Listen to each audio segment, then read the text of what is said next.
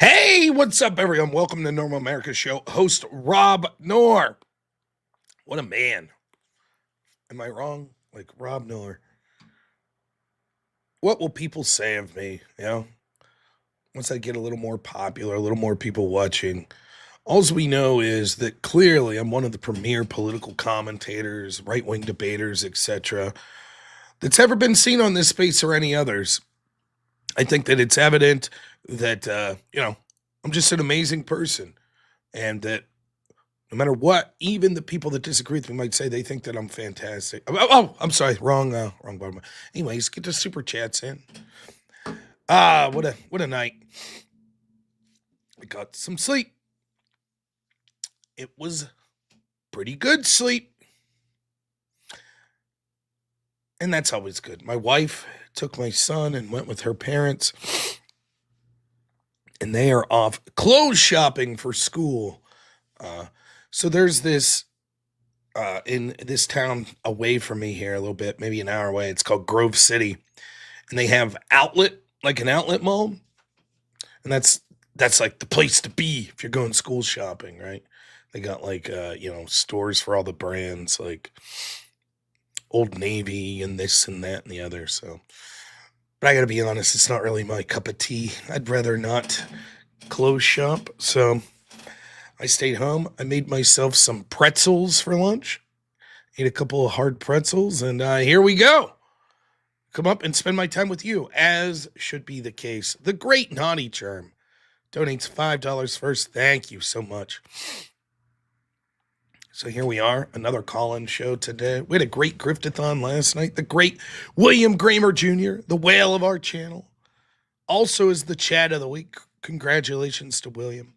It was a fun night.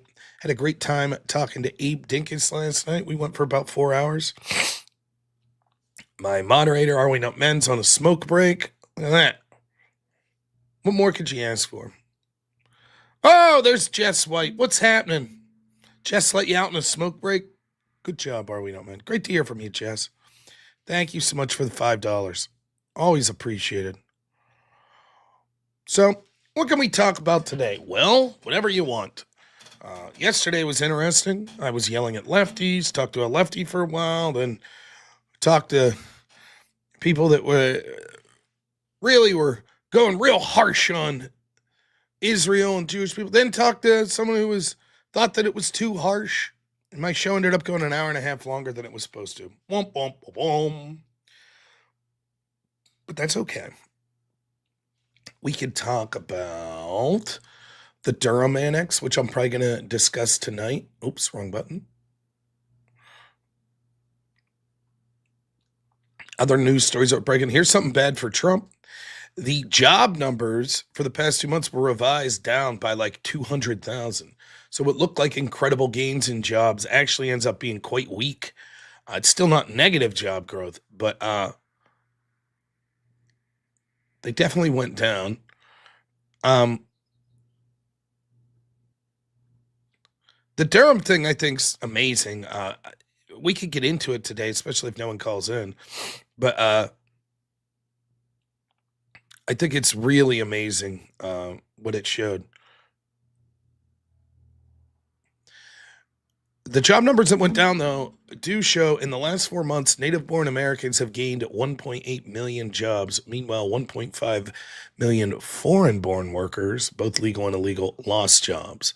So yes, the job numbers weren't as good as they said, but it turns out that native-born population is doing amazing.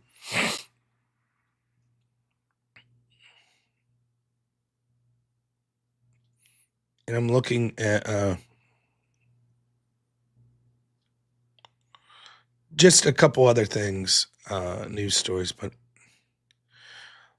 that's about it for me that I saw, but I'm willing to talk about anything, as always. Gizmo, my goodness, says Mo Money for $10. Thank you, Gizmo. Gizmo's been supporting me for a long time. Even when it was just like him and 3 other people. So thank you, Gizmo. Hope everything's good with you, man.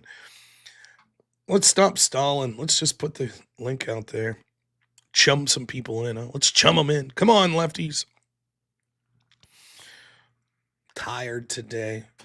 It'll be nice to smack around some left wingers. It's always feels good. All right, let's pin this. I'm learning. There we go.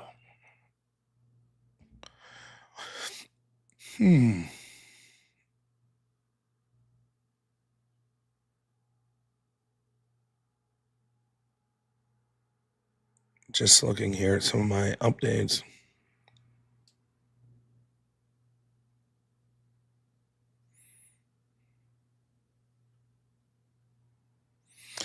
People yelling at me using AI music. Yeah, well, sorry.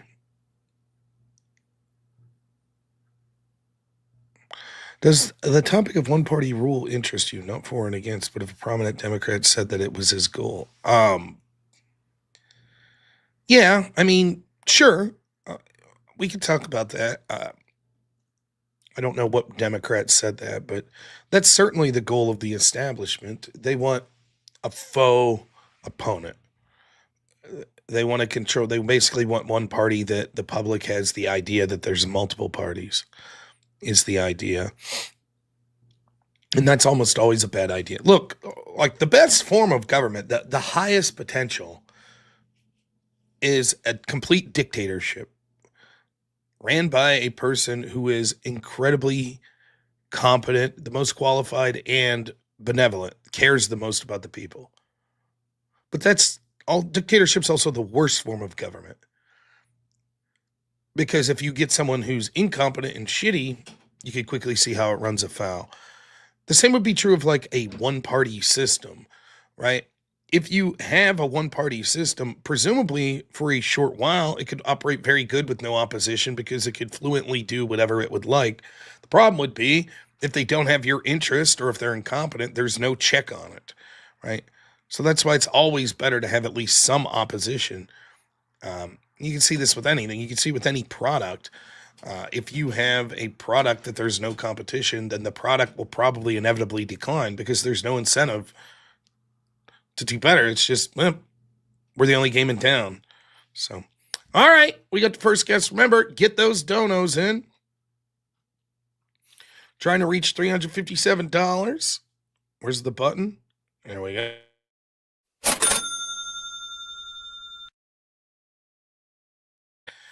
All right, we'll bring the first guest on, a repeat guest, someone that's called in before. So, interested to talk. I know the other day called in at the end of the night, and I actually had to leave, or end of the afternoon, I guess. But hello, Ben. How you doing today, Ben Thorpe? Hey, Rob. How's it going? Good. I just want to plead with you that if someone sends in $100, can you just give me like 5 minutes before you boot me? Well, yes. Remember that happened the other day? I forgot the rule is if you send $100 in, you could boot the person. I'll forget it. If someone calls in, take your 100. Take your hundo. But go ahead, get it out now, just in case. Now I know I'm the same way. If I call into lefty shows, people do everything they can to boot me. Yeah. So, but go ahead. Yeah, hey, if you're making money off me, you're gonna want to have me back at least.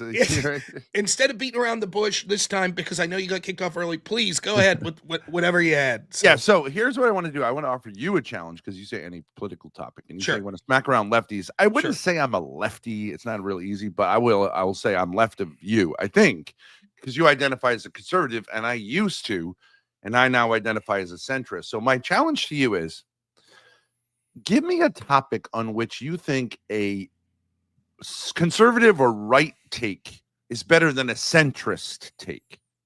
And I'll try to argue the other side just for fun. Sure. Disbanding the FBI. Okay. Disband. Now, you're more good on the the deets. Okay, let's do something that's more. How about this? Instead of something like that, let's do something that's more like philosophical in position. Yeah, that's more where I'm at. Okay. I think that. I don't know. Let me ask you this before we get into it. What was it that changed you from a right winger to a centrist? I think it was experience of like, especially I would be more on the socially conservative. I was more like right, kind of Catholic conservative. Okay. So a lot of the things there about women in family, I don't think are healthy, such as like staying with marriages that are crazy and having a kind of ridiculous view of sexuality, protecting your kids from sex, that kind of stuff. So I think it was just like exhausting. So as it would be on the socially, left. so socially, you would consider yourself on left, but like sort of when it No, comes to I'm like, centrist. I'm oh, you're centrist. still in the centrist. I don't Okay. think you could argue I'm a left winger, but Okay. I would say I'm a centrist. What about like policy wise? I could argue social. The truth is, I'm not very right wing socially. So, for example, Oh, okay. I don't believe that women shouldn't have the right to vote. I believe that gay marriage should be allowed to exist. I would disagree with you, I think, on the marriage thing. I do not think that people should have to stay in marriages that are like ridiculously physically abusive or something like that. Mm-hmm. And I don't know about changing the law or anything. Well, I don't of that believe sort. in that either. But I do think that culturally, we should get back to a place where it's sort of shameful to be divorced. I think that we were better off culturally when people, were incentivized to. All right, let's do that one. Let's do that one. All right, sure, that sounds great. But I would okay. So, but you have to understand. I know people will say Catholicism has this thing called annulment, which is a Catholic divorce, but it's not. And you can say, well, it effectively acts the same way. But I'm in favor of an enormous amount of annulments occurring in marriages. So I really do. What? So why would you be in favor? Like that's an affirmative position you have that you want more annulments. I think a lot of people, yeah. So, okay, so this could be a good like sort of prompt. If you say more people who are currently married should stick together, yes, and I would say more people who are currently married should recognize that they're not marriage, not stick together. Yeah, so that would be a difference. Yes. Yeah, I would say that's a difference between the center and the left. But the center part of it for me is I don't think divorce is the mechanism for that. I think annulment is, in other words, recognizing the marriage didn't exist. And here's my argument. We would both agree that everyone would agree that under certain circumstances, though you say the vows, though you consummate the act, you don't have a marriage, right? So the Vegas marriage, from the movie The Hangover, that kind of marriage is not a marriage. No one's going to argue that that's a marriage. So there are things that could be missing, though on paper you have. You agree with that? Yes, but I would counter by saying that I think that the reason that we have that are because so many people think that marriage is just something to flippantly enter or to flippantly not enter. And the process of having more annulments would further that idea. That it would just be like, well, fine, we could do more of those Vegas type marriages because it's not that serious anyways, because we could just annul it. And instead, what we should do is understand that sort of monogamy and the idea of sort of traditional gender roles of a man that's the traditional provider and a woman that's the traditional homemaker, and then having kids that are grown up in a two-parent loving relationship are the sort of peak of what society should be pushing for when it comes to the family unit. And the more we run afoul of that, the more social problems we're going to see that's going to require other solutions that then require other problems, such as birth rates decline. So then we're told we have to have mass immigration, which leads to cultural shifts, which causes all sorts of other problems. So I think that pushing for more annulments. We hit a lot. I hear a lot of what you're saying. I understand where you're coming from.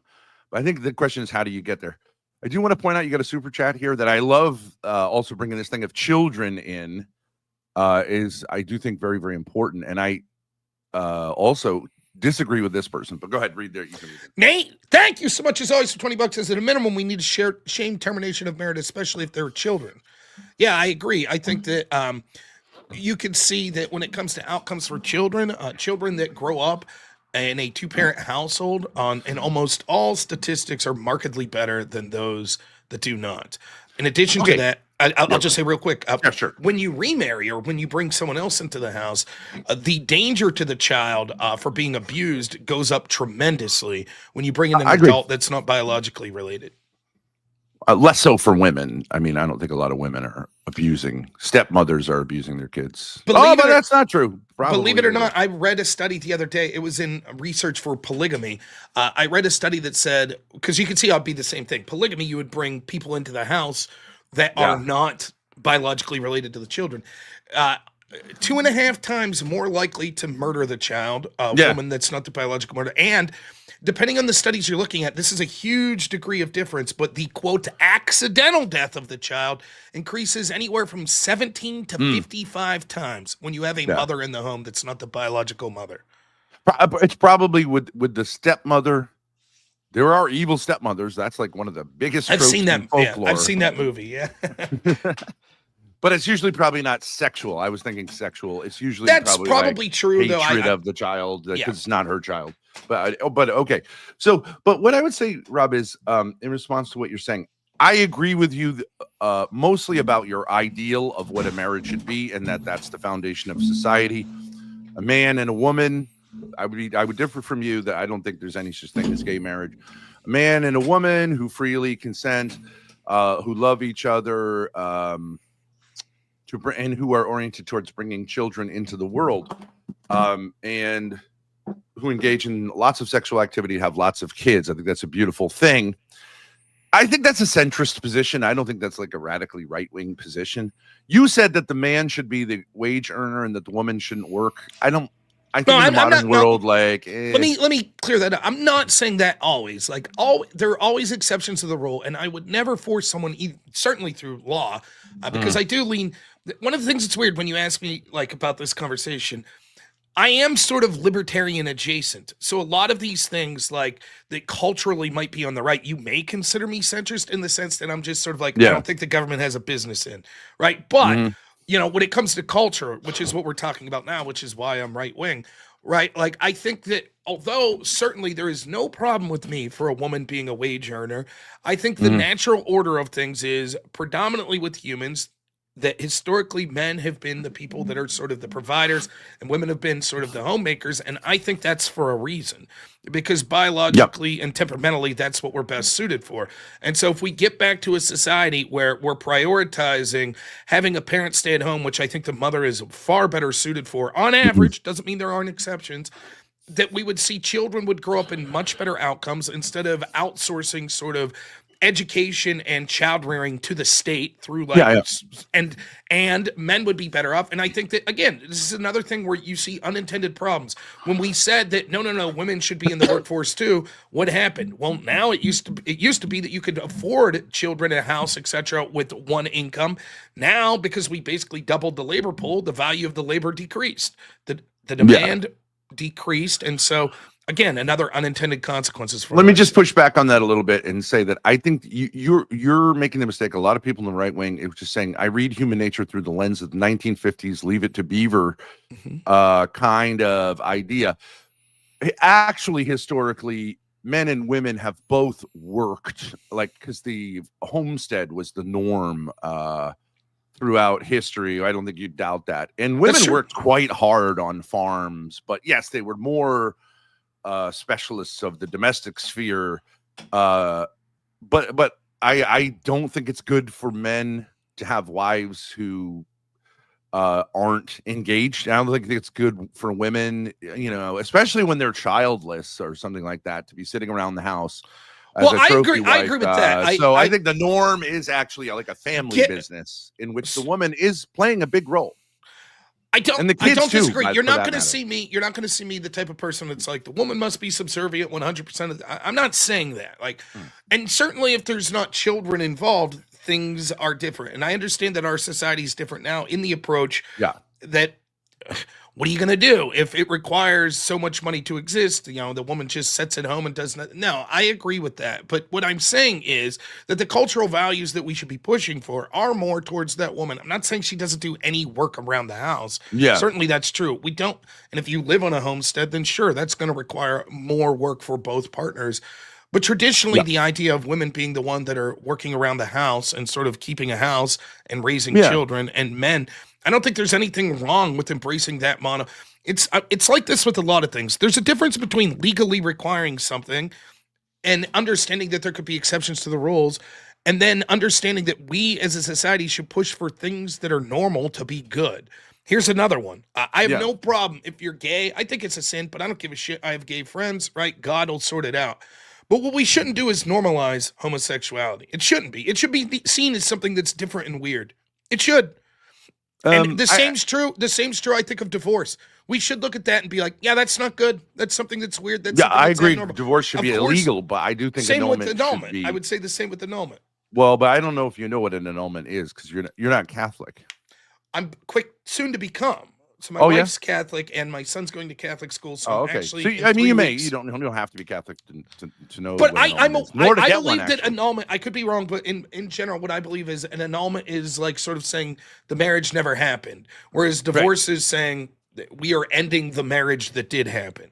Yes, because usually it should be because someone, excuse my language, but fucked up. But annulment doesn't necessarily mean that. It could mean just someone made a mistake. So it's less like hostile. You know what I mean? It should at least theoretically be. But let me go back, push back again. And I'm not trying to say you're Leave It to Beaver 50s. Like I know that you have a broader view than just saying like that's the only kind of situation that there's ever been. But there's a weird way in which if MAGA, and I know you're not a MAGA guy down the line, but if MAGA means let's go back to the 50s, you got to ask the question, why did the 50s lead to the 60s, right? Because a lot of what blew up in the 60s, which I do think went too far, was a reaction against a kind of unhealthy, unnatural 50s. And if you watch Leave It to Beaver, which I encourage you, it's a funny show. Everything there is about to explode. The dad is totally getting cucked by the wife. The kids hate their parents. And actually, the hero of Leave It to Beaver is Eddie Haskell, who wants to bang Mrs. Cleaver. And I actually think he's the sort of hero. He's the only one who really gets it.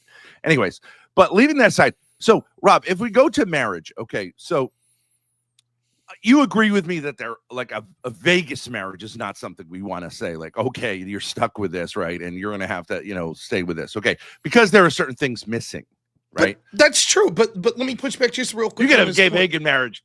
Annul it. Everyone would say that. First off, right, the Leave It to Beaver thing, like, I don't know, I haven't watched the show. I meant that all of us have sort of rose-colored glasses for times in history, right? And sometimes if you get into the details, it wasn't as it seemed. Certainly there's going to be pushback. There's never been a perfect society, and everything could go too far. So I don't disagree that at some level, what we saw in the 60s was a pushback of some sort of people that were unhappy. I think, though, what you saw is that a lot of it had to do with sort of this grass is greener mentality and sort of the feminist pushing this ideology that ultimately would make women, and for that matter, men, far less happy and lead to far worse social outcomes. Yeah. The idea of the free sex movement, I think you could draw a straight line to that, to sort of the sexualization of children that we see today, and a lot of society's ills and some of the most perverted things that we see that I think we need to push back. So I would agree. I would say it's a pendulum swing. The pendulum was too far one way. There was a certain sterility. I don't know if you ever seen one of these 50s like shows where it's like Betty is making a sandwich. She goes to her kitchen and opens the door. It's like ridiculous. The mentality was so sterile. It is healthy that people pushed back and were like, this is kind of crazy. Everything's like white picket fence, suburban home. And at the same time, like, the Reds are going to bomb us with a nuclear bomb. Let's go under it was weird. The pushback, I agree. The pendulum swung too far. I think if it was Catholics and not Jews who were behind that, or like we worked together, if Christians kind of tempered it, could have been I look at genuinely liberating moment. I do think that sexuality was undervalued. It was, women were undervalued. If you ever watch the Mary Tyler Moore show, for example, she's a beautiful woman, but like she's sitting there at home all day long while her husband is working. They're both wealthy, and like no wonder these women went crazy in that situation. They're just sitting there in this fucking they're going crazy. I mean, all the metrics show they're what do going they have to do? Now. Clean shit. They're going crazier now, right?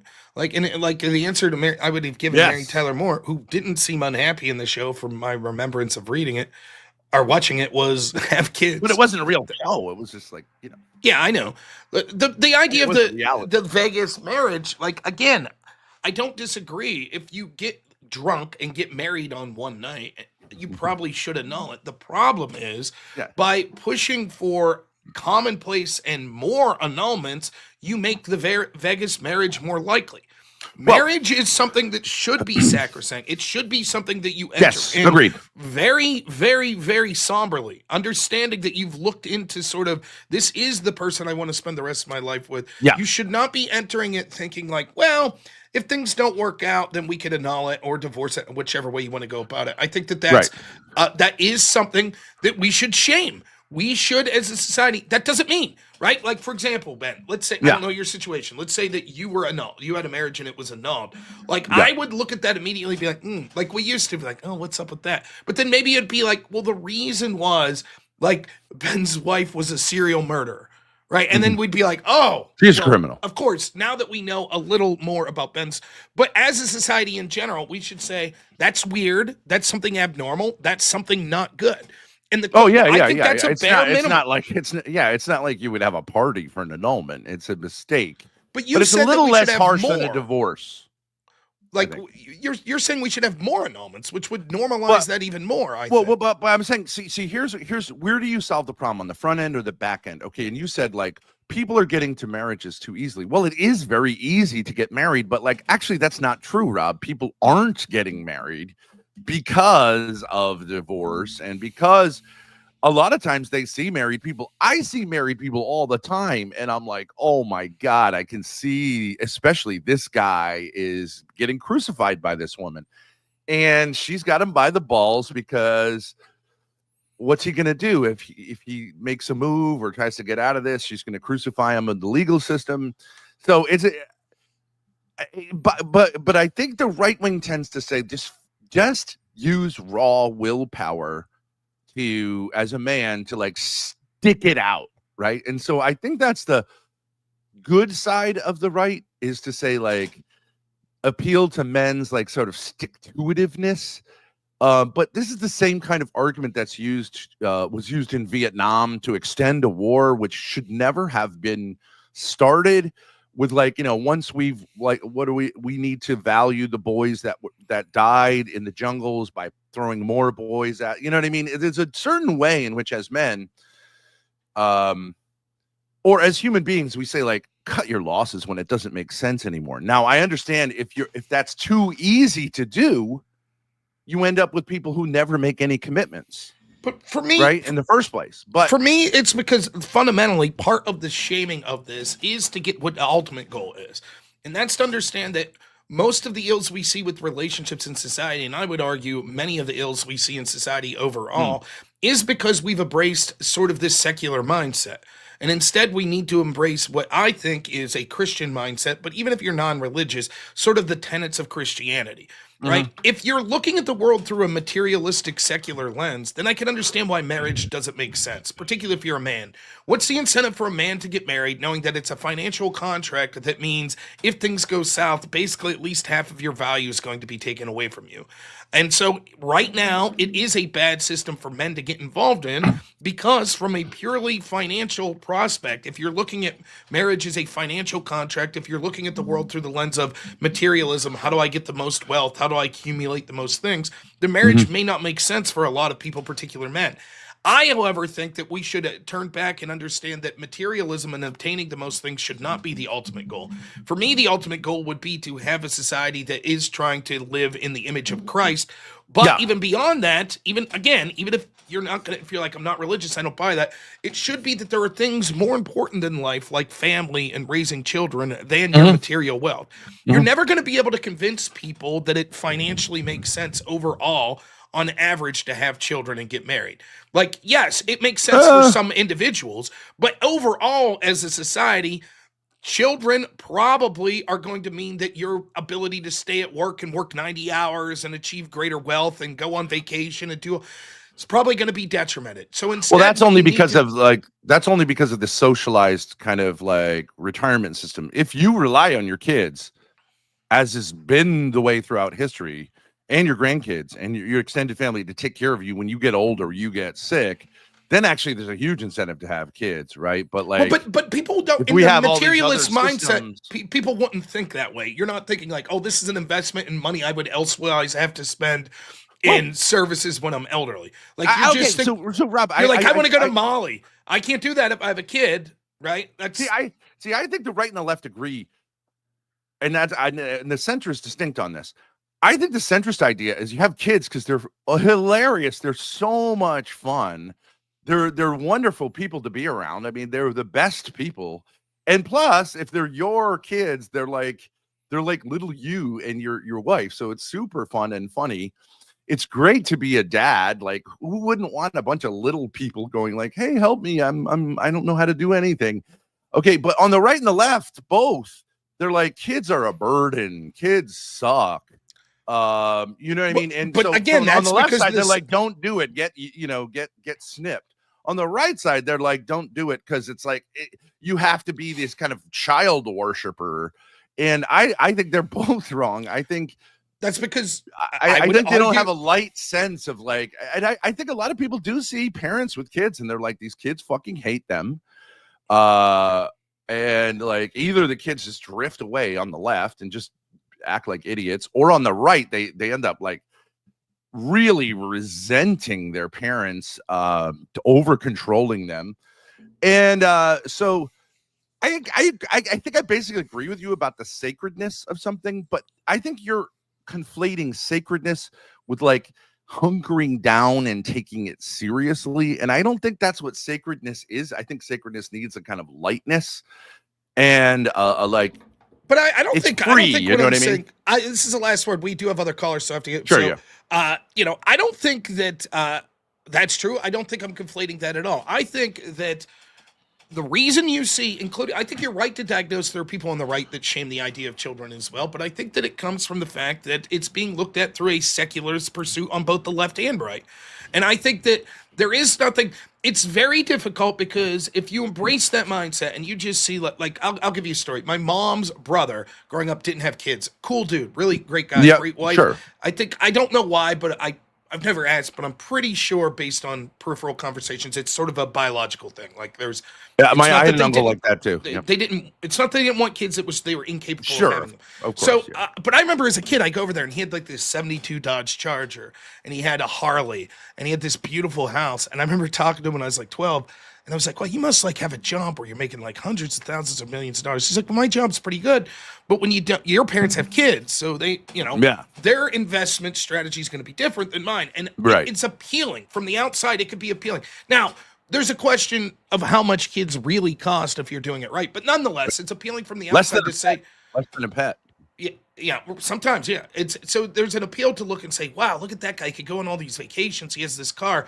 From the outside, you can see that. Well, kids must be a burden. It's not just financial. It's also the mental resources that, you being there, the time you have to put into kids. But the problem is that's not the lens we should be looking at it from. Like, it's hard to explain to someone. There is no feeling like having a kid.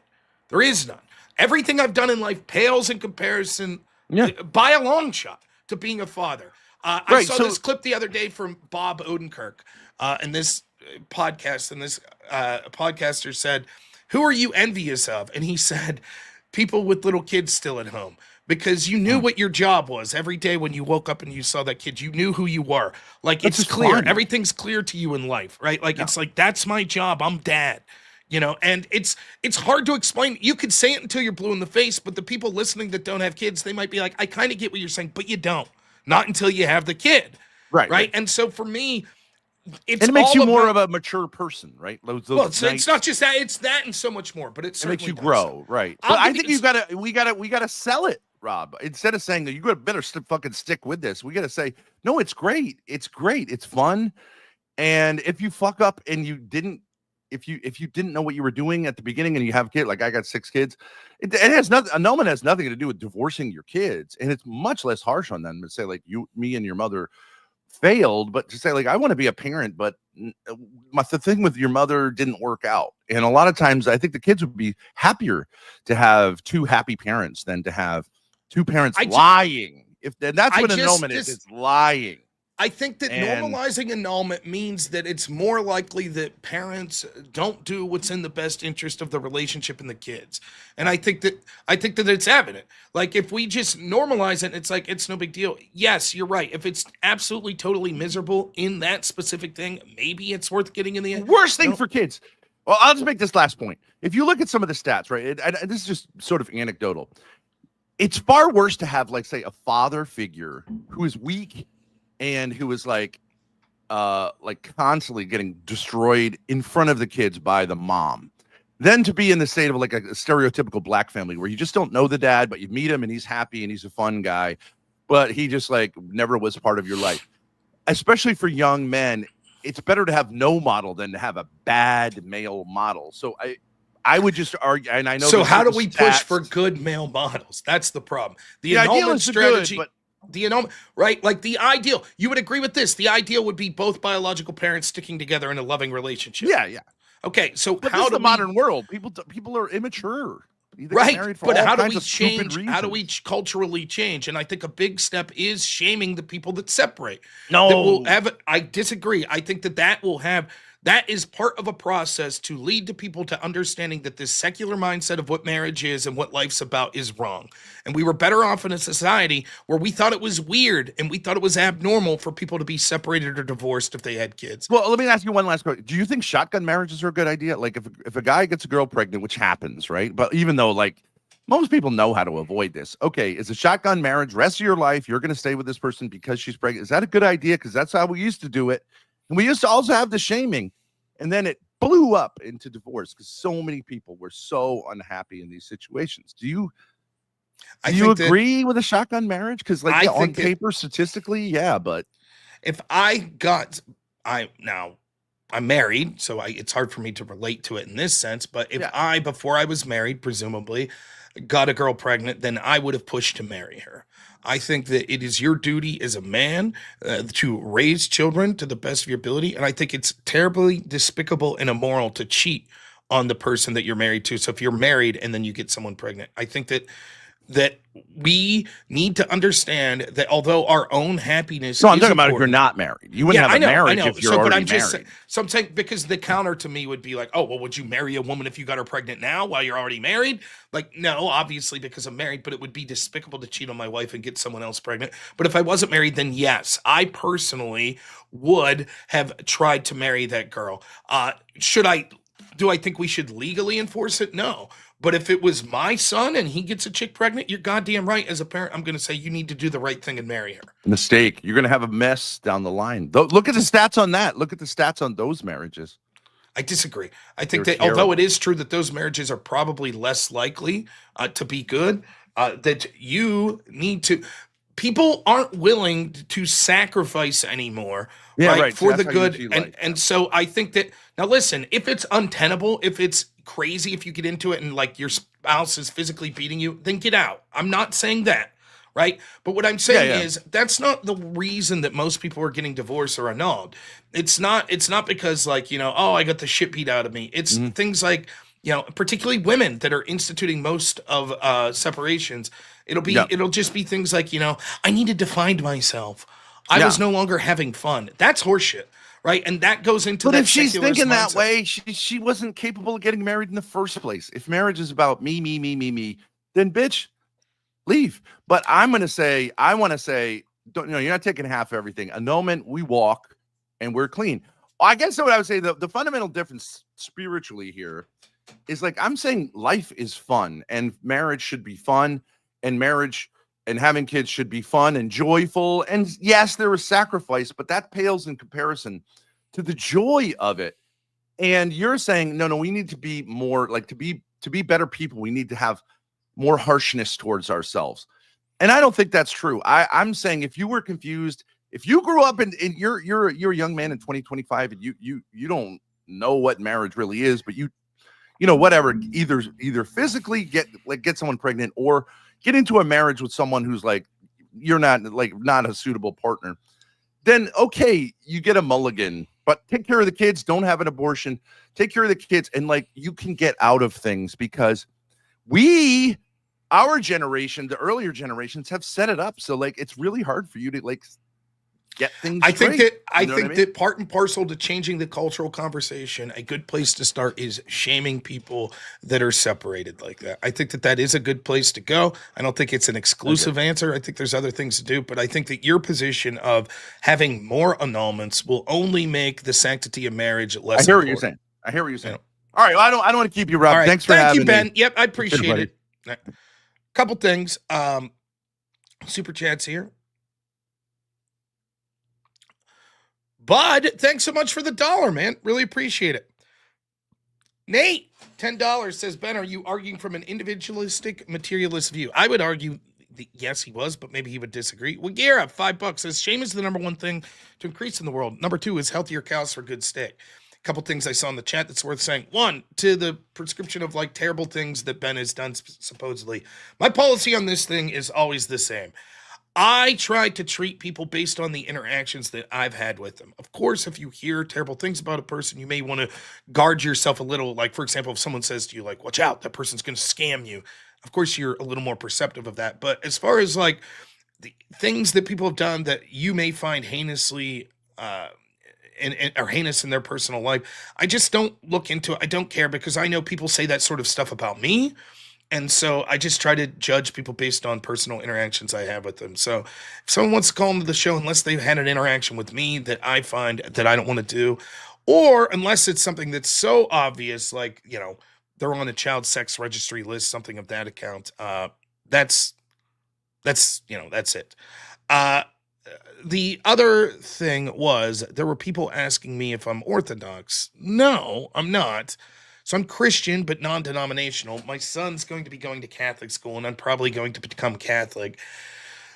But I would gather if there was an Orthodox church like readily available to me, it wasn't like an hour away, that is something that maybe I would pursue. But I am not, I know people are like, oh, if you're Orthodox, like, how could you say you're libertarian adjacent? That's because I think we should have a small government. That's why. I don't think that the answer to sort of a lot of these like questions about child ring and stuff are legal or the political sphere. I think they are through the cultural sphere. And so I'm able to separate sort of my religion through some of the politics that we should have. For example, and like the next time I have a debate with Andrew Wilson on this, I think that he's made this clear, or just to ask him about this, right? Should being homosexual be illegal? I don't think he says that. He'd be against gay marriage, but I don't think he says that the government should compel people through force not to be homosexual. But how do you justify that in a worldview? If you're Christian, shouldn't the government have the power to do that? So, you see what I mean? It's like, when I say that I'm libertarian adjacent, but also Christian, what I'm saying is that I prioritize small government. You should have the right to make bad choices for yourself, and we should shame the shit out of that. That's what we should do. But the government shouldn't come in and tell you can't do it. If you want to, marry some bimbo and then get divorced, I guess. Shameful. I personally don't give a shit what the government says about marriage in the first place. I don't think they have any business in it. I think that if the idea is to incentivize people sticking together and having children, then give them tax breaks on that. The idea that we give, financial contracts and tax breaks based on marriage, which is all people look at as a joke now. Like, if the idea was, but because that's what we want to incentivize, then fine. If you get divorced, then pay the back taxes that you owe. How about that? If that's what it's going to be. There you can shame people into staying together. If it's just a financial contract and a financial arrangement in the eyes of the government, to me, it's far more important to look at marriage through the eyes of God. That's what's important to me. But if the government's going to be involved, I don't think they should be able to discriminate on things like two consenting adults that are the same sex. So that's where I come from. And I know that a lot of the ortho people disagree, but again, what I would hit back on is like, but there's a threshold argument. Where do you draw the line? Because if you're not saying that homosexuality should be illegal, then it's clear that you're not saying all sin should be illegal. So where do you draw the line? For me, the answer is more in cultural shaming and not legally telling people they can and can't do these things. I will, Ezekiel. I promise I will. Zachary, what's happening? $5 says, hit the nail right in the head. Thank you. I really appreciate it. All right, next caller. Please keep getting those super chats in. We're trying to get to $357. Thoroughly enjoying these sorts of... Say what you will about Ben. I did enjoy the conversation. Now, it's not my cup of tea. I mean, I don't argue this stuff a lot. To be quite clear, I lucked into meeting a fantastic woman, and I happen to be one of the luckiest people in the world to have a relatively healthy wife. Myself's relatively healthy, other than this damn herniated disc, and my son is great and relatively healthy. So, I mean, I don't know what to say. I don't have advice to sit here and give people. I happen to be, I basically won the lottery in life. So, I don't know, get lucky. So, I don't think about this stuff a lot.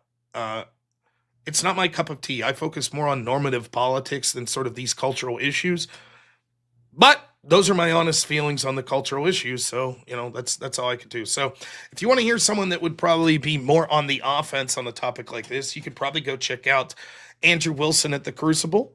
And I know he more specializes in arguing things like this. But that's it. All right. Next, Folson, who called in yesterday. How you doing today, Folson? I am good. Can you hear me? Yes. How's it going? I'm good. Now I know we talked a lot yesterday, but we'll probably limit to about 20 minutes because I wanted to be short today. Okay. Yeah. I just wanted to go. I read a lot yesterday after our talk, and I wanted to say that I think you're full of shit. I mean the FISA warrants. Okay, let's start with the FISA warrants. Okay. They were just for Carter Page. You agree with that? Correct. In the Mueller. Okay. So why'd you bring this up? What's that mean? What are they allowed to do with the FISA warrant? So explain what that gives them the power to do. It gives them the power to. I mean, you're going to say that they have the power to look at the communications between Carter Page and other people in the investigation, right? Yeah, is that it though? Well, and I mean, yeah.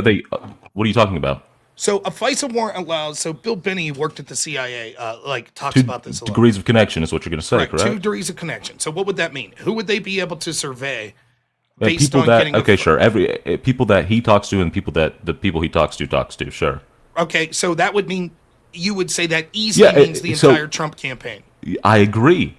Okay, so where in the Mueller investigation? Where in the Mueller investigation? Oh, sure, yeah. Where in the Mueller investigation do they use the FISA warrants as evidence for any of those things? What do you mean it doesn't matter? Whoa, no, yeah, that is the most important thing. What are you talking about? It gave the FBI that was doing the bidding of Hillary Clinton the power to see all communications for the entire Trump team. So if there were any crimes, they subpoenaed them. They subpoenaed those records. They got the text. Please let me finish. You said that I'm full of shit. I would like to explain myself. Okay, so that would mean that let's say that in that they found out that Donald Trump was committing tax fraud. Would they have been allowed to charge it?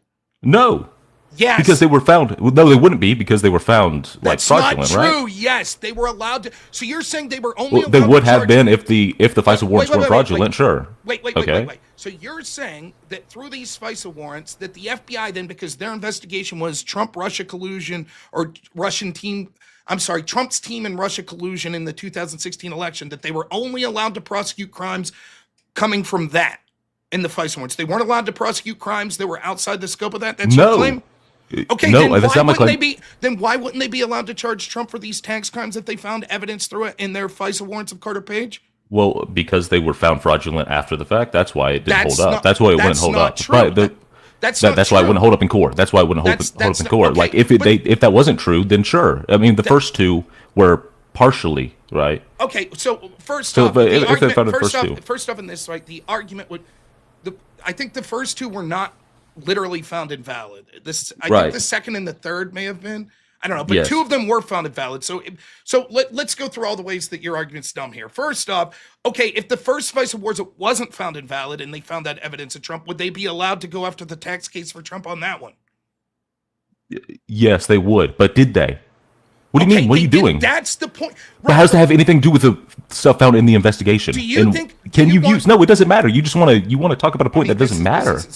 What it did was give them the power to completely investigate all the internal communications of a campaign and a president. And so do you believe they can't subpoena phone records? Wait, how did they get the LinkedIn messages? So your argument is it doesn't matter how it happens, that the FBI should absolutely have the right to constantly investigate every political purposefully obtuse. How did they get the information? How did they get the information? How did they get the text messages? That's not true. That's not true. They did not reference any of the FISA warrants. No, they subpoenaed the record. I mean, they subpoenaed their phone records. They subpoenaed the emails. What are you talking about? What records are you talking about? What phone records? What emails are you talking about specifically? Anything from like Papadopoulos's phone records. Right. So they had an independent investigation that wasn't revolving around Carter Page's FISA warrant that came to those things. What I'm saying is you've just given the rationale. You're like, who cares?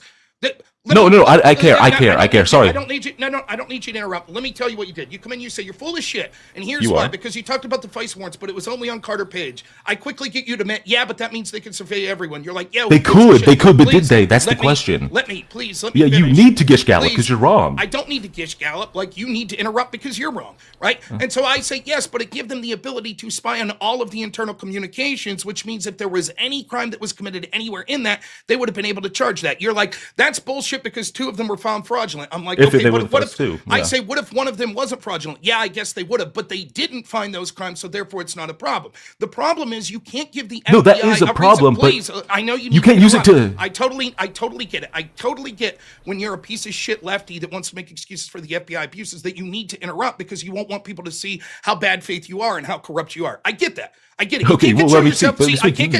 Just like now, I get that you can't control yourself. I understand that. Maybe you need to reflect and look in the mirror before you come in and call other people full of shit. But I'll finish my point, particularly on my show. So the point I was making is this literally gives the justification for the FBI for fraudulent reasons to be able to spy on any political person they want. And if there's any sort of crime, they'll be able to charge it. Now, we used to say this was bad because it is the mentality of find the person or show me the person and I'll find the crime. We don't want a system where the FBI is literally allowed to violate people's Fourth Amendment because it's like, well, maybe they committed a crime. The fact that they didn't find a crime doesn't mean that we should give them the power to be able to do those things. Well, I agree with you, sure. And then but look, we're not talking about the FISA wars. It doesn't matter for the Mueller investigation because the first thing you talked about. No, sorry. It does not matter for the Mueller investigation. Do you agree with that?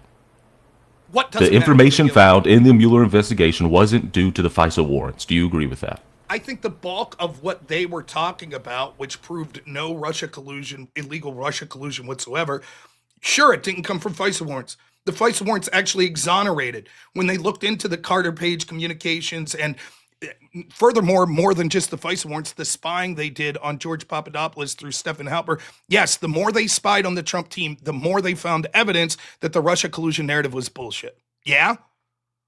Okay, I mean, that's not true, but whatever. Certainly it's true. So your first point yesterday, hold on.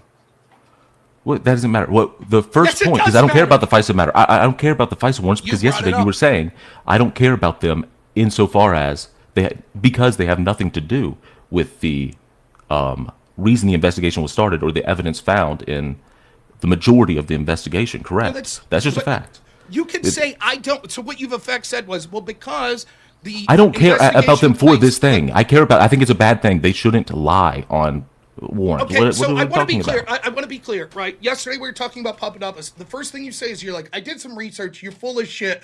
First off, on these FISA warrants, right? Okay, like, what does me being full of shit? I immediately got you to admit that I was correct on the FISA warrants. It allowed the entire surveillance of the Trump team. Okay, no, you're wrong. And then after pulling teeth, you're like, I agree. That's really bad. Right? So no, hold on. No. You're full of shit because you're using it as a way to, like, say that the Mueller investigation was wrong, but it has nothing to do with the Mueller investigation. No, wait a minute. First off, where did I say that yesterday? Go for it. Oh, you didn't say it, but that's what you imply. That's what you imply with the words you say. The reason that's why you talk about that. Unlike you, right? Like, I actually have an understanding of these things. Mueller had nothing to do with the FISA warrants. My criticism of the FISA warrants isn't about Mueller. It's about... So when we're talking about the Mueller investigation, why would you bring up the FISA warrants? It doesn't make any sense. No, it's because you want to bring a whole... It's about the FBI's corruption. My entire conversation on this is about how the FBI was corrupt, that this was a scheme that was concocted by Hillary's team, that was then filtered through the FBI, that corruptly used a bunch of tools to fraudulently not only start an investigation, but fraudulent tools to spy on the entire Trump team. The FISA thing is part and parcel to understanding how they literally got access to all of the internal communications in the Trump team through fraudulent means. Okay. Listen. It's important because the last thing I'll say is because when I go through the situation of Joseph Misfit and the Papadopoulos story like I did with you yesterday, you're always going to default to, unless Daddy Government tells me that it was wrong, I'm always going to find excuses. And Daddy Government did tell you the FISA warrants were wrong. Okay, so what do you think should happen? People like you that what do you think should happen? On this government corruption. You think the FBI is so corrupt? What do you think should happen? You think it should be about... Yeah, okay, yeah, exactly. So do you think there's... let's say, do you believe cops plant drugs? Do you believe there's Sometimes, cases where yes. cops? Okay, should we dismantle the police? If you found out that a particular police department, I'll ask you this. So, like, let's say you find out that there's a particular police department in, say, some small town in Arkansas, okay? Yeah. And they are ran by a guy that says, I hate black people. Uh-huh. Officers underneath me. What I want you to do is every black person you pull over, plant drugs on. You think that that police department should be disbanded? No. Of course it Disbanded? should. In No. fact, this Well, okay, so happened- what? So the people in the community should just like be able to commit crime? No, obviously. No, There should be the implies- people who do that should be fired. that Disbanded. What are you talking about? implies- Disbanded? That implies that. No, you want a full dismantlement of the FBI. You don't want it to just be. Are there other law the people to enforcement be agencies removed. other than the FBI? Yes. Okay, so your argument is if we didn't have an FBI, then what would happen? What? Oh, you just want to go on to another point. I don't care about this. I really don't care about this. No, but the you brought thing it is, up. What do you mean? I'm like every time you bring up a point and I directly refute it, you're like, "Oh, you want to talk about this point?" Yes. What are you so talking now about? you're No. getting at- Sorry, now you're honey, talking honey, about- honey. You're saying that I'm wrong for saying that the FBI should be disbanded because that would mean that we don't want to charge crimes. So I'm asking you, okay, without an FBI, then what happens with crimes? Everybody's just allowed to commit you're crimes, just saying right? no, but you disagree for some reason. You're saying that they do bad things, therefore we should disband them. When they Correct. have their place, they have their But place. what's their place? When the institution to itself charge federal is- crimes. What are you talking about? Okay, I mean, we have other institutions that could do that. Secondly, when it comes to these police departments, there's been one example I could think of, I think in New Jersey, where they actually did disband their police and start up another police force simultaneously. That's what I would recommend with the FBI, that we should give their powers to other federal agencies until it's dismantled and until we could craft something new to ensure that they don't have power beyond the scope of the presidency, so much so that people like Chuck Schumer are saying, we can't question the FBI because they'll fuck us over, which he announced on television. That's a problem when there is an institution of unelected bureaucrats that are supposed to serve under the duly elected president of the United States. And it is so rotten from the top down that every politician knows we can't criticize them because they'll fuck us over. Yes, that's a massive Okay, I problem. mean, you're That just saying agency crazy stuff. I don't has care. too I don't much care. power. Okay, so That's fine. it doesn't So matter what let's- my ultimate. It doesn't matter what my ultimate conclusion is. What should we do? What should we do with all the abuses we saw at the FBI? Go ahead. What's your recommendation? Try the people who did abuses. Okay, we so should they put them didn't. So they on, didn't. we Now should what? charge. We should. Okay, so Oh. they didn't. Now what? Well, then you should hold the DOJ accountable. I mean, what do you want me to do? Okay, how are we going to hold the DOJ accountable? Go ahead. Okay, maybe protest. I don't know. Okay, What do you we've want done to do? protest. We've done protest. Now what? Okay, well, then do a violent overtaking of the government. Well, okay, I don't really appreciate Fed posts like you. I'm not calling for any sort of violence. I think a better situation before we violently overthrow the government would be Okay, to so hold on. dismantle the You do institution no. that's Listen, wrong. listen. Here's what you said. You said we've tried protesting. Well, first, we've asked the government to do this. They're not doing it. We've tried protesting. I mean, then what's next? What's after that? If they're not listening, if the government doesn't listen to you, what do you have to do? You have to take over the government in some way, correct? Okay, so do you think that the government's I don't systemically believe- racist? So you want to? I would rather go over the Mueller investigation and go I down asked this you a stuff. question. Do you think the government's systemically It racist? matters what you mean. Like, there's no. You don't. Okay, so you think Not really. I bet you're full of shit. Why'd you hesitate? Why did I hesitate? Because like I think everybody's racist in some way. I think Okay, if the people in should we- power, So if the people in power are all white, if the people in power are all white, or if there's one group, I think the Chinese government's probably racist to white people. But like, I don't gain anything by saying this. I don't think they're so racist where they're actually putting down, I guess in America, black people on purpose. So we should violate. So you think people of color and people that are minorities should? They've protested this, right? Sure, I mean, and that if, didn't work, right? Well, so you're well, calling it for the did. I violent remember overthrow. MLK did some stuff. I don't remember what. Didn't civil rights work? Maybe it Yeah, worked a you're little right. bit. The black community's thriving now. They have nothing to complain about, right? No, that's not true. But Okay, but I what hear I'm a lot saying of is, black community leaders still they're talk better than about they the were. system. They I were still better. hear- They're well, better you than they wouldn't know were, that and to it does listen to- work. You wouldn't know that to listen to black community leaders that still talk about the evils of systemic racism, police intentionally targeting black people, murdering them, shooting unarmed Well, black do you men, not agree? right? I mean, what do you agree though? You do agree that black people are better off than they used to be in America? I think so. Well, Okay, and yes do you and believe no. that they believe no, that? because a lot of cultural things, right? Because the government stepped in and incentivized single motherhood, which actually did an incredible amount of damage to the black community. But sure, when it comes to like a legalistic framework, doesn't matter though. I'm telling you, yes or no, do you think there are black people in large numbers, including black community leaders, that to this day continue, despite all their protests, to say that the federal government is not looking out for their interest and is systemically racist? Yes, I think there's people who say So that. then your recommendation to those people would be to violently overthrow the government. If they go through everything else first, yeah. Okay, I mean, that would be the prescription of anybody. That's just how it works. They already did the things you suggested. They should protest. No, it's getting better. I mean, no, it obviously has been improving over time for them. I don't know what you're talking about. In Do you what think? metric? In what metric? I mean, what? I mean, they used to be in If slavery. things are getting better for them over time, why in 2022 do we see violent riots all over the country? What? In 2020, what? What'd you say? If things are getting better for the black George Floyd? community, why did we see violent riots? You would agree then that the black people that were violently rioting because of systemic racism and policing in this country in 2020, you would say that they were fucking nuts. Don't they understand that things are getting better? No, that's besides the point. It's not what are you beside talking the point. about? You just said violence things can isn't get necessary. better. Things can get better. You just said that you said, yes, it's true that black people in large numbers still think that the country is systemically racist. Yes, it's true that many of their cultural leaders say that, but things are getting better because they're protesting, so no need for the violence. I said, okay, if that's true, why did we see so much violence in 2020? You're like, well, why that are they doesn't protesting matter. every day if it's not getting better?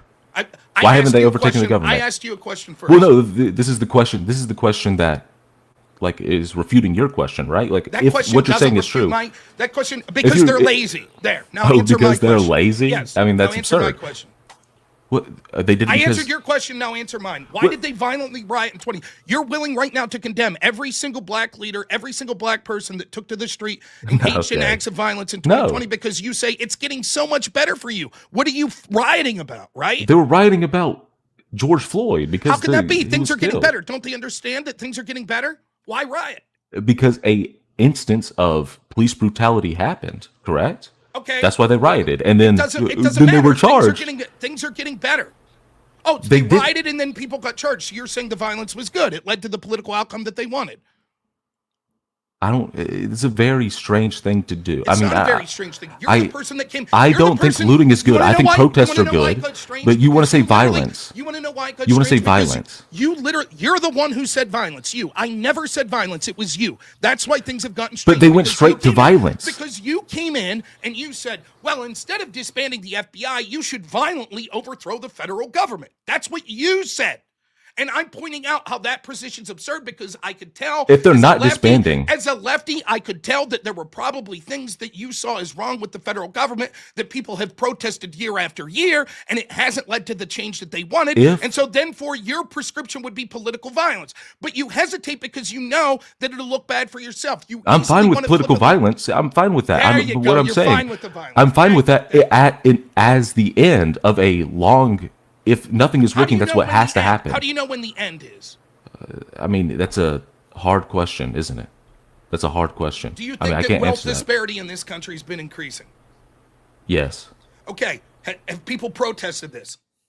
Yes. Have people voted against it? Yes. And yet the wealth disparity I voted for it, I would say, but and yet the wealth disparity continues to exacerbate, correct?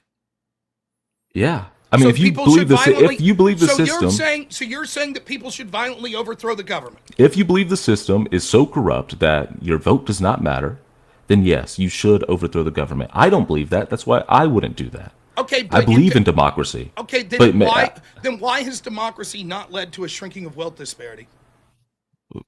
Because the people are voting for people that do not want to do that. They're voting for Donald Trump, who wants to but lower taxes. Increased who wants to put tariffs on that are regressive taxes? I mean, what do you want me to say? Okay, so who did they vote? So the Democrats aren't like that, though?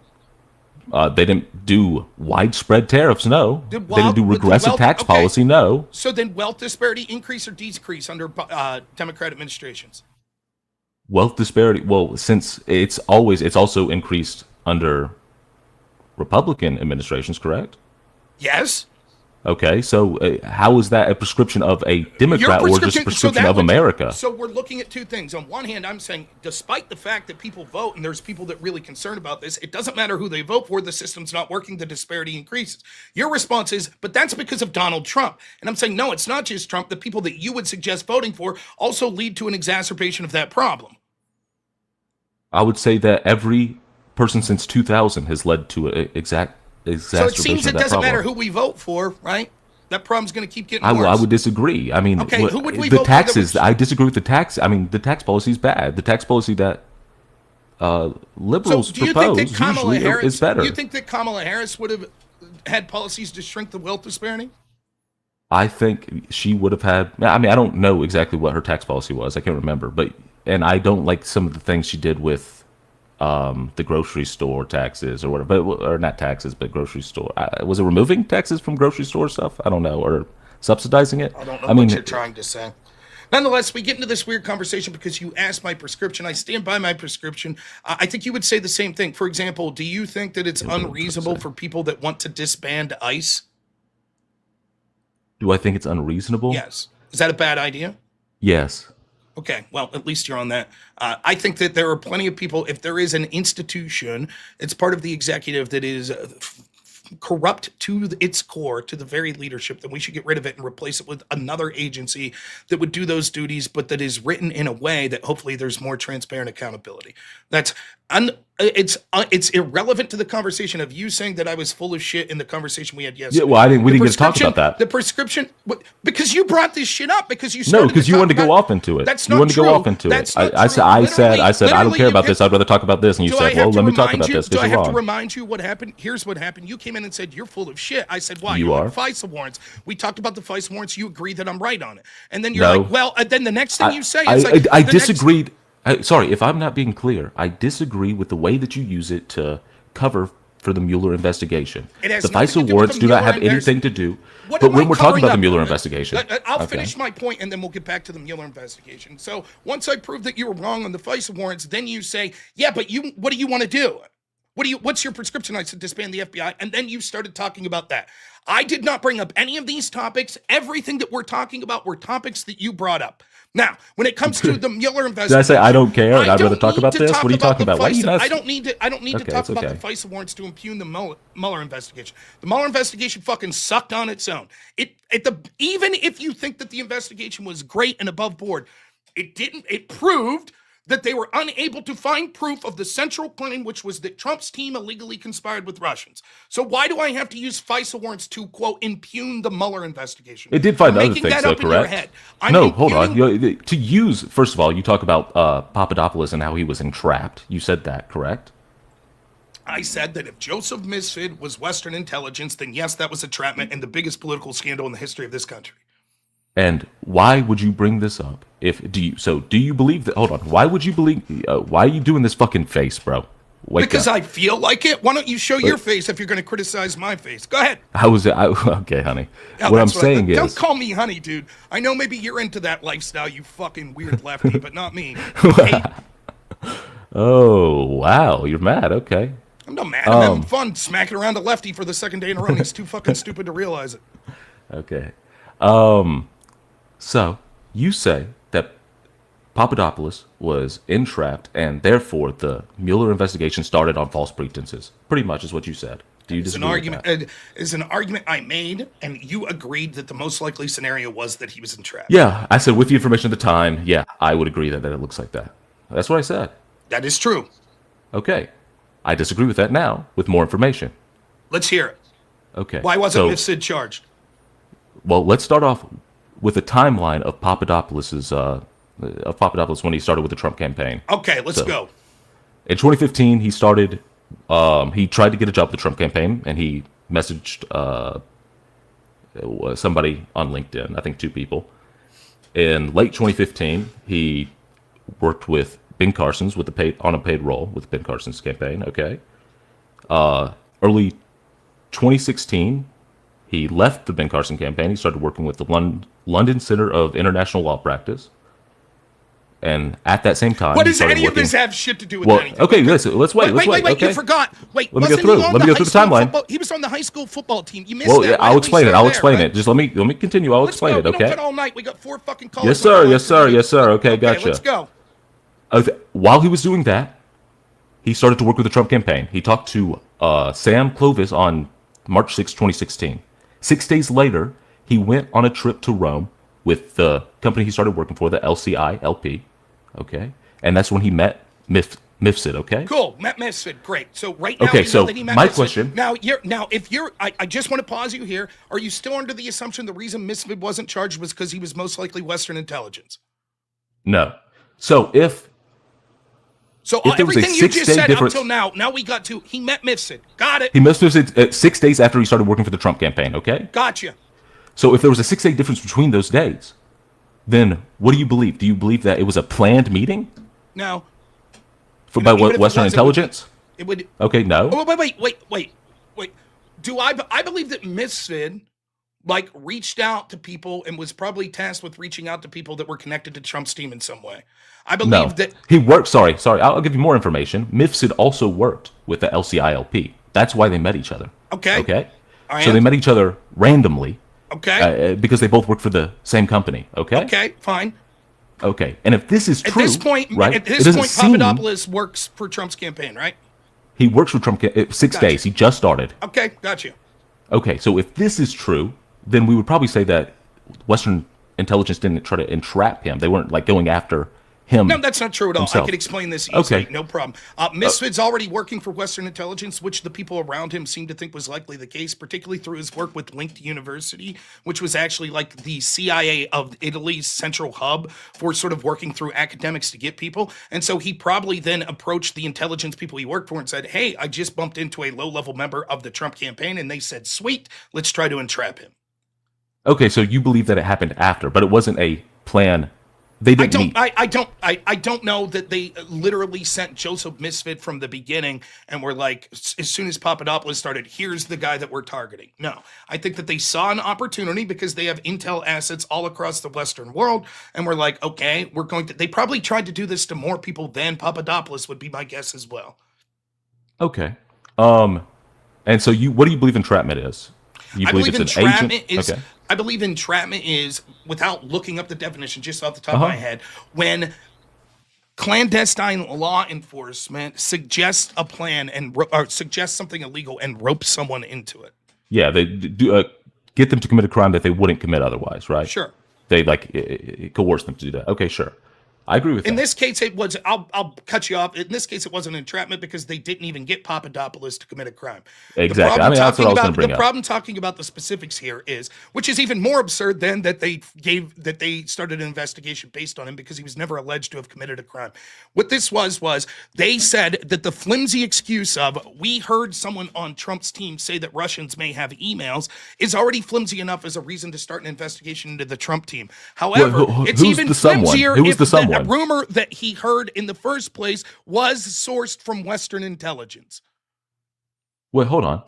Who was the someone who told them that? Was it a high-ranking official? Who was it? You're saying someone. Someone that told what? The FBI. Who gave the tip to the FBI? Alexander Downer? Correct. And who was he? He was an official from Australia, an Australian diplomat who at one time was under investigation for funneling $25 million of Australians' tax dollars to the Clinton Foundation. Okay, so and there was another person there, correct? There was another Australian diplomat. There was 2 people, correct? So they had the information, and it's not the only person that they told about this, right? Papadopoulos also told the Greek foreign minister about I think this. so. And we would also assume that he told Trump's team if he's telling random foreign then show me the Mueller team finding evidence of that. You agree that the Mueller team looked into that? I agree, and they don't have any evidence from calls or texts or anything. So no, I don't think that it's I think specifically. I think we could assume that if he's telling people. You could assume, but I would say from stronger evidence that would counter your assumption, which would be that he went to them and said, hey, there might be an opportunity here to talk to some Russians to improve relations. And he was basically told, listen, don't worry about that. We're not going to do that. He probably was like, well, then I'm not going to talk about this stuff to high-ranking officials in the Trump campaign. Well, hold on. They didn't say that they weren't going to do that. They said they didn't want Donald Trump to be the one who does it. They want a low-level person to meet them. Right, but they didn't tell Papadopoulos to do it. They told him that it wasn't something that they were interested in. They said, sounds good. That's great. I think that your assumption is faulty, seeing as how they found no evidence of it. And Papadopoulos doesn't seem like a dude who was being very They found secretive. no evidence. They found no. So sorry. But let's assume that your assumption's correct. He did tell Trump's team, hey, Russians may have dirt on Hillary. Okay? Now what? Then, this was a good reason to start an investigation. No, it's not. Why is that a reason? Okay, so right after the Hillary Clinton's emails were leaked, Australia gave the information to the FBI. You agree with Holy that? shit. Oh my God. Yeah. Wow.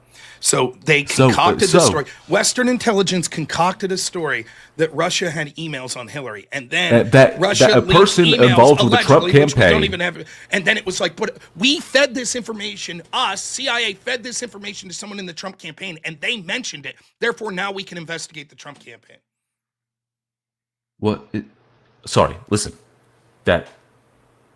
Okay, so they gave You are the the information. only. I just want to let you know. I think that you are indicative of what the argument will become. And so I'm so glad that you're here, because for years I fought with, and this is what lefties do constantly. They're like, no, that didn't happen. It's ridiculous. And then once it ends up that is what happened, they say, okay, but it was a good thing. For years I fought with people that was like, it is absurd to even entertain the idea that Joseph Mifsud was Western intelligence. How dare you? And the reason they said that and were so incredulous is because intuitively they understand how fucking bad it would be if the start of the Trump investigation was Western intelligence basically sending a spy to talk to Joseph Mifsud to give him a rumor that then they could pick up on the other end and say, because the rumor that we gave someone low-level dude in the Trump campaign was later talked about, that gives us justification to investigate to see if they're cooperating with Russians or conspiring with. It doesn't seem like they sent him a spy. Everybody knew. Everybody knows how fucking bad that would be. And your argument is, nah, even if he was, still, that's reason to investigate. If we have no information. It's all speculative. If he's Western intelligence, he could be Russian intelligence. He could be. Yesterday, you gave. I gave you the rationale for why he was most likely Western intelligence. You claimed I don't believe that now. Yesterday you believed it and now you don't. And I'm like, why? And you're like, because I found more information. You said I was full of shit. I said, okay, let's hear it. You're like, well, because it turns out Papadopoulos had this other job, and then he worked for Ben Carson, and then he was like in Rome, and he was doing stuff, and then he got a job with Trump, and then 6 days later he met with Mifsud. So therefore Mifsud's not Western intelligence. No, sorry, I said it seems very unlikely that, because you frame it as if Mifsud was sent to him to entrap him into something when they met through a mutual connection. It would be from a job. It would be irrelevant. No, so I agree. It doesn't necessarily mean, but it does. It just means it wasn't premeditated, right? That's all it means. So then he wasn't premeditated. What does that matter in the grand scheme of this, of what we're talking here? You still have it. Nothing you said changed any of the evidence that you saw yesterday that you came to the conclusion that Mifsud was most likely Western intelligence. Right. So, so then what's changed on that front? Papadopoulos met with Mifsud. He decided to meet with him multiple times himself. It wasn't like he was entrapped by, and it wasn't the first thing he said, right? It wasn't the first thing that Mifsud didn't come out saying Russians have emails on Hillary. Yeah, exactly. Okay. But Papadopoulos was pushing to talk to them because he wanted to get connections with Russians. It doesn't matter. It's not illegal to get connections with Russians. I don't disagree with you. If Mifsud, he wasn't charged with anything like that. That's right. He wasn't charged with anything. Because I'm just talking about why the investigation started and if it started legitimately. That's all I'm saying, and I'm saying legitimate. It did. Nothing that you said there would say to anything of the reasons that yesterday you thought Mifsud was most likely Western intelligence. The idea of, yes, but Papadopoulos reached out to him. The invitations were proffered by Mifsud, by the way, so it was sort of a mutual thing. How does that speak to the fact that Mifsud was most likely Western intelligence? If what you're saying is true, why didn't the FBI, when they knew Mifsud lied to them, charge Mifsud if they think that he's this central Russian spy? Why didn't Bob Mueller's team look into this? The answer could be that he is a foreign national, and it's hard to... Then why it would be hard to extradite him. And why did they charge 13 Russian foreign nationals for pasting ads on Pokemon Go and Facebook? Why didn't they say it's hard to charge foreign nationals? It's because those were different crimes, right? One is lying lying during an investigation, and which being is going to get for Russia. How long was Papadopoulos in jail for? Do you know? I mean, like, it wasn't long, correct? I think 24 hours, something to that effect. Okay, so what? They were going to extradite Mifsud for so he could be in jail for 24 hours? Yes, the doesn't make any difference would sense. be, yes or no, did the FBI believe that Mifsud was the Russian spy that started this entire thing? They didn't have any real proof, though. Is that also true? That's if they didn't have proof, then the entire thing's bullshit from the get-go. They don't believe that he was a Russian spy. They didn't have proof that he was a Russian spy. Sorry, they didn't have proof that he was a Russian spy. Let me be precise. If he wasn't working at the behest of Russia, someone that was infiltrating the Trump campaign. What is proof? What is proof? Yeah, what do you believe proof is? Like they knew he said this stuff, but they don't have factual evidence. Okay, what is the FBI? Okay, so they didn't have enough to charge him with being an FBI spy. That's what you're saying. Yes or no? Did the FBI believe that he was? Yes. Okay. Is it true that the penalty for lying to the FBI could be a punishment more than 24 hours? Yes. Okay, then why wouldn't you, if you're willing to charge a 3-star general like Mike Flynn with lying to the FBI and ruin his life, why wouldn't you charge the guy that you believe is the central Russian spy? I think we should hold American citizens or American officials to a higher standard than we hold foreign officials. I mean, this is one of the dumbest arguments I've ever heard. So yeah, you know what? We should. No, I do not agree that if our intelligence agencies thinks they can absolutely prove that someone committed a crime beyond a shadow of a doubt, and it is their sincere belief, and they may not be able to prove it, but their sincere belief that this person is a spy that infiltrated our country, a foreign national. Let me finish. That infiltrated our country, that led to investigations that would tear this country apart. On allegations that Democrats said were an act of war of Russia infiltrating. I think if they took that so seriously, which clearly the FBI did, then they would have aggressively gone after the central Russian figure that they knew started it all, including the crimes that they could prove beyond a shadow of a doubt that he did. And they would have prosecuted them as aggressively as possible. Instead, what they did was go after 3-star generals connected to Trump and prosecute him for bullshit crimes like, oh, he lied about talking about sanctions and retaliation. So the idea of like, well, they just, you should it's go after easier to try people that are American citizens. It's just a fact. It is a fact that it would be easier. Would you not agree? You've brought nothing to the table here this evening. What do you mean I've brought nothing to the table? You didn't know any of the information. You don't know any of the discrete facts. You don't know any of the discrete facts. You have not even read the Mueller report, I don't believe. You have not read. I have read the Mueller report. I have the book right here somewhere. Okay, it doesn't matter. You have the book. Okay. What you're saying, okay. What does that even mean? I want you to know on page 273, when it's talking about Azra Turk, I have this highlight right now. What did it say about Azra Turk, in particular with her June meeting with Mifsud and Papadopoulos? What did it say? 273? Page 273, Mueller report. It talks about Azra Turk, right, and her meeting with Joseph Mifsud and George Papadopoulos. Forget about the page; it doesn't matter. You read the Mueller report now. So what did it say on page 101 about? Forget about Papadopoulos. What did it say? What did it say about Papadopoulos? I happen to know the page. If you do it, no, sorry, Hori. If you know it, I want to see if you can do the same thing. Let's see if you can do the same thing. I can't do it. I can't do it. I don't know it. So how about you? Can you do the same thing? Can you do the same thing? Can you do the same thing? You didn't read the report. I just told you this. Let's see. Who was the woman that Papadopoulos met with and was introduced by Mifsud? Who was the woman that Papadopoulos met with and was introduced to Mifsud? Met with. I forget her name. Okay. Svetlana. Well, have you read the report? Yes. My argument is this. I've read the report, but there are irrelevant details that I forgot because it's hundreds of pages. Your argument is Let me finish. Oh, sorry. I didn't mean to do that. I did not mean to do that. I bumped the button. Okay, I gotcha. My argument is, no, I read the report and know the important facts, but there are details like I forgot that Papadopoulos worked for Ben Carson, that it said that. But if that's your argument, if I didn't know that, it proves I didn't read the report. Then if I could bring up a fact, central to your argument, by the way. But then that would mean that if I could cite a fact from the report that you don't know, no matter how seemingly irrelevant, it proves that you haven't read the report.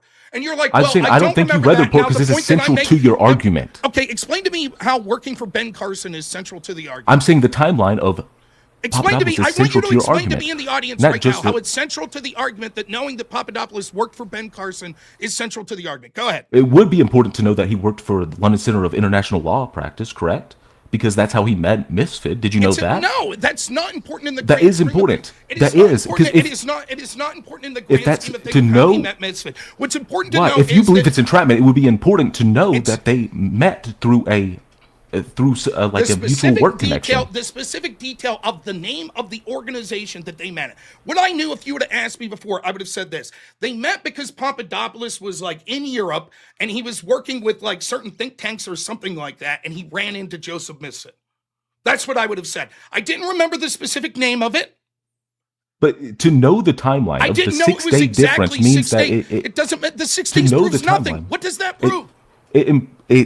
weakens your argument that it was entrapment. It does weaken it. It weakens it that they were Does trying not. to It go does after. not. It Because weakens that they were trying to go You after. assume what I meant by entrapment. First, I don't know that I used the word entrapment colloquially. What I meant was that they suggested something that they then ended up, because that rumor was put forth at the end through a line of people, that was a reason to investigate.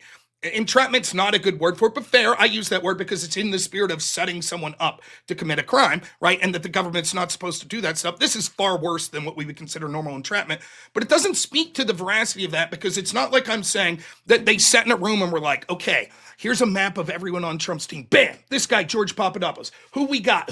Oh, Joseph Mifsud. Yeah, the Maltese professor. Here. Mifsud, what were you supposed to be doing this week? Well, sir, I was supposed to be in India entrapping people over there. No, take that out. Now we're going to send you to serendipitously bump into George Papadopoulos at a cafe somewhere. No, I knew that wasn't the case. What happens is you have all of these people and all of these think tanks, etc., that were probably bumping into people, low-level people on the Trump campaign all the time, because it's just the way international politics works. Like, there are people that are connected politically to governments, etc., that are bumping into other people. And so when Mifsud pumps in and hears that Papadopoulos is like, by the way, I'm working for the Trump campaign, his ears perk up. He's like, interesting, right? Then all of a sudden he's very interested in meeting George Papadopoulos, right? I believe that would be the time where it was most like, what are you going to do if it turns out this is true? Are you going to come on here and say, I'm so fucking sorry, I said you were If I'm wrong, yeah, sure. If there's more information, it would just have to be more information, though, right? Okay, so your only reason for why they wouldn't have charged Mifsud is the reason you believed it yesterday, but you don't today, is because Papadopoulos met him 6 days after he started for the Trump campaign. Well, no, that's not the only reason. Okay, so then what's the other reason? I think after looking at it and thinking about it more, that he's a foreign national, and they weren't trying them with entrapment. They weren't trying them with any real crimes other than lying to the FBI, which Papadopoulos only got 24 hours for, right, in jail. Then it doesn't seem like they should extradite a foreign national for something. They literally were trying minor. to extradite 13 foreign nationals for putting ads on Pokemon Go. It wasn't just. What are you talking about? That was a large-scale thing where they were influencing the election through social media. How much money did they spend on those ads? I don't know. Okay, give me an idea. Well, you're gonna say, I don't know. I'm gonna say 25. That's not gonna be much. 25,000. What is it? It's gonna be like really cheap or something. I have no idea. I'm just saying a random number. I've read different numbers. Let's see if I can find a specific number. Let's go with your number though, and say 25,000. So that's a serious crime worth extraditing foreign nationals. I mean, I don't know what the exact. I mean, $100,000 is what I'm reading. Okay. So it was a campaign that had about estimated $1 billion of total media. And so 13 Russians put ads on Facebook and Pokemon Go, half of which were ones that were pro-lefty causes like pro-BLM, pro-LGBT rights, half of which weren't seen until after the election. $100,000 of ads on Pokemon Go and Facebook. And that was worth extraditing Russians over. That's your argument. But the central spy that the FBI alleges was literally the start of trying to infiltrate our elections and infiltrating the Donald Trump campaign. You're like, it's not worth charging him. What the thing? Okay, so you're conflating the people who worked for the. Oh, I may be getting the acronym wrong. Is it IPA? Internet Research Agency. Yeah. Internet Research Agency. Okay. That did obviously they did more. Do you disagree? Than just that? Than just the ads on. What more did they do? What are they accused of doing? I mean, thousands of accounts, correct? Thousands of accounts across. Okay, they spent ads. Hundreds of thousands of followers that were pushing hundreds of thousands, and they were pushing these ideas to their followers, correct? Like the whatever conservative ideas that were conservative. I mean, that's what it says. So I just want to be clear right now. Hypothetically, on Twitter right now, on X, right? Hypothetically, there are a Chinese account and it has bots and it's pushing something like, hey, we should have electric vehicle mandates. We need to aggressively prosecute the Chinese person that had those bots. If they're doing a widespread campaign to change public opinion, yes. I mean, this is insane. Thousands of accounts. It's not just one, two thousands people. Of accounts. Thousands of accounts. They could have had millions. Let's do more. Billions of accounts. Yes, it's fucking insane to say that we should prosecute that. Yeah. They spent $100,000 on ads. It doesn't matter about the ads if they have hundreds of thousands of followers Sure that they're does. influencing, So what was correct? the engagement? So, okay, you're making the affirmative claim. So they had hundreds of thousands of accounts. Can you show me the proof of that? Can you show me the proof I of how mean, much engagement that those hundreds of thousands of accounts got? Can you show me any I know estimation on they. how many votes were changed because of the hundreds of thousands of accounts that Russians had? I can pull up the Go ahead, document pull it right up. here. Yeah, Okay. yeah. Let's see.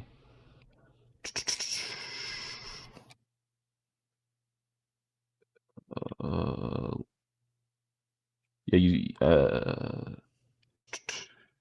I mean, the 100,000 here on page. They. Okay, sorry. That was the The Mueller $100,000. report 300,000 found no followers. evidence. The Mueller United report. Muslims America Facebook group had over 300,000 followers. The Don't Shoot Us Facebook group had 250,000 followers. Being Patriotic Facebook group had over 200,000 Okay. followers. So what was their engagement? They had the followers. So they put a post out on Twitter. What's the engagement that they're getting? I don't know how many of followers those, do you have. How many of those followers were bots, by the way? I don't know. I don't think there's a like estimate on that. But It what if says they it, were it all may have bots? reached. Then that what if their followers were all bots that they It also says paid for? it says these posts reached at least 29 million U.S. persons and may have reached an estimated 126 million people. That's what it says. Nonetheless, how much engagement did they get? I mean, I don't. That isn't. It doesn't say in the How about investigation. this? How The much Mueller engagement report do you found get? the Mueller report Well, I'm found saying no. you have like 80. The Mueller how many- report found no I'm sorry. evidence that the Internet Research Agency efforts directly changed votes or that the Trump campaign criminally conspired.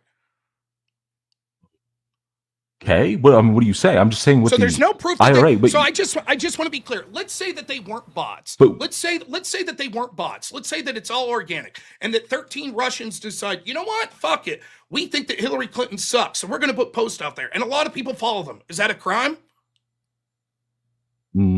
I think that it should. No, I don't think it's an actual crime. I don't think there's anything in the code that says that. No, but I Okay, think so maybe then it should be. Yeah, what's the crime? It should be a crime. I think it should be. Yeah. It should be a But, crime like, I mean, for. I don't know if it's just an want to be actual clear. crime. Your argument is it should be a crime for someone who is foreign to the United States to post about U.S. politics. I think it should be a crime to purposefully create a movement that is changing the mind of a foreign company. It should have to say they're foreign. Yeah. I mean, they have to do that in the United States now, don't they? Wait. It's not just If if you're backed by a foreign individual, a foreign individual. So I think my name is Chang Shi, and I work for an oil company in China. And I go to Facebook and I'm like, you know what? I really dislike Kamala Harris. I think she sucks If for the you following reasons. have- And then I get a million people that like that post. I have nothing. I have nothing wrong with individuals doing that. I do have. There's nothing wrong with individuals doing that. There is a problem when there is a organization meant to change the minds of the American public. I think that's wrong. Okay, so if the BBC posts something about U.S. politics, they should be arrested. Foreign entity trying to change the minds of American politics. Sorry, and I mean, you're being weird, but I'll be more precise. I'll be more precise with my language. A organization that is not announcing that they're foreign doing it. Okay, right? so just to be clear, so then if a company Like in France, right, is like, listen, we don't like this law that Trump's going to pass. So we want all of our employees to go out and say, this is a bad law that Trump's passing. They just committed a crime. Because those employees aren't announcing, I'm an employee of this company and it's a foreign company and we have our staked interest in this. If they just say, we think this law is bad, then that would be a crime. if they're doing social media campaigns, Yeah, I think that's and pretending to be separate individuals, right? Like usually Americans, correct? Then it would be wrong. I think you agree with that. What if this happens all the time. We constantly see people and that do you think are that's like, good for American politics? it doesn't matter if I think it's good or not. It's a question of should it be criminal? Okay, sorry. Well, I would argue that if you don't think it's good, that it probably should. Everything we think isn't good should be criminal? Okay, then disband Most the FBI, things, right? arrest Like them all. most things. I mean, No. I think they're pretty closely What? tied to our Do morals, you think correct? We lying's believe our good? laws are tied Do to you think lying's morals. good? No. Okay, so it should be illegal to lie, right? No. I mean, You just said no. that most things that we say aren't good most should things? be illegal. Yeah. Would you like me? Okay. I mean, do you not believe laws are tied to morals? There is some tangential connection. It doesn't matter. It doesn't mean that everything in morals should be illegal. Well, I agree Not with even that. close. Okay. I mean, it should be tied to morals in some way, though, and that's what I was saying. Okay, that but like no, maybe no, it's bad. It would be bad. It would be bad for our Right, it would be again, bad for our democracy. You did the same thing yesterday. Okay, if you're going to say laws are tied to morals, therefore, if you're a foreign national and you don't announce it and you're, quote, pretending to be American and you're commenting on American politics, you should be arrested. And when I say I think that's crazy, you're like, you don't think that laws are tied to morals? Yes, laws could be tied to some sense of morality. No, that doesn't mean that the threshold. That doesn't mean that the threshold is such that everything that's immoral should be illegal. Do you think foreign governments should try to influence our public? No, I agree. The BBC's terrible. Throw them in jail.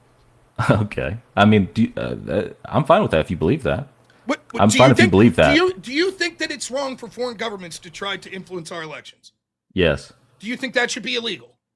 Yes. Do you think the BBC is an entity of a foreign government? Yes. Are they doing covert campaigns in our social media? No. That's what I think's illegal. Now you adding Kevin. That's what I think's illegal. That's what I think should be illegal. Sorry. Let's go through the list of what you just said again. Now, so you want once it gets this is instead of letting me clarify what I'm saying, instead of letting me clarify what I say, instead of letting me clarify what I'm saying, instead of letting me clarify what I'm saying, it has nothing to do with the clarification. Aren't you a professional debater? I thought you were a professional. Because you're trying to go. Yeah, debate. I don't know about that. I get paid to stream. I used to debate in college. Well, I would say you're a professional debater. You debate people who are. Let me explain what you're really trying to do. We go through step A, step B, step C. You agree with premise A, premise B, premise C, and I go, therefore, the conclusion. Now, I know this is a conclusion that you're going to realize is stupid. So then what you say is, never mind, I want to change premise A, B, or C. But you already admitted to well, you're going to I disagree. Yes, I was wrong. I was wrong I gotcha. when I just what I'm gave saying you is, those premises. I was wrong. I'm a bullshitter who doesn't think through what I'm saying, and even when you if I'm not precise with my language, you literally just heard me say. Literally, I was like BBC, and you're like, oh, that's what you believe. So then I go through the steps. One. Obviously, I don't believe the BBC because I'm telling you, I've told you multiple times. I just don't think you've listened. Like, I don't know what to say. Second, I told you multiple times. It's the covert. I mean, you're talking about. Yes. Oh, therefore it should be. Now you're like, oh, no. So now well, let me in a way that now, because once the conclusion that your premises logically leads to is something that you don't like because it would benefit your side and your ideology, now you want to change the premises. So let me steelman your argument for you, because we're just going to be here for 40 minutes as you realize that you're a fucking idiot and continue to get the premises wrong over and over. Your argument is it is only wrong for a foreign government to try to influence our elections if they do it clandestinely. What do you want me to say? Is that your argument now? Yeah, explain what clandestinely means to me. Covertly. Okay, thank you. Yeah, I agree. Okay, so it's perfectly fine for a foreign government to try to influence our election as long as they say, I'm from a foreign government. Sure. I mean, the way that you're using it, yes. Okay, so I just want to be clear. So then it's absurd that Russian I agree Times, that like news organizations can do it. Like I'm not saying that we should remove all news organizations. You disagree with the banning of Russian Times in the United States, right? I guess. I mean, I didn't know about that. Well, they did. They banned RT off a lot of platforms because they said it's official Russian state media. Oh, did they? Oh, hold on. Oh, so that's the one that was like paying people like what's his name? I can't even remember. Temple, I guess. Temple to like do the thing. Is that I don't the know RT if it that we're was talking specifically about? Russian Times. By the way, Michael Hatcher, you fucking idiot. When did I say this wasn't a debate? He said that I'm a, quote, professional debater. Like, that implies that I get paid to debate. Like, I'm not a professional debater in the sense that I'm getting money for it, unless you consider streaming. You fucking idiot. Yeah, and Michael Hatch also says, I don't know if Tenet Media was something that got paid. RT is Russian state media. Should it be banned? Yes or no? It's simple. No, I guess. I mean, I don't think so. Okay, well, I would have to know more. I mean, I would have to know more. But like, I think if you're, what is Havaritz or like Al Jazeera banned? I mean, that's like kind of state media adjacent, right? For I mean, it's just it's so like I love talking to people like you. So we got to like, well. I mean, you're bringing up things I would have to look up. I want to be honest. I'm trying to be honest in the conversation. That's all I'm saying. Like, if I don't know, I will tell you. I mean, it's just we get to this point because you're trying to make excuses why 13 fucking nobodies in Russia that we knew there was zero chance of ever extraditing, like trolled on social media. So no, and you're like, on. well, that's a serious crime. You're saying We're trolled charging. on. It was a corporation that was meant to covertly. So what? So what? I'm saying that's a bad thing. I don't know if there's laws against bad. that. It's not worth. I'm assuming there is laws that they're charging them with something. On the scale of things that would be worth charging foreign nationals for, that's very low compared to literally the spy that was responsible for the start of the entire Russian investigation. You look at the framing. They absolutely had proof. Who had more? I would say that the people who had hundreds of thousands of followers, more millions of followers across all social medias, right, had more impact on the American election than. Okay, so tell me some of the things they were saying. Go ahead. Let's hear it. I mean, you just want me to like. Yeah. You need me to have every quote. You need me to have every quote. Unbeknownst to me, these 13 dudes with bot accounts changed the American election. Unbeknownst to you, there was hundreds of thousands. Like you didn't believe that at first, right? Unbeknownst to you, there was hundreds of thousands of people following this, and they reached 26 million people. They were 13 people. Right? It was 13 people.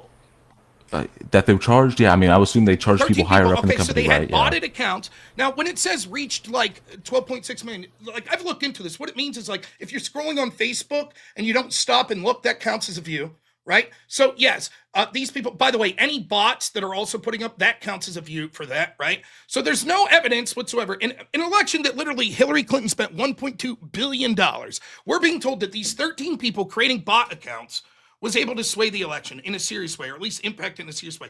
Now, first up, my question would be, how much money did they end up spending to create these bot accounts? Presumably not much. We know they spent $100,000 on ads, but how much do you think it cost them to create these bot accounts?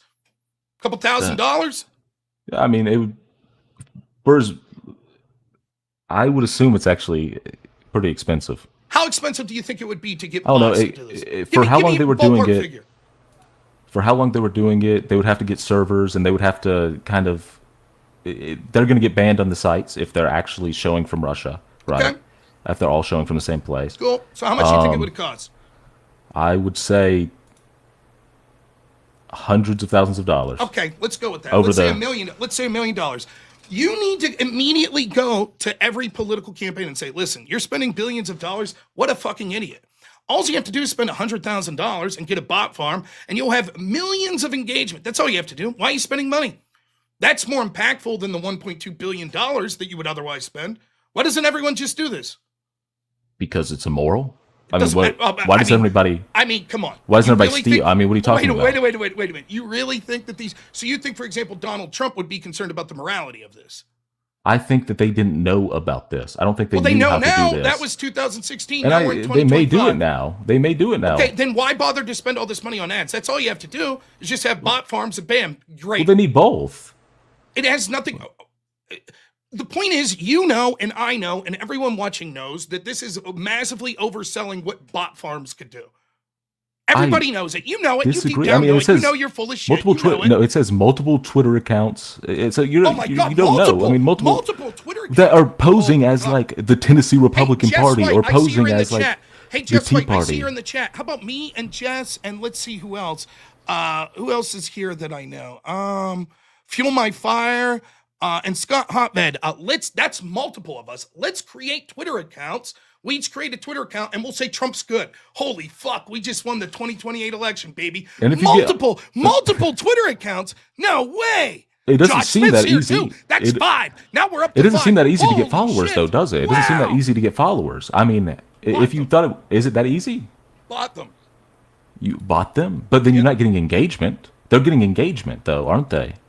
They're reaching millions of people. Again, correct? What does that mean? What does reaching millions of people mean? What does that mean? I mean, it doesn't. I would assume that it says 126 million people saw the post. Okay. So yeah, I mean, you say that it's just like them scrolling over it, but Rothmas, I don't know what the percentage is. So right now, let me put a tweet on screen. Ready?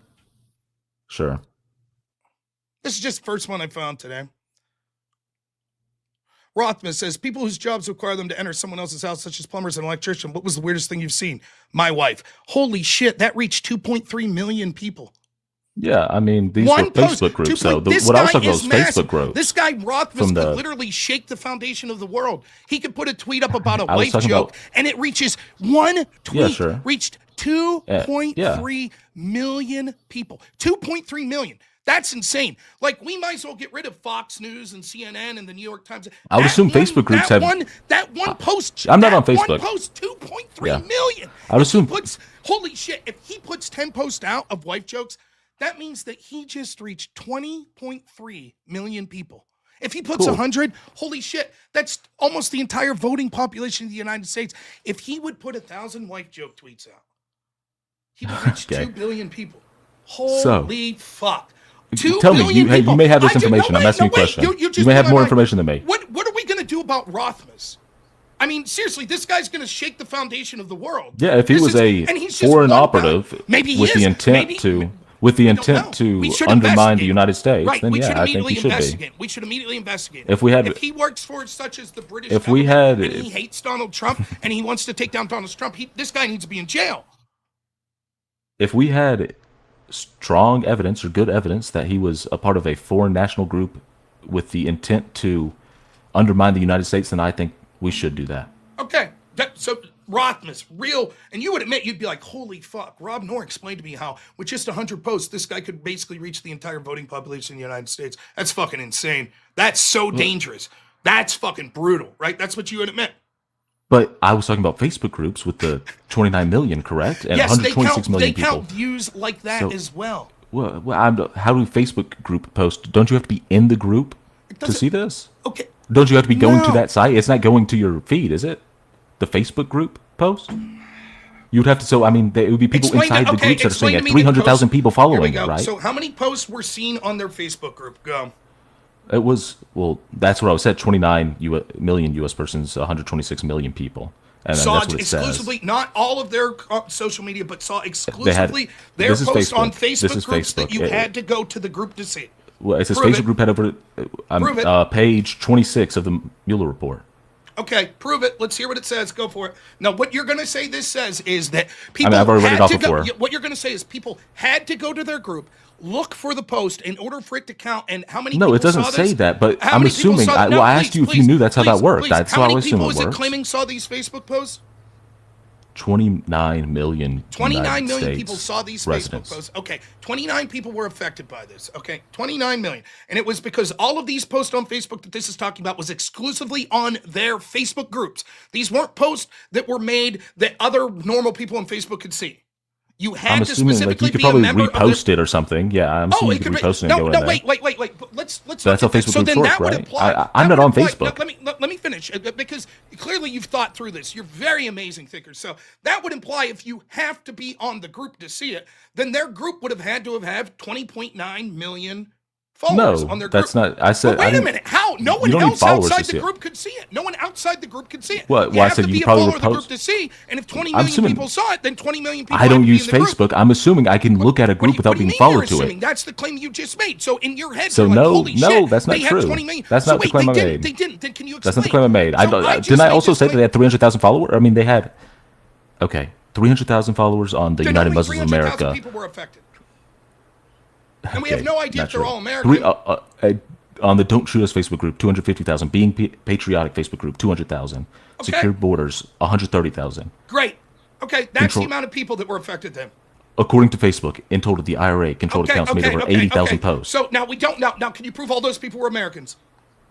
Well, no. I mean, they say they believe it was 29 million people. Can you give me the type of posts they were putting there that were so subversive? No, look at this. What you're doing. You need perfect proof. No, it's redacted. Like a lot of this stuff is redacted. What do you want me to say? What it's redacted is that a fucking idiot like you is trying to spread this narrative that somehow, oh my God, millions of engagement, millions of views. I mean, you can look up the accounts. Look up United Muslims America, Facebook ID 147999368. Like you want me to say? Click it. Look it. Well, I mean, okay. Click it. Those fucking Muslims, right?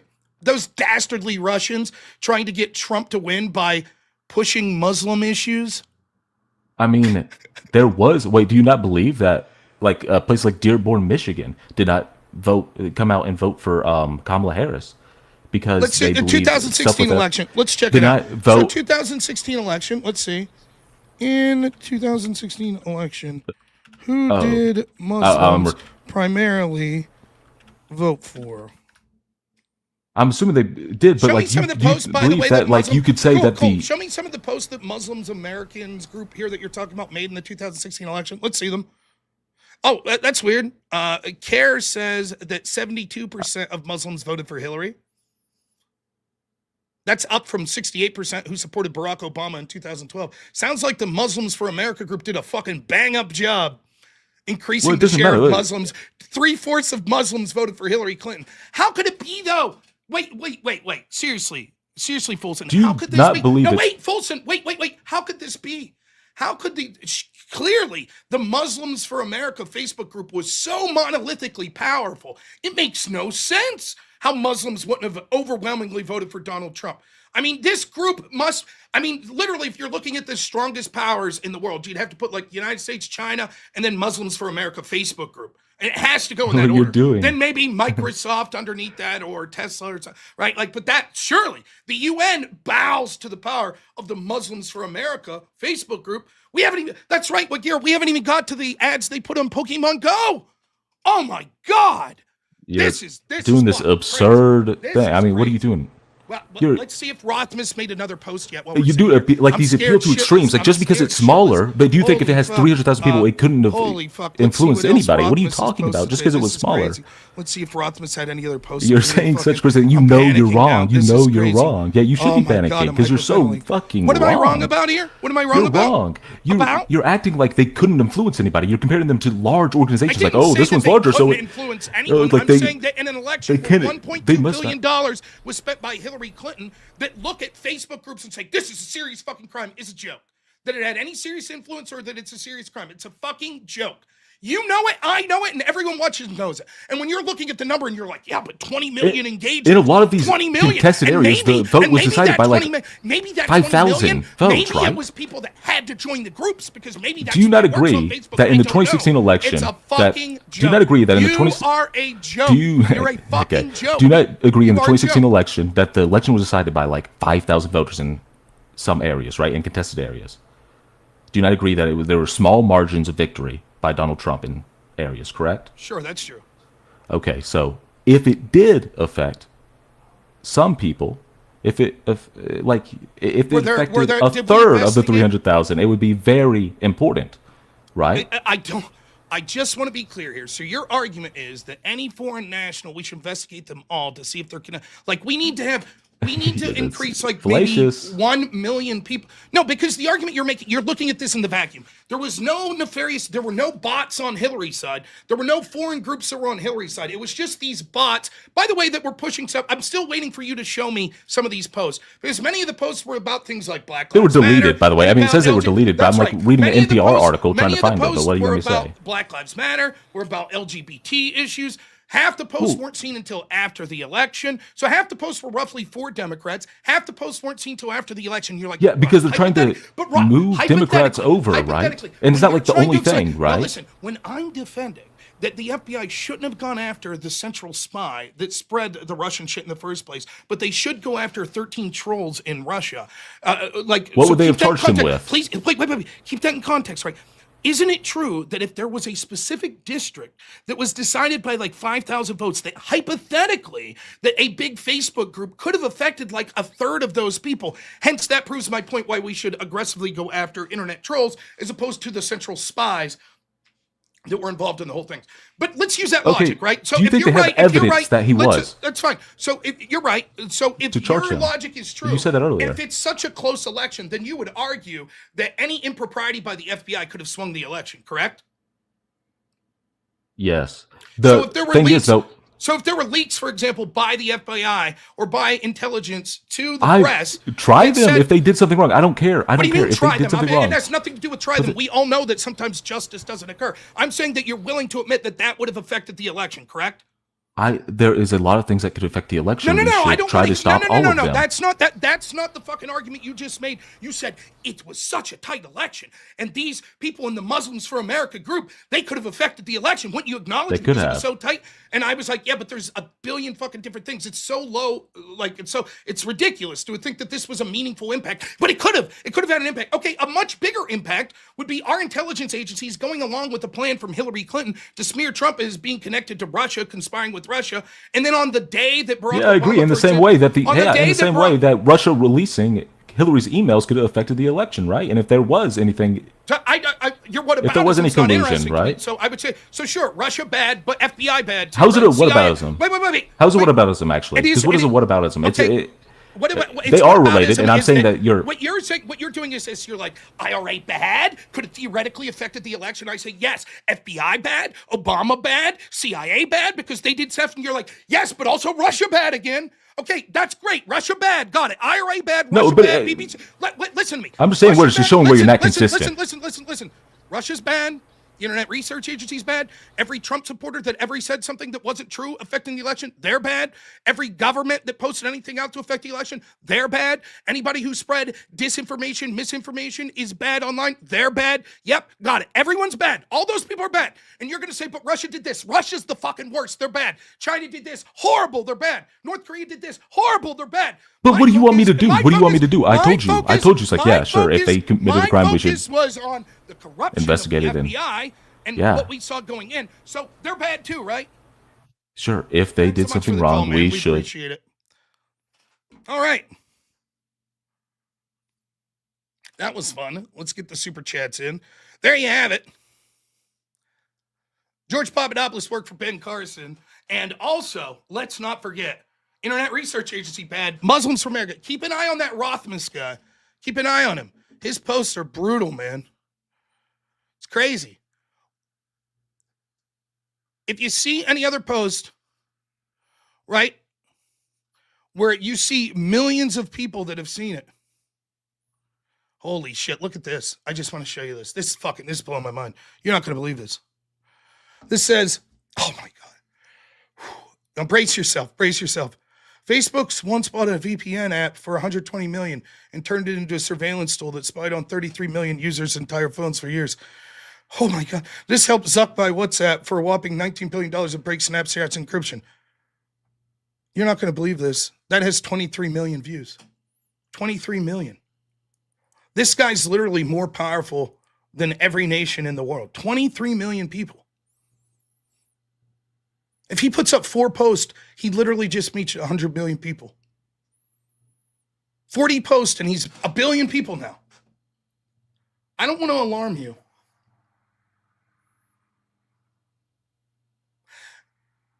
If this guy posts 320 times, he'll literally have the entire population of the world under his control. Over 8 billion people.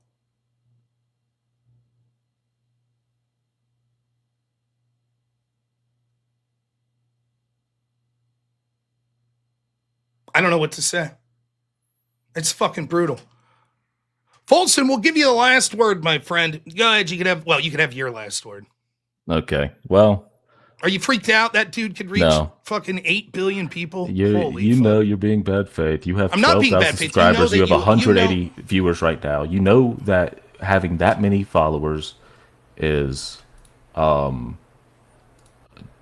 can reach a ton of people. I don't know what you're talking about, but whatever, it doesn't matter. So if I could reach a ton of people, right, that would mean that pretty much, again, then I don't I'm saying that they could reach. I don't know what to say. I'm not being bad faith. You're being bad faith by assuming that because it says, oh my God, there were 20 million people that saw this post. Holy fuck, that has so much of an effect on election. It's a joke.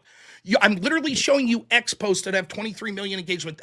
I just contributed to it. In fact, everybody, do you understand the stupidity? Scrolling through counts as an engagement with that. Just scrolling by. They had a lot of accounts, and I wasn't talking about Twitter accounts. And you can read the Twitter accounts, and they probably had more views, right? You would assume they had more views because they had 60,000 followers. The fact that you're trying to say that this is more serious one account than had the 60,000 central followers. alleged Russian spy, that you're trying to say that this is more serious than the actual alleged Russian spy that started all this is a fucking joke. If you just pull up the Mueller report and look at that, but that's fine. Okay. I read the Mueller report. It was a joke then. It's a joke now that the Internet Research Agency affected the election. They were unable to prove that it affected the election in any way whatsoever. Okay. That's fine. I don't Yes want or to no? waste Is any that more of your true? time. Is that true? That they affected the election in any way? Correct. No, I would Affected disagree. votes? I'd say they were what do unable you to mean? prove that, right? It's a very hard thing to prove. They did have a ton of Cool. people. Like, what are you saying? You couldn't prove anything. Like, I could say it's just something you couldn't possibly prove. That's fine. What exactly was the crime that they were charged with, by the way, and what happened with that? Well, I mean, obviously they weren't found, right? They weren't. Were the charges eventually arrested. dropped? I guess they were, right? I mean, they were.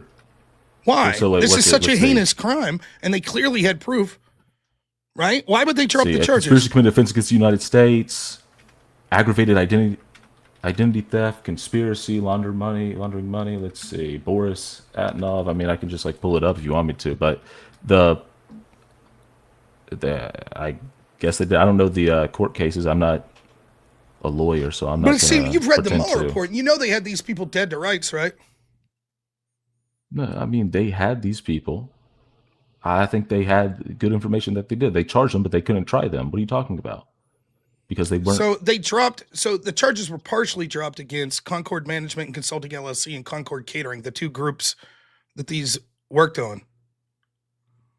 Well, okay, partially dropped, so they still were.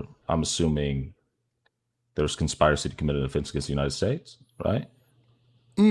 Decision was announced.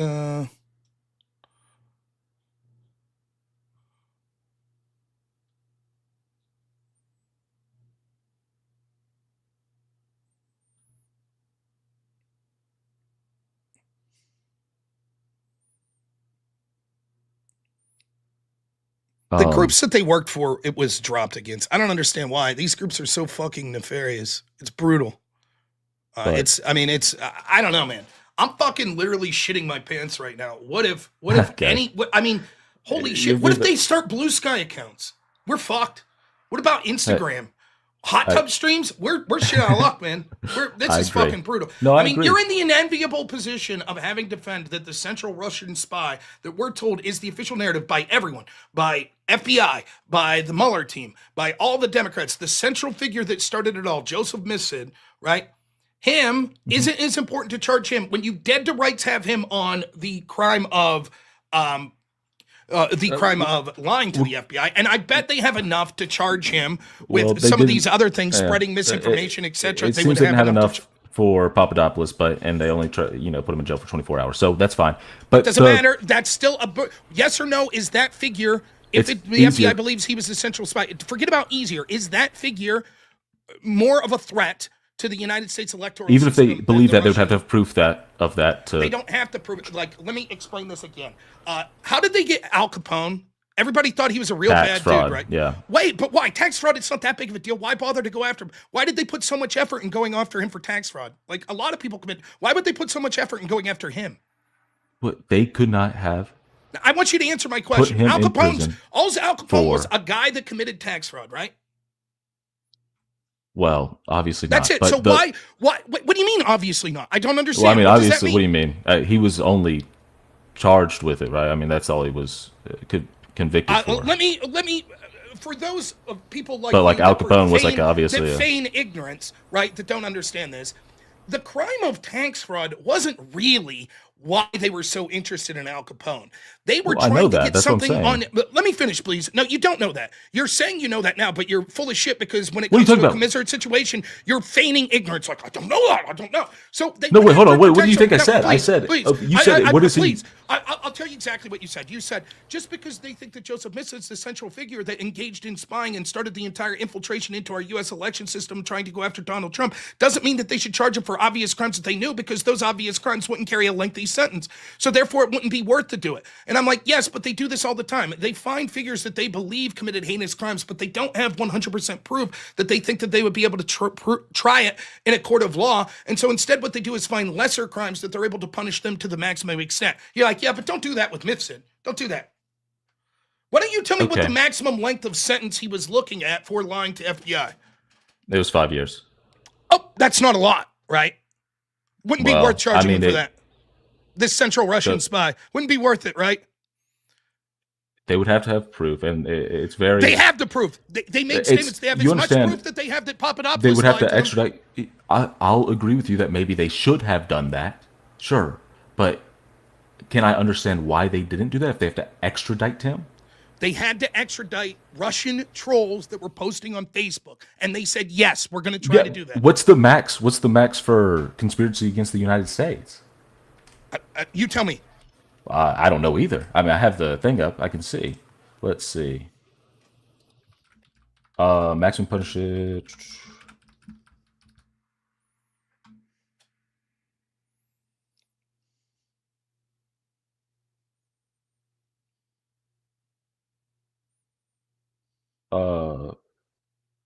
A prison not more than 5 years, but there was 10 counts, and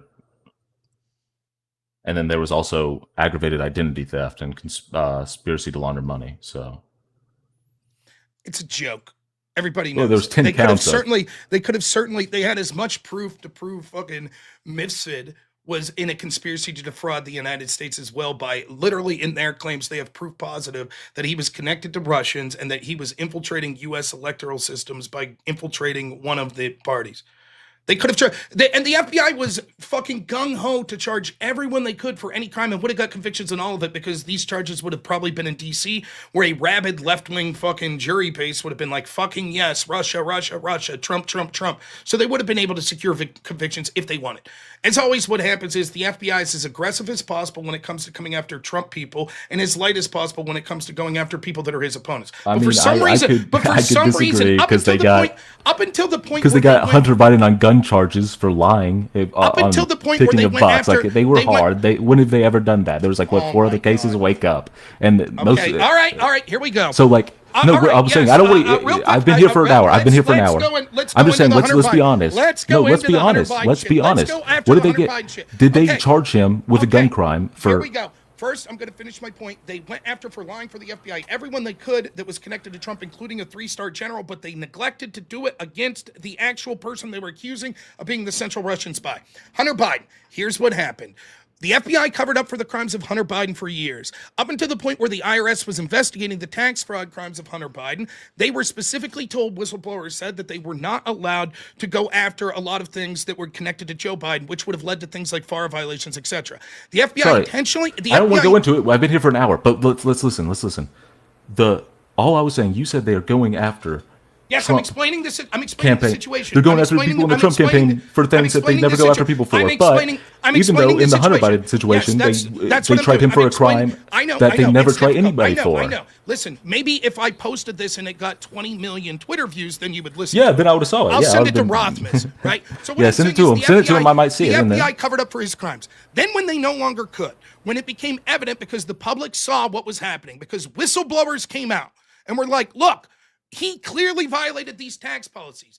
There's strong evidence to suggest he clearly violated FARA violations, right? Didn't register as a foreign lobbyist. Then, as a sweep-up job, the Biden administration was like, well, we'll give him a slap on the wrist. The first thing they tried to do was have this sweetheart plea deal that basically would have meant that he pled guilty to some nothing crimes with like no penalty and would have been given basically immunity from the rest of the stuff that he did. However, a judge in that trial was like, have you ever seen a plea deal like this before? To what the prosecution had to admit, no, we've never done this.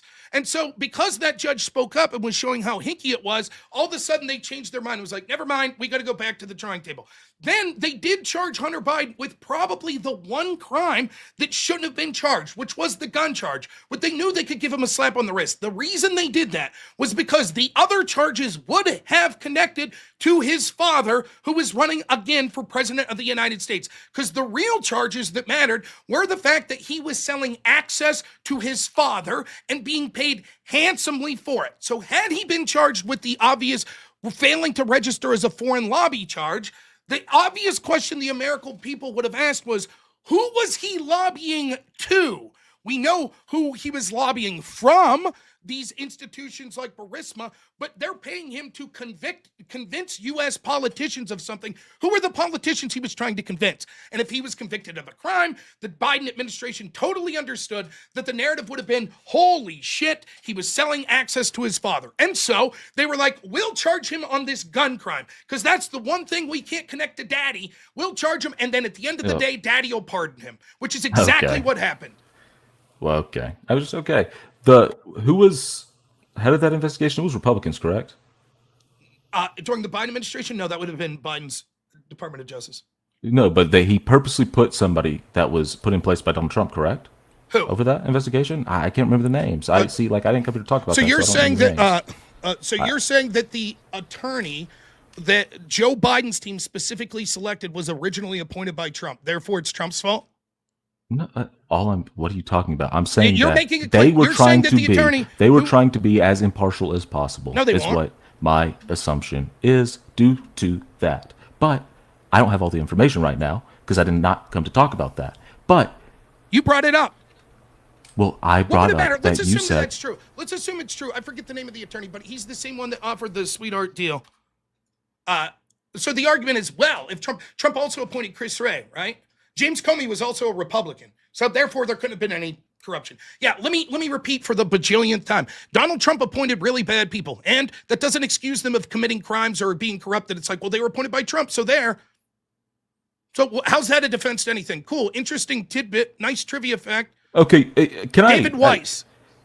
Hey, let me have a second and say I think you should read off your super chats when you're speaking to people. That it would influence them to donate more money. But the guy who Thanks just for your donated, advice. and the guy who just put a super chat in said, any of us regular Joes got charged with the same gun crime Hunter was, we'd all be rotting in jail right now. If you look up and see how many people were charged with the same crime, it's always in tandem with another violent gun crime, right? That they got it illegally and they lied on it. He is one of the only people that just checked a box and that they know was a drug addict and charged him for that. So let's not pretend. I mean, again, it's irrelevant. I'm glad that you're responding to someone in the chat. It's not an argument I made. It is true that probably a lot of people would have been charged with a lot of crimes, including other drug crimes, if their name wasn't Biden. But what I think's unique about this is I think it's very rare to go back retrospectively like they did with Hunter. But the reason they did it was because their hand was forced. I don't give a shit that David Weiss was originally appointed by Trump. It's a non-answer. Okay. I mean, that's fine. I'm saying that you would have to prove that they have, that they were doing that. You understand? You have to prove that they were being. I don't have to prove shit. You would if you're making the claim that it was faulty, like they were. Prove they it. should Okay, charge them prove with to me. more. Prove to me that the Internet Research Agency affected the election. Okay. What I'm saying Prove it. is Prove it. I can Prove say it. we could assume that happened because I they could had assume hundreds of based on thousands the of followers. evidence. I could assume based on the evidence I've seen Millions from of the followers. whistleblowers that came out, from the judge that came out and released a statement about the initial plea deal that was given to Hunter. I could assume. I don't have to prove it in a court of law. It is enough proof for the reasonable person to see that they were trying to give a sweetheart deal to Hunter Biden. I don't think that. I mean, they got him for tax fraud. They got him for other things too, which he did commit, and he should be charged for. That's how. I mean, And he got if you're pardoned by doing Daddy. it- They tried to cover up for it. They let the tax fraud charges, which were blatant, which they knew, they let many of them expire. So the idea, Sure. like your idea is, well, they went after this one Democrat once. That proves there's no bias. It's absurd. It is to say that they do go after Democrats sometimes. They go after everybody. That's true. anybody in power. Sometimes they go after So, Democrats. And what I said was you're saying almost that- in every instance, they went after Trump and Trump-connected people as aggressively as possible. And when it came to his direct opponents, they tried to go as light as possible. With Joe Biden, with Hunter Biden, we have IRS whistleblowers saying we were told we couldn't go after him. We couldn't look into his dad's finances. We literally had a plea deal that the judge got the prosecution to admit was unheard of. No one ever done it before, right? They intentionally allowed tax charges to lapse the statute of limitations, right? And then they ended up charging with a gun crime that they knew Daddy was going to pardon him from in the first place. That was basically a nothing charge. But that's your proof. Like, see, sometimes they go after Trump's opponents. Yeah. I mean, they go after Trump's. What are you saying? You're just saying things like I don't know. What I'm not. to I even can say to back you. it up with You're proof. I saying can back things. up everything You're I say saying- with proof. Okay. Well, I don't even know if that's Okay, true from our first mishandling conversation, but that's classified fine. information. Did they go after Trump? What? Yes. Did they go after Hillary? No, I don't think so. Did I they mean, go I think after they Joe- did they researched go after into Joe it, but they're Biden? different things. They're different things. Wait, why was the reason they went after Trump? By the You way, tell me. Is it because he was moving them around in his house and hiding it and not trying to give them back? But when Joe Biden was trying to, that happened. Yes, yes, wait. they were hiding them. Yes, they were. They were. Wait, what? He told people that people that worked for him inside Mar-a-Lago to move around the boxes. They weren't. Wait, what boxes? boxes of files, whatever that were classified. Oh, so wait, this really happened. So Trump's team, they were trying to like subpoena evidence, and Trump's team was trying to hide boxes to move them. I mean, I don't want to say hide, but they were not instantly giving over the files in the same way. Wait. I swear to God, I'm going to take your word for this. I hadn't heard this. So then I guess the implication would be if an entity is lawfully subpoenaing something and you're trying to not cooperate, trying to hide it or move it around, that would be like obstruction. That's true, right? Sure. So where's the gotcha? I feel like you have a gotcha here. That's why they went after Trump then. Yeah. Wow, that is fucking crazy. Hey, remember when Hillary's team deleted subpoenaed evidence? Yeah. Oh, wait, that's worse than moving boxes that you eventually get, right? Well, but you would have to prove that they did that with the intent, right? And they said they didn't do it with the intention. No. We absolutely, there is nothing intent necessary for, all they have to prove is that they knew the evidence was subpoenaed and intentionally deleted it. They did. They 100% have proof of that. Is that even true? Like, yes, that's true. You can just assume that the evidence was wrong, right? Isn't this the thing where like, no, it's absolutely 100% admitted the FBI knew that was the case. The evidence was subpoenaed to everyone. First off, it would defy belief that the people in Hillary's team did not know that there was a subpoena. That's insane. Sorry, that would be with intention. Like, what if it was already scheduled to be deleted, right? It would be irrelevant. Like, for example, if I'm scheduled to clean out my garage every 3 months, and the FBI says we're coming tomorrow. Yeah, except if you had a robot that. Sorry. And I say, oh shit, I forgot last week my wife asked me to clean out the garage. I guess I'm going to clean all this shit and burn it. Do you think the FBI would say, fair enough, you had scheduled? If you had a robot that was cleaning your garage, then sure, and you didn't stop it, you forgot about it. I think, but like it was a. I guess, or if we're all brains in a vat and this is all a simulation, what does it matter? Yeah, sure, you could have hypotheticals that have nothing. No, what I'm saying is, did Hillary's team have a robot that was deleting the subpoenaed material? Well, I think the claim was that it was scheduled to be deleted. Like, not a person goes in and deletes it, but that it is a thing that happens after a certain time. No, that's not true. Let me inform like you of what happened. So once more another story that you don't know about. What had happened was this. There was this guy named Paul Combetta that was the IT guy for the Hillary team, right? And he was informed that there was a subpoena. Now, this makes sense. Consider this. You're an IT guy. Yeah, you're working for like Hillary Clinton, but this is literally the biggest thing that will ever happen to your job in history. You literally have to comply with a congressional subpoena. Now, he knows the severity of that and later admitted that he knew that it would be a crime.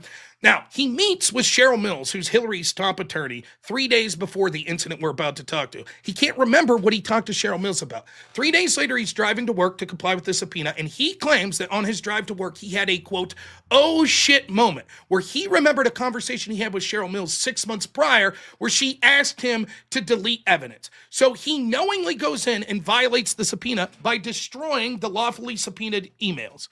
That's what happened. It wasn't a robot. It wasn't that it was on a timer. Okay. Well, if this is true, because obviously I don't have the information, right? Obviously I don't have the information then if this is true, then they should try her as well. That's all I'm saying. But the thing is, I have a feeling it's not, because you, in the case of the Mueller report, you were wrong. About in the case of what was I wrong about with the Mueller report? Go ahead. You did not know the timeline of when Papadopoulos met Mifsud, which means that your understanding was incomplete, which made you wrong. Nothing I said about the Mueller report was wrong. You're saying because I didn't say everything I said was true, but here's the caveat: because I didn't say, but Mifsud met Papadopoulos 6 days after he joined the Trump team. Well, that proves I was wrong about the Mueller report. No, that doesn't prove that you were wrong. Sorry, listen, what I'm saying is that you do not know the timeline, but you're arguing the timeline. I do know the timeline of the relevant facts. The fact those are relevant facts. Those are relevant facts, but okay. And then you want to obfuscate with the FISA. You want to obfuscate with... It has nothing to do with obfuscating. Like, the fact that I know and have said multiple times, it wasn't long after Papadopoulos joined Trump's team that he meets this guy, Joseph Mifsud. And you're like, but you didn't say it was 6 days. You didn't say it was 6 days, so you were wrong. You're wrong about the Mueller thing. I was not wrong. Anyone that's reasonably objective would say, that doesn't mean Rob's wrong because he didn't say extraneous information that you find important that many other people might not. He didn't know that it was exactly 6 days. I mean, that's fucking laughable. It's absolutely laughable. When you are making the claim that Papadopoulos was entrapped or whatever, not technically entrapped, but they were coming after Papadopoulos, it would be important to know how he met Mifsud. That's just a fact. Okay, you didn't know that. That's fine. It's not that I didn't know. It's not that I didn't know. Literally, what we were talking about yesterday, literally, was I was like, I showed you the testimony of Jim Jordan saying, Bob Mueller. I mean, we talked for a long time, yeah. Right? Yeah, I showed you. None of that's wrong. None of it's wrong. You looked at that and said, oh, you didn't say, well. Yeah, I should have said that. I should have said, you know what I should have said? If I was you, here's what I would have said. If I would just start talking about random shit. If I was you, that's what I would have said. What random shit have I talked about? Tell me the random shit that I've talked about. Like bringing up the FISA warrants or bringing up the... How is the FISA warrants... How did I It's irrelevant to... It's irrelevant to Papadopoulos. It's irrelevant to... You bring it up as a like a block to the conversation. You don't want to talk about the Mueller report. You don't want to talk about the stuff in the investigation, but you would rather talk about the FISA warrant. Yesterday I'm talking to you, right? And the conversation had to do with like the failures of the Mueller team. That's basically why you called in, correct? Correct. Okay. When did I bring up the FISA warrants to you in that conversation? I mean, I don't know the timestamp. What was the context of how I brought it up? You brought it up very quickly. You were talking about what was the context? I believe you tell me this sounds like how I would have. This sounds how I would have. Here's how you did it. You said that you were doing it to like undermine the report. Is what you're doing. You're doing it to undermine the legitimacy of the report because they did things wrong. That's how you were doing it. I think probably what I was doing is talking about the overarching theme, which is the corruption and the things that were done wrong. So what I just said. Okay, so how is that wrong to do? Well, because it has nothing to do with the factual evidence that they found. It has nothing to do with that. What factual evidence did they find? They found that there was that. Well, I mean, they found tax fraud and stuff on Manafort. What are you talking? But not even that. So your argument is when they found conspiracy against the. When I'm talking about the failures of the Mueller report, you're like, instead, I should just focus on they found tax things on Manafort. That's and conspiracy. Conspiracy to launder money, conspiracy to commit an offense against the United States. When talking about the failures and corruption in Mueller and the FBI, it's not fair to talk about the illegal FISA warrants that they got on Carter Page. That's your argument.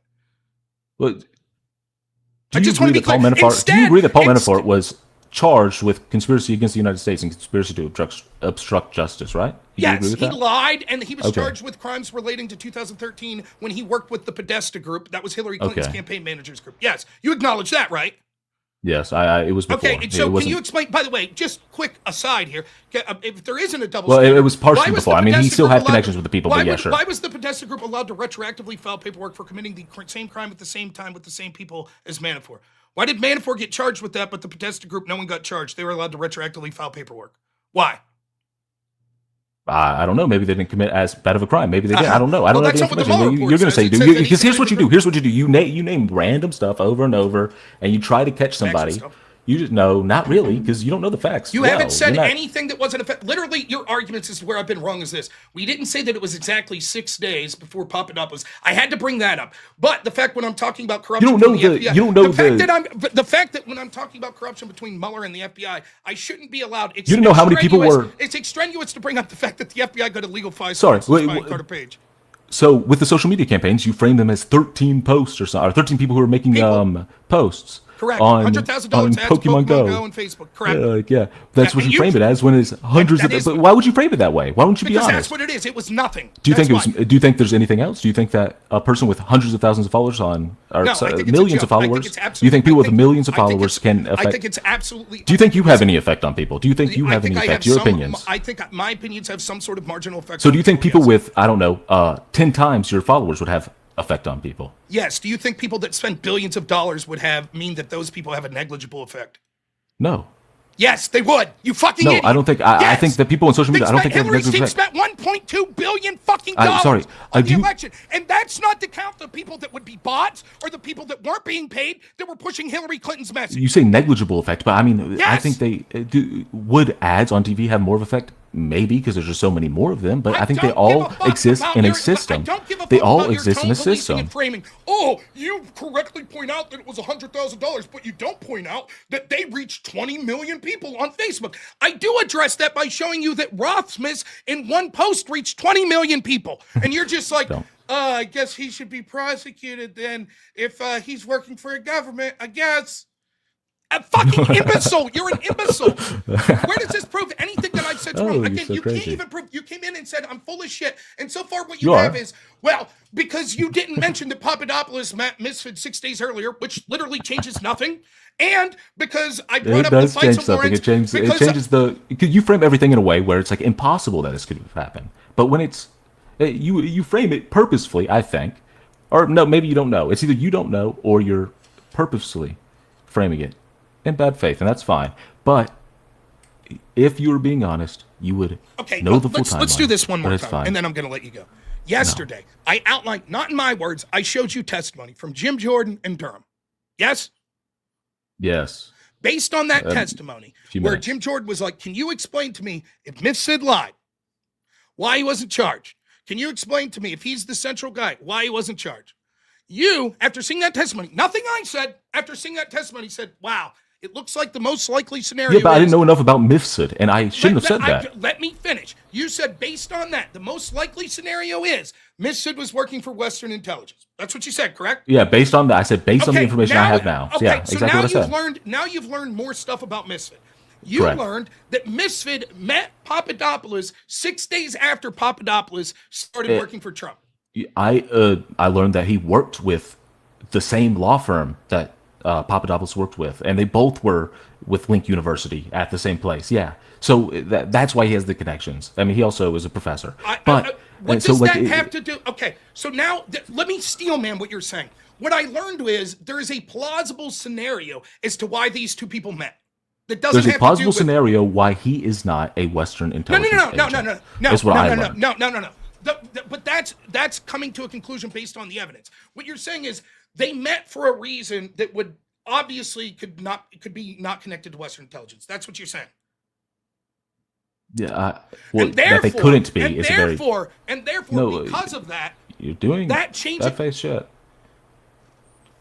You're doing bad faith. I mean, what do you want me to say? Like, no, that's not what I'm saying. Okay, you're saying that there's a plausible scenario it wasn't Western intelligence. Can you explain what that plausible scenario is? That based on that they went to Link University. Well, the plausible thing that they didn't. The reason I said it was plausible that he was Western intelligence is because they didn't try him. But now, knowing more information, knowing the crimes exactly that they charged Papadopoulos with, and the crimes that they had evidence for Mifsud, if they were to charge him, it wouldn't make sense because he's a foreign national, and it would be too difficult.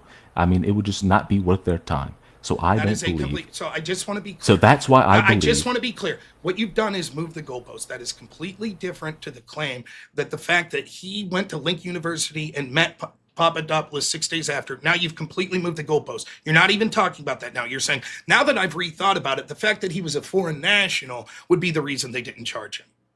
That's a completely separate argument. They didn't charge him, but it also so one, I believe that if he was a if he was Western intelligence, they would have been trying to entrap him from the start, not just randomly. It wouldn't have been that coincidental. It seems unlikely. So wait a minute. Wait. Let's explore this for a second. So let's assume in the world where it is entrapment. So they're not going to try to entrap Papadopoulos before he works for the Trump campaign, right? Correct. Okay, so Papadopoulos starts working for the Trump campaign. 6 days later, he runs into Joseph Misfit. You're like, if it was entrapment, they would have done what instead? Go ahead. How did they know he worked for the Trump campaign at that time? I'm sure it was publicly announced to some degree. It wasn't. It was publicly announced by Washington Post in an interview 2 weeks after. So so I just want to be so wait a minute. Your argument is then okay, so let's say that's true, hypothetically. I think just because me and you as members of the public didn't find out until then, I think that intelligence probably would have known the people that were officially hired on Trump's team before that. But let's assume that's not the case. They didn't know. Turns out our intelligence is pretty bad. They just get their information from reading the Washington Post. Fine. So then 6 days after, Papadopoulos runs into Joseph Misfit. And then it's not until like 8 days after that they find out, oh, actually, Papadopoulos is Western intelligence. So now they're going to... So now they're going to... Let's ask this. Who would have told... So do you believe that they were already spying on the Trump campaign then? I believe they probably were. So do you believe they just spy on all campaigns? They know who works for everyone? I think that it was clear that they were just the Trump campaign? Going after Trump campaign. Yes. So you feel like they... Well, I mean, but that's just speculative, right? I mean, you don't know that. We'll see. So you just it's just a feeling. Okay, well, then how do I argue against your feeling? Okay, so then we'll assume that I'm wrong. And so let's go with your scenario. He All right. met a person at... Do you think he told Mifsud he was working for Trump's team? I know he did, yeah. Okay, so do you think that Mifsud would have went back, and if he was Western intelligence, do you think at that point he would have went back and say, holy shit, I just ran into someone working for Trump's team? Sure. He also, Okay, so if he also had connections with Russian officials, you know, okay, he would be excited about that too. You looked at evidence yesterday and you were like, yeah, but this looks mean like he was. anything. Let me finish. You looked at evidence yesterday and said, yeah, it looks like this guy was Western intelligence, right? Okay. And I said I was wrong. So yeah, I was wrong. No, sure. Let So me wait, finish. hold on. Let me finish. So then you're like, oh, I learned new shit, that you're full of shit, Rob. And what I learned, here's the first thing I learned, you motherfucker, that you're full of shit. Mifsud met Papadopoulos 6 days after. So there. And I'm like, how does this fucking dispositive of Mifsud could have been Western intelligence? And so now that we're going through the timeline, what you're saying is, it just shows us not premeditated. No, what you're saying is, under your interpretation, Western intelligence wouldn't have known Papadopoulos was working for Trump until he tells Joseph Mifsud. Now, if it's true that Mifsud's Western intelligence, then all of that lines up with everything that me and Jim Jordan was saying yesterday. Now, at this point, serendipitously, let me finish. But through emails, it seems let like. Let me finish. Serendipitously. A guy that works for Trump talks to a Western Intel. Then the Western Intel person's like, oh, and says, well, we're going to try to entrap him from there. You're saying, that makes it less likely because in your vision, it was they found out Papadopoulos was working for Trump's team. And then after that, they said, we need to specifically find someone to find Papadopoulos that otherwise wouldn't have bumped into him. And so because that didn't happen, because it happened the former way. I agree with you earlier, and then something you agree with is it wasn't premeditated. That's all that would mean. And that's what I said earlier. Okay, but then I would go into and say that. Given that, then this argument that I was full of shit because the timeline doesn't Well, really I can give become. you- Let me finish. The timeline isn't that important at all when it comes to whether or not my conclusion and Jim Jordan's conclusion that he was and Matt Gaetz's conclusion he It was most weakens likely it. Western intelligence. It weakens that. How does it weaken it? Explain. Well, you We just said went that through you it. believe that they were already spying on them, and that it That's probably true. was premeditated. Or sorry, yeah. So like, I don't know. So what do you want me to say? But what are you talking about? In that scenario, it makes sense. But you said it's probably premeditated because they're already spying on them. Okay, but I'm saying that I was just cutting that out. It doesn't seem likely. Whatever. But then it's Papadopoulos who was the one who's going for that. He's the one talking to them, and he's trying to get them to meet Trump. He's going over and over trying to do that. I mean, there's emails from him. I just finished a very productive lunch with a good friend of mine. What happened was, who arranged the second meeting? I believe what's her name? The Pole. Someone connected to Mifsud, correct? And then he responded to her after a week because he didn't know she texted him or something. So someone connected to Mifsud reached out to Papadopoulos, like, we should meet. Yeah. Oh, and then it was and then multiple times team. But he also went and did it too. And then That's correct. No one ever argued otherwise. I admitted as such every time I talked about it, including yesterday. Yes, it's true. Mifsud's team kept being like, you should come back. And Papadopoulos was like, great, yes, I'm liking talking to this dude. No, None but of that disproves that this he dude would have reached been out Western multiple times intelligence. too. No, sorry, right. hold on. It's no not one, like no one he argued. started No the one conversation ever multiple argued times. that wasn't the case. No one ever argued that wasn't the case. Yes, it's true. This guy that was making himself out to be like this guy that was from Russia and shit. It is true that Papadopoulos sometimes was invited by Mifsud, sometimes reached out to him. None of that speaks anything to do with whether or not Mifsud dispositively wasn't Western intelligence. We understand that Papadopoulos wanted to be a part of the Trump campaign. We understand that Papadopoulos wanted to. He found out that the Trump campaign wanted to get connections to Russia. That was something that was said in the interview, is from his testimony. Cool. We know that Papadopoulos, once he found that out, he tried to find connections to the Trump campaign. Sure, and great. then he started emailing people like Clovis and other Trump campaign officials that he could do this, and they were giving him positive. They were telling him to do it and saying, "Good job." Okay. Okay. Yep. Okay. So it seems like he was a large part in trying to start these conversations. It's not like they were coming after him and they were Western intelligence agents. They were the ones who set him up immediately. Let's assume for a second that Mifsud was Western intelligence. Would it if he was Western intelligence, are you saying it's impossible that while they're feeding stuff to this guy that he wouldn't ever reach out to them? That's your claim? No, but I'm Okay, saying so that then, we can so then understand his how is frame. this? We can So how understand is his. this? So if we're looking at the evidence yesterday, and you're like, based on the evidence I'm seeing that they didn't charge Mifsud, it looks like he was most likely Western intelligence. And now you're like, but Rob, you're full of shit because you didn't include that Mifsud only met him 6 days after he started, and you didn't mention, even though I did mention, but you didn't mention that Papadopoulos sometimes reached out to Mifsud. So there, none of that's dispositive in any way whatsoever.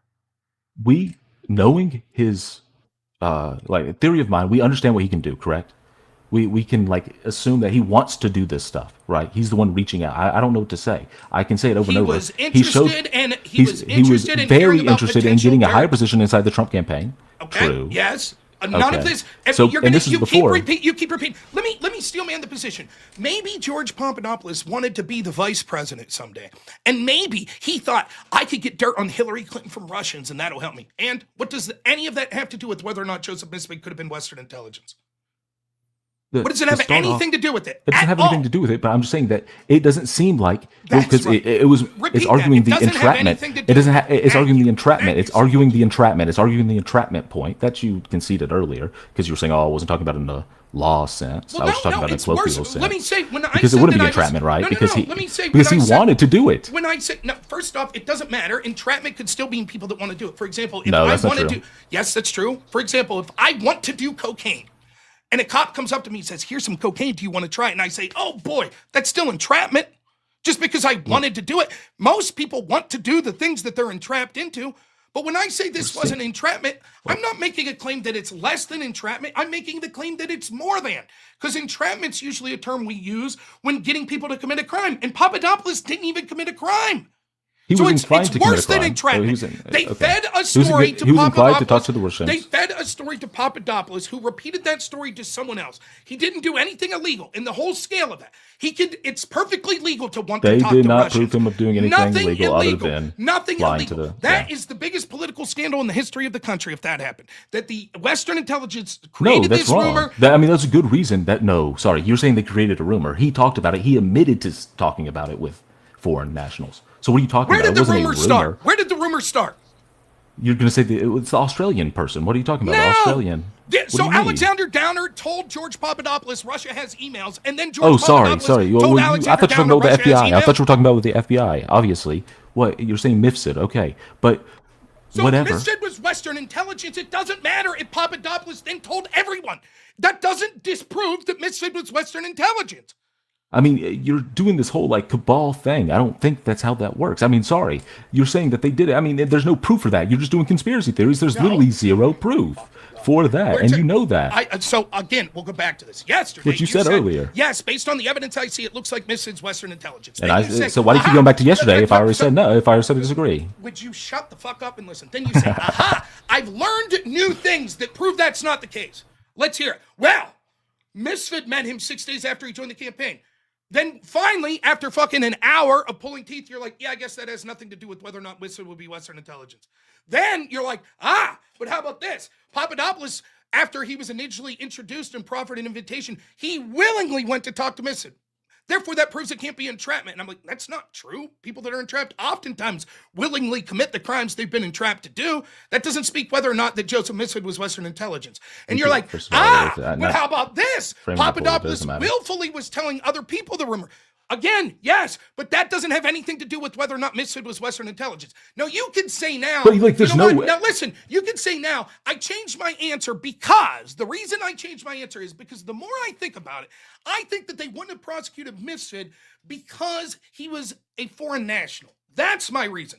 And that's fine. I think that's a bad answer, but at least that's an answer. But that has nothing to do with information that I misled people. That's just you thinking about it and coming to a different conclusion. I didn't mislead to you yesterday, for example, that charging a foreign national could have come with problems. You'll admit that, right? I never misled you into that degree. No, but what I am saying is that you are just going on crazy conspiracy brained shit about you have no proof that he was a Western intelligence agent. Yeah, sure, if I have the same proofs that you believed yesterday, and the only reason that you've changed your mind is, well, now I realize it's hard to charge a foreign national. I said with the evidence that I had of a 2-minute Okay, video, yeah, because so I didn't know anything. so But I then know we more now, went and I through read the about it, evidence. so I have a different. We went through the Well, I know evidence. more And none about of the him we went as an through the evidence, and individual. even you were forced to admit that none of that proves that Mifsud wasn't Western intelligence. It doesn't even speak to it at all. Well, At all, it doesn't. It doesn't say that he's. Yeah, it doesn't prove he's a Western intelligence. Doesn't prove that he's no. Because I said the reason I believe then, which I said earlier, is because that the only reason they wouldn't charge him is because he is Western intelligence, right? That was the reason. If I said, oh well, it seems to be another reason that they wouldn't charge him, then that would make sense, and it seems probable to me that they wouldn't charge him because he's a foreign national. But that's So what I then, said. can That's I why I just said get that. this? Can I get an admission? Then all that other stuff we were talking about, that's not what's making you come to the conclusion. Oh, the reason now that I think that maybe he's not Western intelligence is because there's this other explanation that he's a foreign national, and so it's hard to charge. Is that fair to say that that other evidence, that's not what's impacting you? It's now you thinking about it. And I think saying, it's all of the evidence together. Sure. okay, what does this other evidence over here? Forget about this. Sure. Yeah, I Charge. gotcha. We just went through it painstakingly. What part of that suggests that Misfit couldn't have been Western intelligence? It doesn't say that he wasn't Western intelligence. I didn't say that it proves. I said that suggests. It doesn't. It doesn't do it either way, though. Either way, it doesn't matter. Okay, and so the only reason I believe it was possible that he's Western intelligence was that last reason. So yeah, I agree. There's the only reason that I fully changed. Sure, but the thing is, that's right. All this So it had other nothing to do with information, me but there's all misleading this you. other. So Well, then, hold on. No, you're doing some crazy. I said you were Folson's- saying bullshit. I said you were saying bullshit. Now, let me make Folson's argument for him. Last night, I get Folson. I'll just spin it in a little different color so you can see the absurdity of this. Folson last night sees, not my words, sees Jim Jordan's words. Matt Gates' words says, yeah, it looks like this dude was probably Western intelligence. Then he thinks about it and says, you know what? Though maybe not. Maybe they didn't charge him because he's a foreign national. It'd be hard to charge him. Again, I have answers to that, but forget it. That's okay. Folson, completely fine to change your mind in a position like that, right? But then you come in here and you're like, yeah, but you're full of shit. Like you were wrong about all this stuff, right? And so here's the evidence I found that now shows that you were wrong about Misfit. And imagine that you said this. You didn't even fucking mention that cumulonimbus clouds are the most likely to produce rain. You didn't even fucking mention that. You didn't mention that the Eagles. You didn't mention that the Eagles won the Super Bowl last year. Related. You didn't even mention that yesterday was the trade deadline in baseball. In other words, a bunch of irrelevant facts that have nothing to do with the reason that you've changed your mind. Yeah, but this was tangentially related. What I said was tangentially related. What you did is you came in and said a bunch of. Let me finish. You came in and said you were wrong and gave us fucking an hour and a half worth of irrelevant shit. That by the end of the night you're willing to say, yeah, actually that has nothing to do with why I changed my opinion. But that's why you said I was full of shit. Because the reason you did this was this. Because you realize how damning the conclusion would be. And so you're like, well, I can't just say, well, I changed my mind, right? You have to say, and you were wrong for reasons. And so you bring up all this irrelevant shit, and someone that's less talented than me might have like fumbled over some of that, but I didn't. And I was able to prove like this is all irrelevant to the story. And so at the end, you're like, yeah, that shit that for an hour and a half I was talking about, you're right. That's irrelevant to me changing my mind. But nonetheless, it was interesting. No, it's not trivia. irrelevant. It was interesting trivia. It is not irrelevant. It was to prove the point that it was not premeditated, that they weren't trying to entrap him from the start. That was the point, and I said it over and over and over. If you don't understand that, that's on you. That's on you. That's not true. Like, even in a literal sense, you could say they didn't intend to. It seems very unlikely. Sorry. I know I need to be very specific because you have zero good faith. I need to be very specific. I'm sorry. That's my bad. I'm saying it's my bad. It seems very unlikely to be the case that it was entrapment, that was premeditated. No. Okay. Let me. What does premeditation mean? Well, that they did planned on it before they took the inciting action. Sure. Okay. I agree with that. My argument would be this: if your scenario could point to the fact that before the day that Mifsud met Papadopoulos, they had not premeditated targeting Papadopoulos. That's probably true. I don't think that they did. I don't think that Papadopoulos was a dude on their radar before he was on Trump's team that they were like, we're going to target this guy. So I do not think that there was a premeditation before Papadopoulos met Misfit that they were going that's to. Not what I'm talking about. I'm saying even when he was on Trump team. By the way, even in the other scenario, you acknowledge this then. If Misfit was a Russian spy, a Russian asset, then you acknowledge that Russia didn't premeditate to work with Papadopoulos, right? Yes. Okay, but once the opportunity arose, whether he be Western intelligence or Russian intelligence, certainly they premeditated at that point, let's concoct a plan. In either scenario, at that point, they premeditated a plan, right? Here's the plan. If he's Russian, would you acknowledge that at that point it's premeditated? Ooh, we have found access. Now, let's enact this plan. It wasn't that they just were off the cuff, like, by the way, we have emails, and they hadn't thought about it. In other words, it was a plan that was formulated. Sure. I mean, like you're saying the same would be true if it's Western intelligence. Yeah, sure. But like, the problem is that I stopped listening to you because you go on a fucking rant, and I've been talking to you for hours. Honestly, I literally didn't even hear anything you said. I just said sure. Well, that's honest true. To God. You said sure about what? I literally don't know. I just said sure because I was just when reading When something. did you say sure? Just now? Just now, or yeah. earlier? What did I just said? I have no fucking idea what you're saying. Explain it. If premeditated means formulating a plan. Yeah. Okay, we have two scenarios of Joseph Misfit, right? Either he's working with Russians or he's working with Western intelligence. Is that fair? Yes. They probably didn't premeditate that Joseph Misfit was going to do this shit with Papadopoulos before Papadopoulos is on the team, correct? Sure. Okay, whether in both scenarios, Russian or Western intelligence. Then, if you believe it was if you believe this, I mean, if you believe it was Russian intelligence thing, yeah. I mean, he could just have connections to Russian people, right? But it doesn't matter. Okay, fine. Right. It wasn't like, let's assume in the scenario the FBI is saying that Mifsid's Russian. Previous to Mifsid bumping into Papadopoulos, I don't think that Russia had a plan. Joseph Mifsid, go bump into Papadopoulos. It probably just happened, right? In fact, I believe Papadopoulos testified that he had met. That Mifsid had no interest in him in the conversation until he mentioned he worked for Trump. And then, like, his ears perked up. Said yes. Right, yeah. right. So then at that point, it's like, oh. Now, at this point, we're in agreement. Previous to that, it is not likely that there was a plan, whether it be Western intelligence on one hand or Russian intelligence, that there was a plan in place before that moment for Joseph Mifsid to target George Papadopoulos. We're in agreement there, right? Yes. So in that sense, it wasn't premeditated up to that point.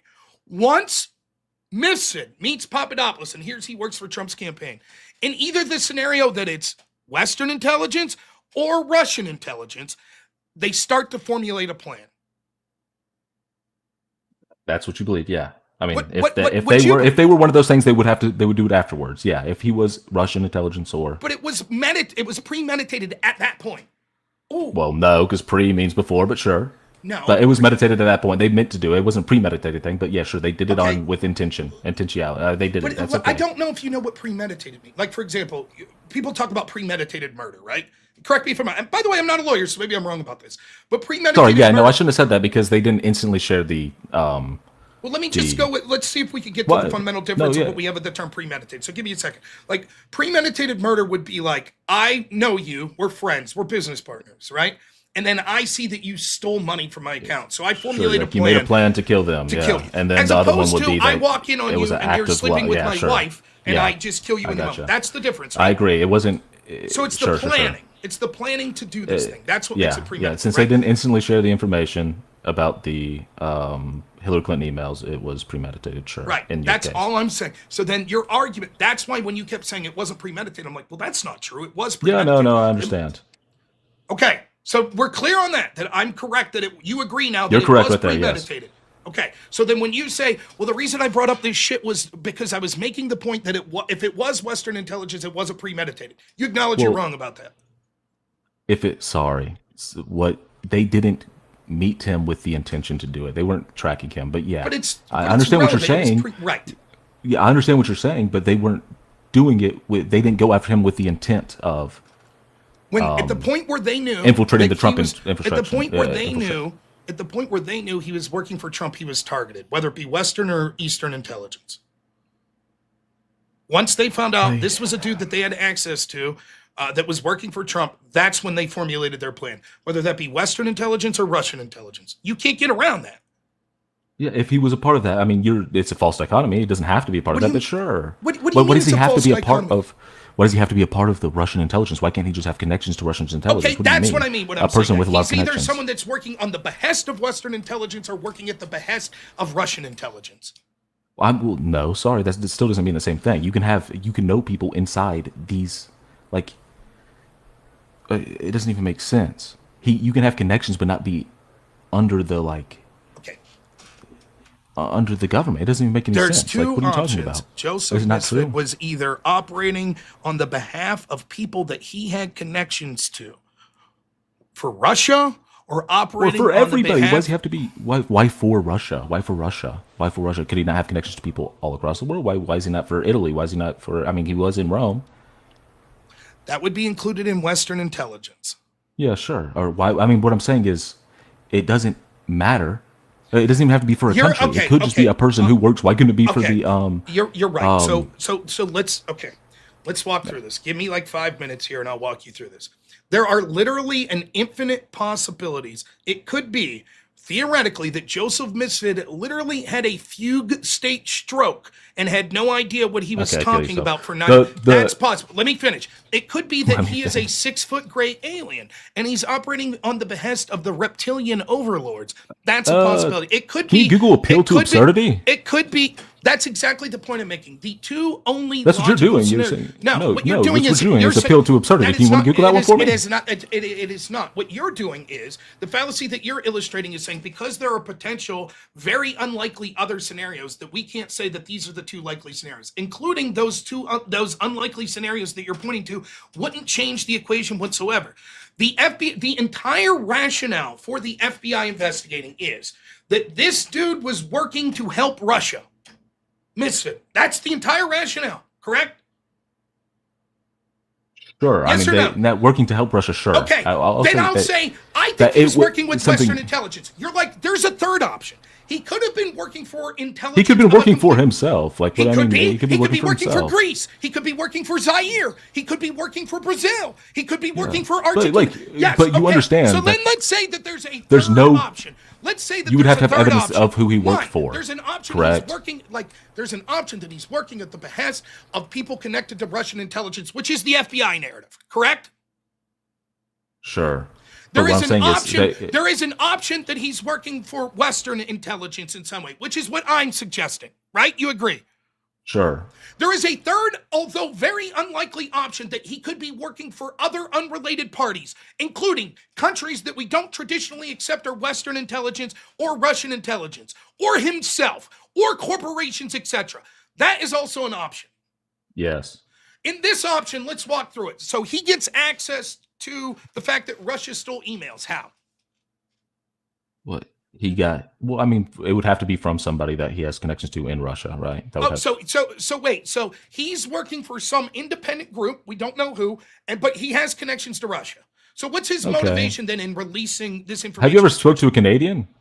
Yeah. So, and what's his motivation? Okay, what I'm saying to- is like, do you what- know what's people his from Canada? motivation? What I'm saying is like, what do you? It doesn't mean you're working for the Canadian government. So what's his motive? Then what's the motivation? So he's working for the Canadian government, which I would consider Western intelligence, but apparently you No, don't. sorry, I'm saying you. I'm saying you. If you speak to people, he doesn't have to be working for them to have connections with them, right? You agree with that? So you were saying for What some is reason his- that they were connected. So, You were saying that just to be clear, then you're trying to make right? the point that because he got the So information you have from zero, Russia, so that the he FBI is has connected to zero Russia. evidence. So you're making the point that neither you nor the FBI have zero evidence, nor would ever make the claim that Mr. I mean, the was reason I working make that with claim is Russians. because Just to be the clear. reason I make that claim is because No, the don't because the answer Hillary the email question. leaks because Answer the the Hillary the reason I make that claim is because the Hillary email leaks were worse for Hillary Clinton. It was worth for her campaign. So then- and so was the social media campaigns. They were focused on helping claims that- Donald and the Trump win claims the that election. Misfit- and the claims So that that's Misfit- why. And the well, okay. Well, then if you could do that, the claims that Misfit made to Papadopoulos were worse for the Trump campaign because it allowed them to be investigated for 4 years. No, because he Yes, gave them to yes, the it Trump did. campaign. They gave Yes. him to the Trump campaign. Like it's not something Misfit Yes or no? Misfit Did the did, claims right? that Misfit made be used as the precursor for the FBI investigation into Donald Trump and Russia? What is this? I mean, they're not Yes or no? actually. They're not causally related, though, right? I mean, They not are actually. causally right. Right? It Not. is- Or not sorry. only So let me are use they- like a different not language. only So are they causally related, it is They're the causally related, but direct doesn't mean that- cause. It is the Sorry. direct cause. no, the direct cause was What is the direct Papadopoulos. cause? Give The me direct the- cause give was me- Papadopoulos. The direct cause was Papadopoulos, right? And who Telling told people. Papadopoulos the information? Him. Okay. Well. If Mifsud so hold on. if Mifsud never tells Whoa, whoa, whoa. Papadopoulos this, does Papadopoulos tell Alexander Downer? So you're Yes, doing like this very answer the weird question. thing, If Mifsud, right? Answer the question. If Mifsud never tells Papadopoulos this, does Papadopoulos tell that to Downer? Hold on. Where'd you get that water from? If Mifsud never Do you have tells water on your table? Papadopoulos this, You have water on your Mifsud table, never- correct? What are you talking about? Do you have water on your talking table? about. We're not talking about things that are irrelevant. We're talking about a direct causal line. No, what I'm saying is you are just saying random shit. Like, It's not did it come from the random. I mean, clouds? Where did it come from? Like, we would say they're different things. They're saying they're different things. People say Folson's the one who started this. You say, do you have water? It's not Folson's fault. It's the fault that Folson bought a water before that. And when he bought that water, that money went to this other guy. And when it went to that other guy, he invested it in Sig Sauer. And it went this is kind of what you're doing, actually. They created a gun. And then when Sig Sauer created the gun, they got ammunition. And the ammunition was manufactured in What Arkansas. crime again? And so therefore that's... What crime again was Papadopoulos? What crime again was Papadopoulos charged for? Papadopoulos wasn't charged with the crime. What was the reason that the FBI started the investigation into Trump-Russia collusion? Because Papadopoulos told an Australian diplomat that he knew about the Hillary. And who told Papadopoulos about that stuff? Before. Who told Papadopoulos about Okay, so that listen, stuff? Mifsud told him about it. But thank you. Guess what? But why do we have to pretend that wasn't the case? No, I'm not pretending that wasn't the case, but you're for some reason making it like mean something different than what it means. What are you they weren't talking charged. It's not about? illegal. He could have told. It's not. I'm not. It is irrefutable. You're the only person I have ever heard. Only. But is it illegal? Was it illegal for him to say that to him? Is it illegal for him to say that? Nope. Never. Okay, I didn't think it was. That's further evidence that it was absurd to open this investigation. And what does that have anything to do with what I'm saying? Explain to me why that has anything to do with what I'm saying. What if he could tell this information, then he didn't do it to get them trapped into something, right? If it was information they could know, if they could meet with Russian people, it doesn't matter. If Joseph Mifsud never tells George Papadopoulos this, is there an FBI investigation based on this into Trump's team? No. If you weren't born, then I wouldn't be talking to you. If you're like, well, the reason I say he's Russian intelligence is because the emails that were leaked ended up helping Russia. Therefore, that's why I assume he was Russian intelligence. And I'm like, yeah, but if we're going to do that, right, I could say, well, if what he told Papadopoulos actually, without him telling it, would have never benefited. The email leaks would have happened anyways, right? It didn't matter. So if Papadopoulos never told people outside of the Trump campaign, it wouldn't have mattered. We agree. That's true. That's fine. Yes. Okay. So how was it? How was it? So you're saying the intention of Mifsud was to I'm saying hurt the Trump campaign, but it couldn't have possibly been the intention because he couldn't know that he was going to say it to the Australian diplomats. If I operate under the assumption that Mifsud was Western intelligence, and your argument is if Mifsud said something that benefited your argument. If Mifsud said something that benefited Russia, then therefore we must say that it must be most likely that he was working with Russians. And I say, but it didn't benefit Russia. Mifsud, if he never says a word to anyone, the entire email leaks that allegedly hurt Hillary Clinton still come out without Mifsud saying anything. So in reality, the things that Mifsud said only end up benefiting Western intelligence and the Hillary team, which by the way was a plan that they had concocted and we're talking about. That they were going to smear Trump as connected to Russia. And you're like, but what if he had a glass of water? If there was water on his desk, then we blame What's the timeline? Water. What's the timeline of them saying that? What's the timeline of them saying that? Was it before her emails were leaked or was it after? Was it before the investigation started or was it after they started saying this? Because you're saying like, oh, they're going to use it this way. You said the Hillary campaign is going to use it to say Trump is connected to Russia, right? Yes. Was that before or after the investigation started? They had confirmation on July 26th that they formalized the plan. Presumably, they were effectuating this plan even before that, if that's when they officially said yes. So, for example, we have evidence. For example, we have evidence today that was released that a guy from George Soros Open Society knew that this was going to occur, that they were going to distract from Hillary's server, and that the FBI would pour oil on the fire. So they knew previous to this. And what was the date that Mifsud told Papadopoulos? I don't know. May 6, 2016, yeah. May 6. Okay, so what we know is prior to July 26, other people such as the George Soros Open Foundation knew that Hillary's team was going to do this. And then, let's see. I think 10 days after meeting with Mifsud, Papadopoulos suggested to a representative of foreign government that the Trump campaign had received indications that the Russian government was going to assist the campaign through the anonymous release of information. Right. So, I mean, they had the information before. You're talking about two separate things. What the campaign of Hillary Clinton wants to do. What the campaign of Hillary Clinton wants to do. Right. To win the election has nothing to do with the investigation starting. They are separate claims. I don't know what you're talking about. That's true. The investigation started directly 5 days after, allegedly, though I think we'll find out it was before. But the official FBI narrative is 5 days after Hillary Clinton's team formalized this plan, and after John Brennan had informed Barack Obama that she'd formulated this plan, they started the investigation officially. Do you believe that the FBI got the tip right after the Hillary leak happened? The FBI got a tip from Australia right after the Hillary leak happened. Maybe, correct? yeah, sure. That's the claim, sure. Okay, so if that's true, once they had that information, they were going to use it, right? No, we in don't their know campaign. That. No, Wait. They were using it in their campaign. They're separate things. They knew they had this information. They knew that election, or they knew that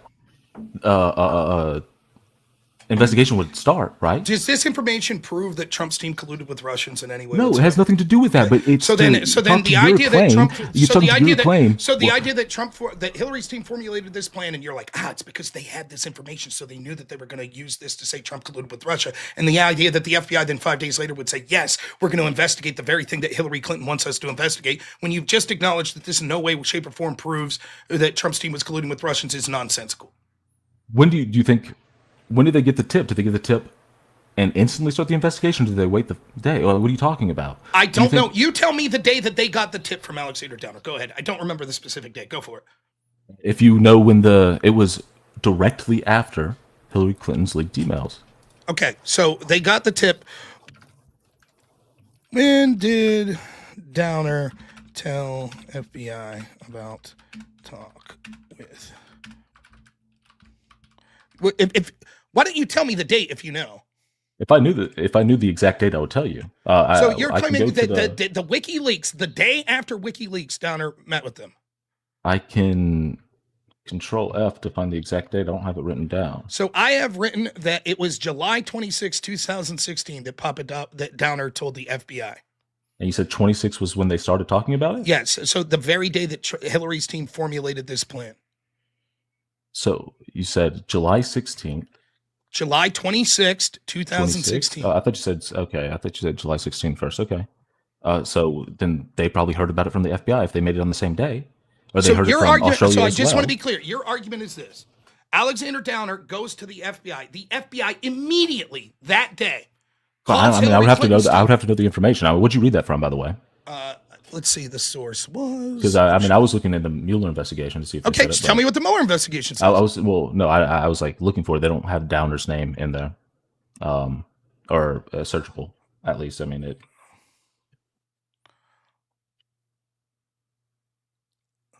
It was from the New York Times. It's behind a paywall, though. What you give me the date? I don't understand. You keep making important. I don't think that this date's that important at all. Well, you keep making the claim. The utmost important. You're making the claim that Hillary Clinton's campaign is the one who is like forcing this to happen, is forcing this investigation to happen. I think the dates matter. That's like the only thing that matters. Well, you know, she's forced this, right? She said that we want this, and then 5 days later, the FBI did it. That's true. We know that.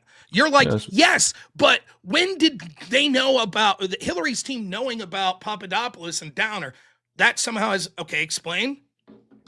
If she knew about it before and knew it was damning information, they would start an investigation, then it would make sense for her team to use it in their campaign. I mean, what are you talking about? I think but you just said, okay, we agree. It would make sense for them to use it in the campaign. Yes, it would make sense. What does that have to do with the idea of smearing Trump as colluding with Russia? You already said that this doesn't even suggest that Trump was colluding with Russians in order to affect the election. You already said it. By the way, to the rest of the callers, I'm probably not going to get to you. I've already gone an hour overboard. So, or did you misspeak again? Sorry, say it again. I'm reading. You already said. I said specifically. How does this suggest that the Trump campaign colluded with Russians? You're like, it doesn't. Okay, and I'm like, Hillary's narrative was we're going to smear Trump as colluding with Russians, and you're like, well, maybe they came up with that because they got this on the same day. Yeah, if they got it on the same day, then that would make sense. Okay, but you just said that this doesn't suggest that Trump's team was colluding with Russians. Well, it doesn't matter if it's sorry. So, do you think that they have to tell the truth in their campaign? No. Do you think everything? Well, hold on.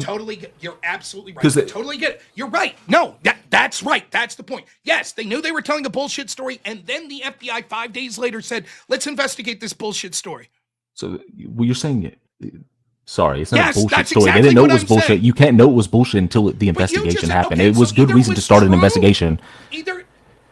It's a good reason to start an investigation. What you said yesterday, you said, it doesn't mean you said yesterday, you don't need.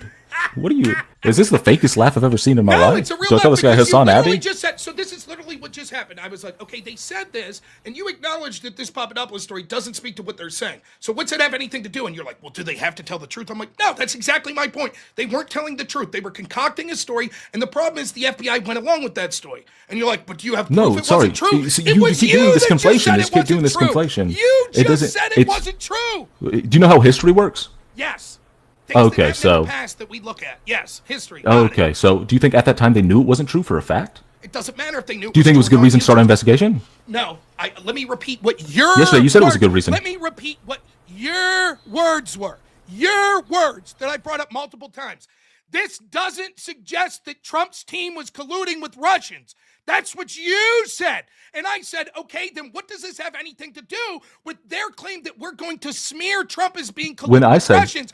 When I say it doesn't prove. Your response was, it doesn't, do they have to tell the truth? I say no. That's the entire point. They concocted the story, and then 5 days later, the FBI went you're doing this conflation or you don't understand. I'll tell you again. I'll tell you again. Hey, you're doing the conflation. It's fine. I got you. I understand. You don't understand. That's fine. How history works? Do you understand? Do you have a bottle of water on your desk? Did Rothfuss tweet about this? Have 23 million people seen about this on a tweet? Is that what happened?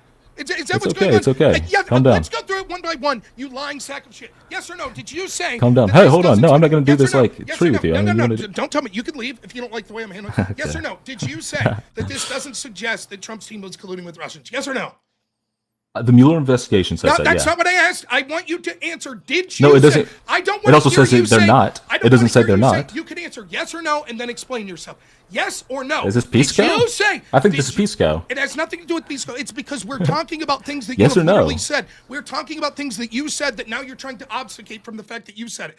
Did you say this does not suggest that Trump's team was colluding with Russians? It doesn't confirm or deny that they were. That's not what you said. Colluding. You said it doesn't suggest. It doesn't necessarily suggest, but it also doesn't suggest the other way either, because so that's how investigations start. Nothing happens until investigation happens. So just to be clear, there is literally billions of things we could say doesn't confirm or deny that Trump was working with Russians. Whether or not this is water or Kool-Aid in my jug doesn't confirm or deny whether Trump was working with Russians. Correct? So let's start an FBI investigation into Trump to see if he was working with Russians. Okay. So you don't believe that that the Trump campaign having information about Hillary's emails being leaked before it happened would be suspicious enough to start an investigation? I don't believe that Trump's team. Well, I disagree with you. I don't believe that Trump's team having access to information that literally everyone in the world that had a newspaper had, that it was most likely that foreign adversaries got Hillary Clinton's emails because she had an unprotected server would somehow justify investigating them. Nope, don't believe it.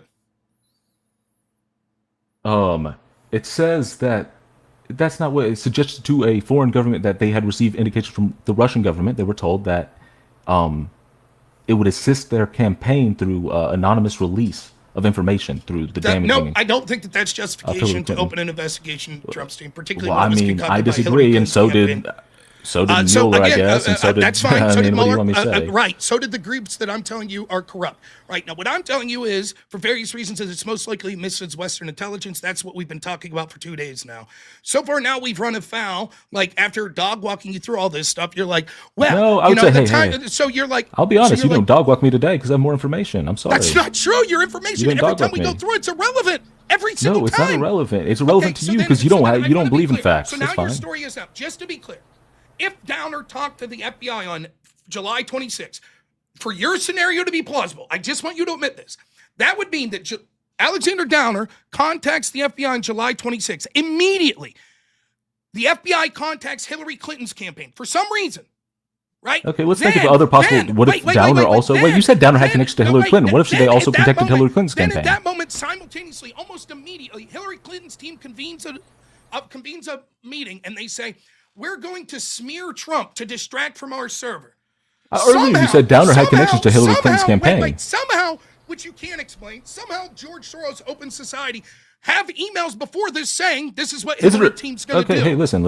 Is it or is it not true that Hillary Clinton's team, or what you said earlier, that Alexander Downer worked with Hillary Clinton's team? Correct. At some point. Okay, so is it not plausible that he could have sent the information to Hillary's team as well as the FBI? So Alexander Downer thought it was important enough to send it to Hillary Clinton's team, but not the FBI initially?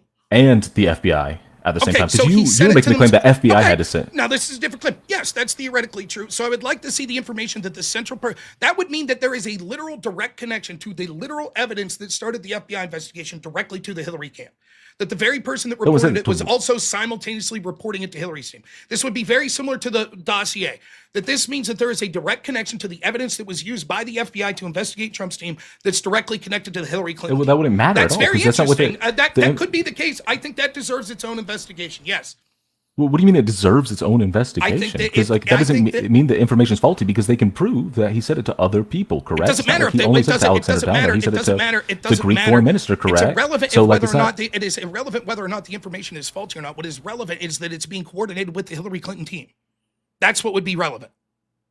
Sure. I mean, can you explain? Can you explain the emails we get today from? Well, is there anything illegal? Can you explain? Can you explain the emails? How's it illegal? Today? Can you explain to me? Can you explain to me the information we're receiving from the Durham annex today that shows previous to July 26 that people in Europe, in George Soros Foundation, knew that Hillary's team was going to concoct this scheme and that the FBI would then pour oil on it? Can you explain how they knew if Alexander Downer didn't tell her until the exact time they told the FBI? How would they know that? I haven't read anything from today, so I don't know what you're talking about. Okay. I didn't read anything released today. Well, that's your mistake, I guess. It came out yesterday. Which, shocking. Oh, I mean, I read a thing maybe you posted. Did I see a tweet from you? I don't know. Maybe. Well, you didn't see it with the millions of other people like Rothmas, right?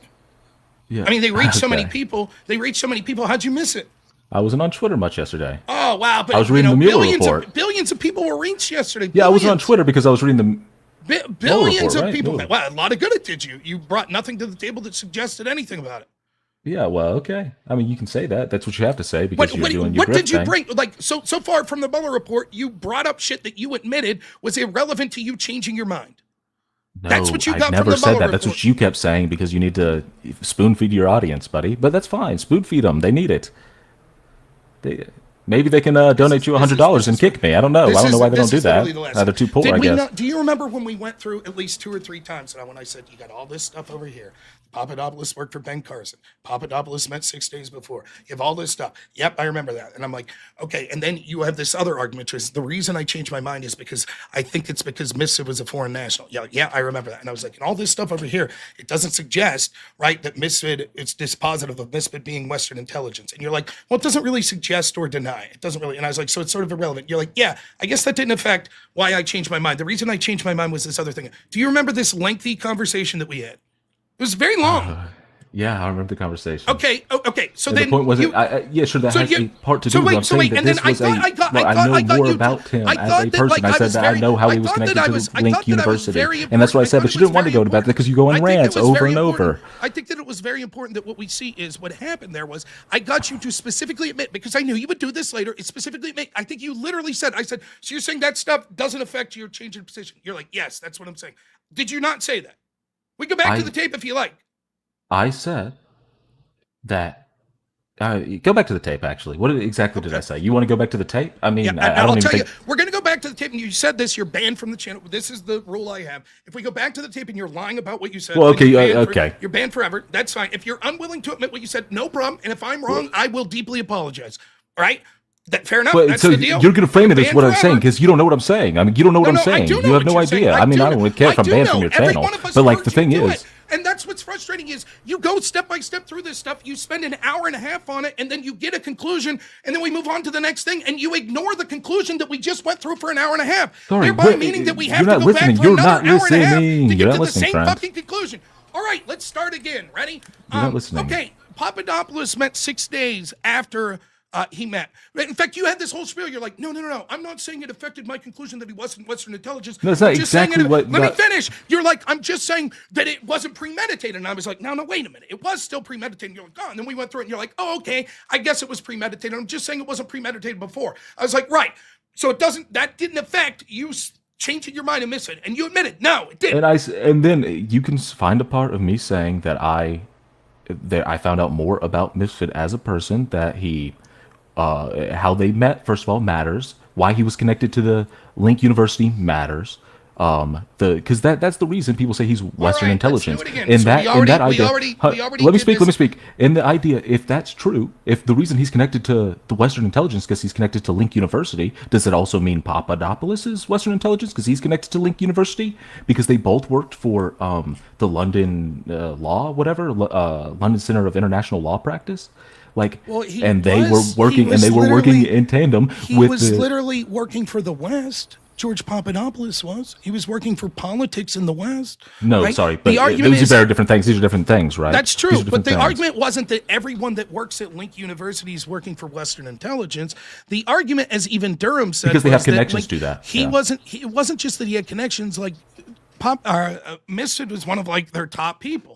And that all of his friends and family said, we always assumed that he was connected with Western intelligence. In fact, I've done research that shows that he was buddies with this dude that was an MP in Brussels for the European Union that he was palling around with all the time. So everyone always assumed he had connections to Western government and Western intelligence. The fact that I wouldn't say that some temp professor or some temp speaker there probably also had connections to Western intelligence. What I'm suggesting is, because this is it would be like if you go to West Point, you probably have connections to some degree that people, if you're a high-ranking person at West Point with U.S. military, it's a military academy. That's sort of what Link University is, right? Yeah. Irrelevant. So the point that I'm trying to make is we went through this 3 fucking times, and this is what's so frustrating. I know I get animated and shit like that. I have fun doing it. I'm having a blast doing it. This is why I've kept you on so long. But it is incredibly frustrating, and it's like when literally we walk you step by step by step by step, and then you make a conclusion. And you're like, oh, okay, right? And what we did was we walked you step by step. I'll do it one more time. And this time, I'm going to timestamp it. I'm going to timestamp your answer, right? And I'm going to write it down. And if you ever come on again and say that you didn't say this, you're booted forever. Because I'm tired of wasting my time and everyone else's. At this point, it's becoming not fun for me. Is it dispositive that Misfit worked for Western intelligence because he was at Link University and that he met Papadopoulos 6 days after Papadopoulos started to work? It doesn't prove or disprove it. No. Okay, so it doesn't speak either way as to whether or not it adds the chance he is Western intelligence or remove from it. That's what I said, yeah. Okay. That Papadopoulos worked for Ben Carson. Does that change your evaluation of Misfit? No. Is any of the stuff that you talked about outside this, because that was your big thing, that they met 6 days after, the fact that they both met at Link University, does that increase or decrease the chance that Misfit worked for Western intelligence? I would say that it decreases a portion of what I believe your argument to be at the time. Okay, yes. And what is my argument at the time that you think the argument at the time is that they were tracking him and they were going after him, and I don't believe it is plausible that they knew that he worked for them. But you changed your argument today. But that's why I brought it up in the first. Show me anywhere. Show me anywhere. I want you to show me anywhere yesterday or anywhere in the that hours is the impression I got. I mean, I'm not going to be able to. I haven't listened to hours and hours. I talked to you yesterday. What you're saying is you claim in here saying I was full of shit because you assumed I was saying something that I've literally never said.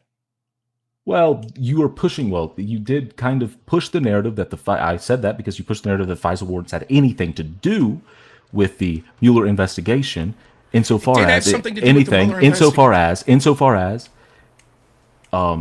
the things they found of Papadopoulos. I mean, that's just a fact. They didn't use any of the. I don't believe that I ever said that the FISA had anything to do with. Yeah, but when we're talking about Papadopoulos, and then you bring up the FISA warrant, you're doing something to distract. I brought up the overarching. Now, it was my show. I remember what I was talking about. Right? Here's what I was talking about: the corruption of places like the FBI and Bob Mueller. So you're just saying it for fun. You were saying it for fun. It had nothing to do with. It had nothing to do. You were saying it for fun. That's fine. No, let me repeat what I was doing. I was trying to prove a case that the FBI investigation into Trump was bullshit. That it was corrupt. And that by extension, so was the Mueller team, and so was a bunch of other people that we see around it. Do you agree or disagree that that's sort of been my central thesis? A part doesn't disprove the whole. I don't know what to say. So it doesn't matter. Yes, so it's an absurd thing. It's a absurd thing to do. So what you're trying to do is make a story for your audience so they will believe that everything's corrupt and that we should disband the Federal Bureau of Investigation. Come on, I don't know. You'll acknowledge with the FISA warrants that the FBI was corrupt. Obviously, they did not. There were 17 errors? Yeah, obviously. What is this? Okay, obviously, yes. Okay, so perfectly fair ground when I'm talking about corruption at these institutions like the FBI going after Trump to talk about the FISA warrants, yes? I think it's absurd when we're talking about a specific That's not the question I asked you. Well, you want me to answer yes or no to everything, answer? but why can't wait. Watch. Let me here. What if I'll I do answer this for you. Here, we'll put you on mute, and I'll just do you. Rob, I don't think that just because the FBI was corrupt means Bob Mueller was corrupt. So yes, you're absolutely correct. If you're talking about these institutions being corrupt, clearly you're right to talk about the Florida page warrants. But I don't know that that speaks to Bob Mueller being corrupt.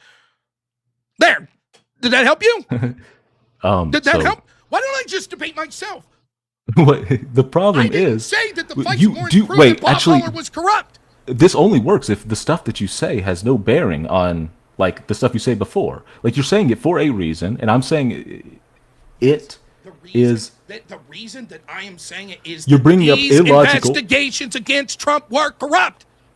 That's the argument. I never said. I think when we're talking about George Papadopoulos, I'm uninterested in the FBI. I'm uninterested in it.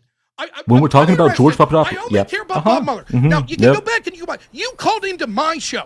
What I've been talking about for a week was, I brought up two articles. I'll bring them up right now. There are two things that I wrote. One was from 2017. One was from 2018. I said, the fundamental things that we look at when it comes into the investigation, the Trump-Russia investigation. First, we were told that it started because of the dossier and things like that. Then, once it became out after a year that it was actually funded by Hillary Clinton, the story changed. And all of a sudden it became, no, it started because of this Papadopoulos thing, officially on July 31st, 2016. I said the two things to look for in this investigation are, one, any evidence to suggest that the investigation started before July 1st, 2026, which would prove that they were full of shit and when they said that it was open because of this Papadopoulos thing. Second, evidence that proves it misses Western intelligence. But the whole thing proves that through the FISA warrant process, all the way through the opening of the George Papadopoulos, that it was corrupt from the get-go. It was a plan concocted by Hillary Clinton's team that she was working in collaboration with the Obama administration and their intel. That's the fucking story I've been telling for a week. Then you call in and you're like, oh, I just think you're mealy-mouthed. You're not even really saying something. And apparently in the process of talking about Bob Mueller destroying phones, I talked about the FISA warrants and things like that that Peter Strzok was connected to, and you're like, how could you bring that up? How could you bring that up when you're just randomly bringing stuff up that has nothing to do with the topic you're talking about? You fucking idiot. It has everything to do with what I'm talking about. The FISA warrants don't speak. It does not speak to Bob Mueller being corrupt, that the FBI corruptly issued FISA warrants. The things that speaks to Bob Mueller's team doing a cover-up job are, one, him not charging Joseph Misfit. The other thing I talked about was the fact that they wiped those iPhones, which you still haven't fucking had an answer for. And you're like, well, yeah. We didn't bring this first time you brought it up today, warrants, yeah. You mentioned FISA warrants, which, by the way, Rob, you were correct on what you mentioned about them. But I just want to make it clear it doesn't have a connection to Bob Mueller. Cool? And? I am talking more meta about why you do the things you do, right? What do you think my motivation is?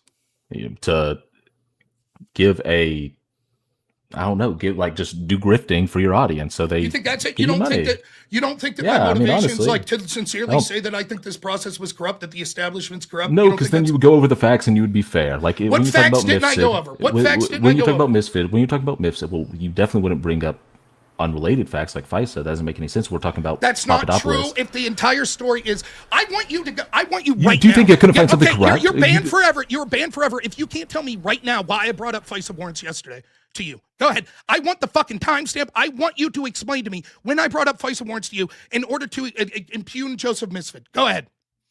I want to hear it right now. It's not going to be that exactly. I'm saying the meta thing. How am I going to find it? How am I going to find it? What are you talking about? 30 seconds? Last word, you fucking piece of shit liar. Like, I'm so tired I'm not of this. a liar. I want you to explain to me in your own words what happened. Yeah. We're talking about Bob Mueller. We're talking about Misfit. And you're like, well, Joseph Misfit, that's weird. And I was like, oh, by the way, Carter Page FISA warrants. So I know why you're doing it. What I said. You're saying that the FBI is corrupt, and you want to make that a part of the idea. I understand that. You just agreed what I'm saying is, but if we're talking about Papadopoulos, which I believe we are, then it doesn't matter. The FISA warrants don't matter for this. I mean, I could bring up cases where the police were corrupt, but it doesn't mean. Okay, so the FBI. What you're saying is, let's say that I'm going after the Democrats, and let's say I target three. I target Kamala Harris. I target Tim Walz, and I target Pete Buttigieg. Right? Mm-hmm. Trump's FBI targets them, and you are like, well, when it came to the targeting of Tim Walz, Trump's FBI was corrupt, and when it came to the targeting of Pete Buttigieg, Trump's FBI is corrupt. Here's the evidence to prove it. But don't you dare mention that corruption when you're talking about the FBI looking into Kamala Harris. We have to assume everything was above board there. It would be unfair to mention that same organization ran by the same people. We have to assume that they're not corrupt when it comes to the investigation. It would be so wrong to say, wait a minute, here's questionable things in their investigation of Kamala Harris. When we're talking about a specific instance, we should assume we should go off the evidence that we have. Yes. We know they were corrupt in their investigation of Tim Walz, and we know that, but you can't bring that up. That would be ridiculous. Instead, you just have to say, we don't know. We don't know why these strange things happened in this investigation. No, we can go over the evidence. If we're talking about a specific instance, we can go over the evidence. We wouldn't bring up FISA. You also speak to the people that you know were corrupt that we're doing. You're doing that so for your audience. I mean, that's fine. No, it has nothing to do. It has nothing to do. It has nothing to do with doing it for my audience. I'm saying the FBI was corrupt. I'm saying here's how they are corrupt in here. Right? Now, the other thing they talk about is Papadopoulos. Right? Here's where they were corrupt here. That's what I'm doing. Yeah. You're saying they were corrupt one, but understand. You agree multiple times that it doesn't matter that they were corrupt in one instance, not going to be corrupt in.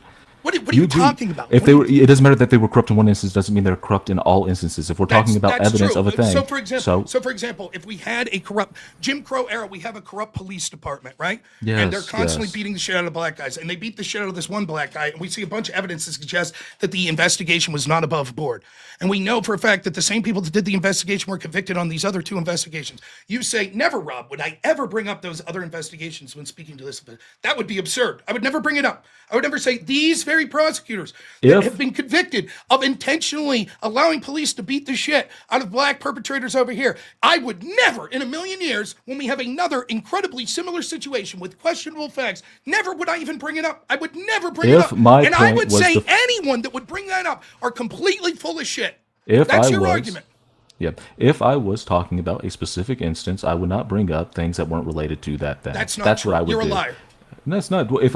So you tell me I'm a liar. I just want to be clear. If we're talking about Donald Trump, right, and you say, I think Donald Trump's lying about this, you wouldn't say because he lied about other things. You would never say that. If we're talking about a very specific thing that we have like an investigation on, then we would look at the facts from the investigation. Forget about that. You just made the claim. You said if we're talking about one thing, I would never bring up other things that happened. That's what you said. So you would never say. I just want to be clear. I like how you don't let it. For example, if I said Trump said he was never on Epstein Island, you wouldn't say Trump lies all the time. You wouldn't say that, correct? Well, that would have nothing. No, I actually don't think. I don't think that makes sense. It doesn't make sense. It's not connected. You would say, why would speaking to whether or not we know Trump's a liar, why would that even matter? That has nothing to do with if it's true or not. It doesn't matter. So I don't care. No. It doesn't matter. That's bullshit. You know that you're full of shit. You know that's not true. It does. Okay, so but you do agree I just want, in case we ever talk again, I want you on record right now. What you're saying is you will never, ever, ever talk about an administration and other things they did. Anyone in that administration, or for that matter, any person or group that we ever talk about, you will never, ever bring anything else up that those groups ever did if we're talking about a specific situation. That's your claim.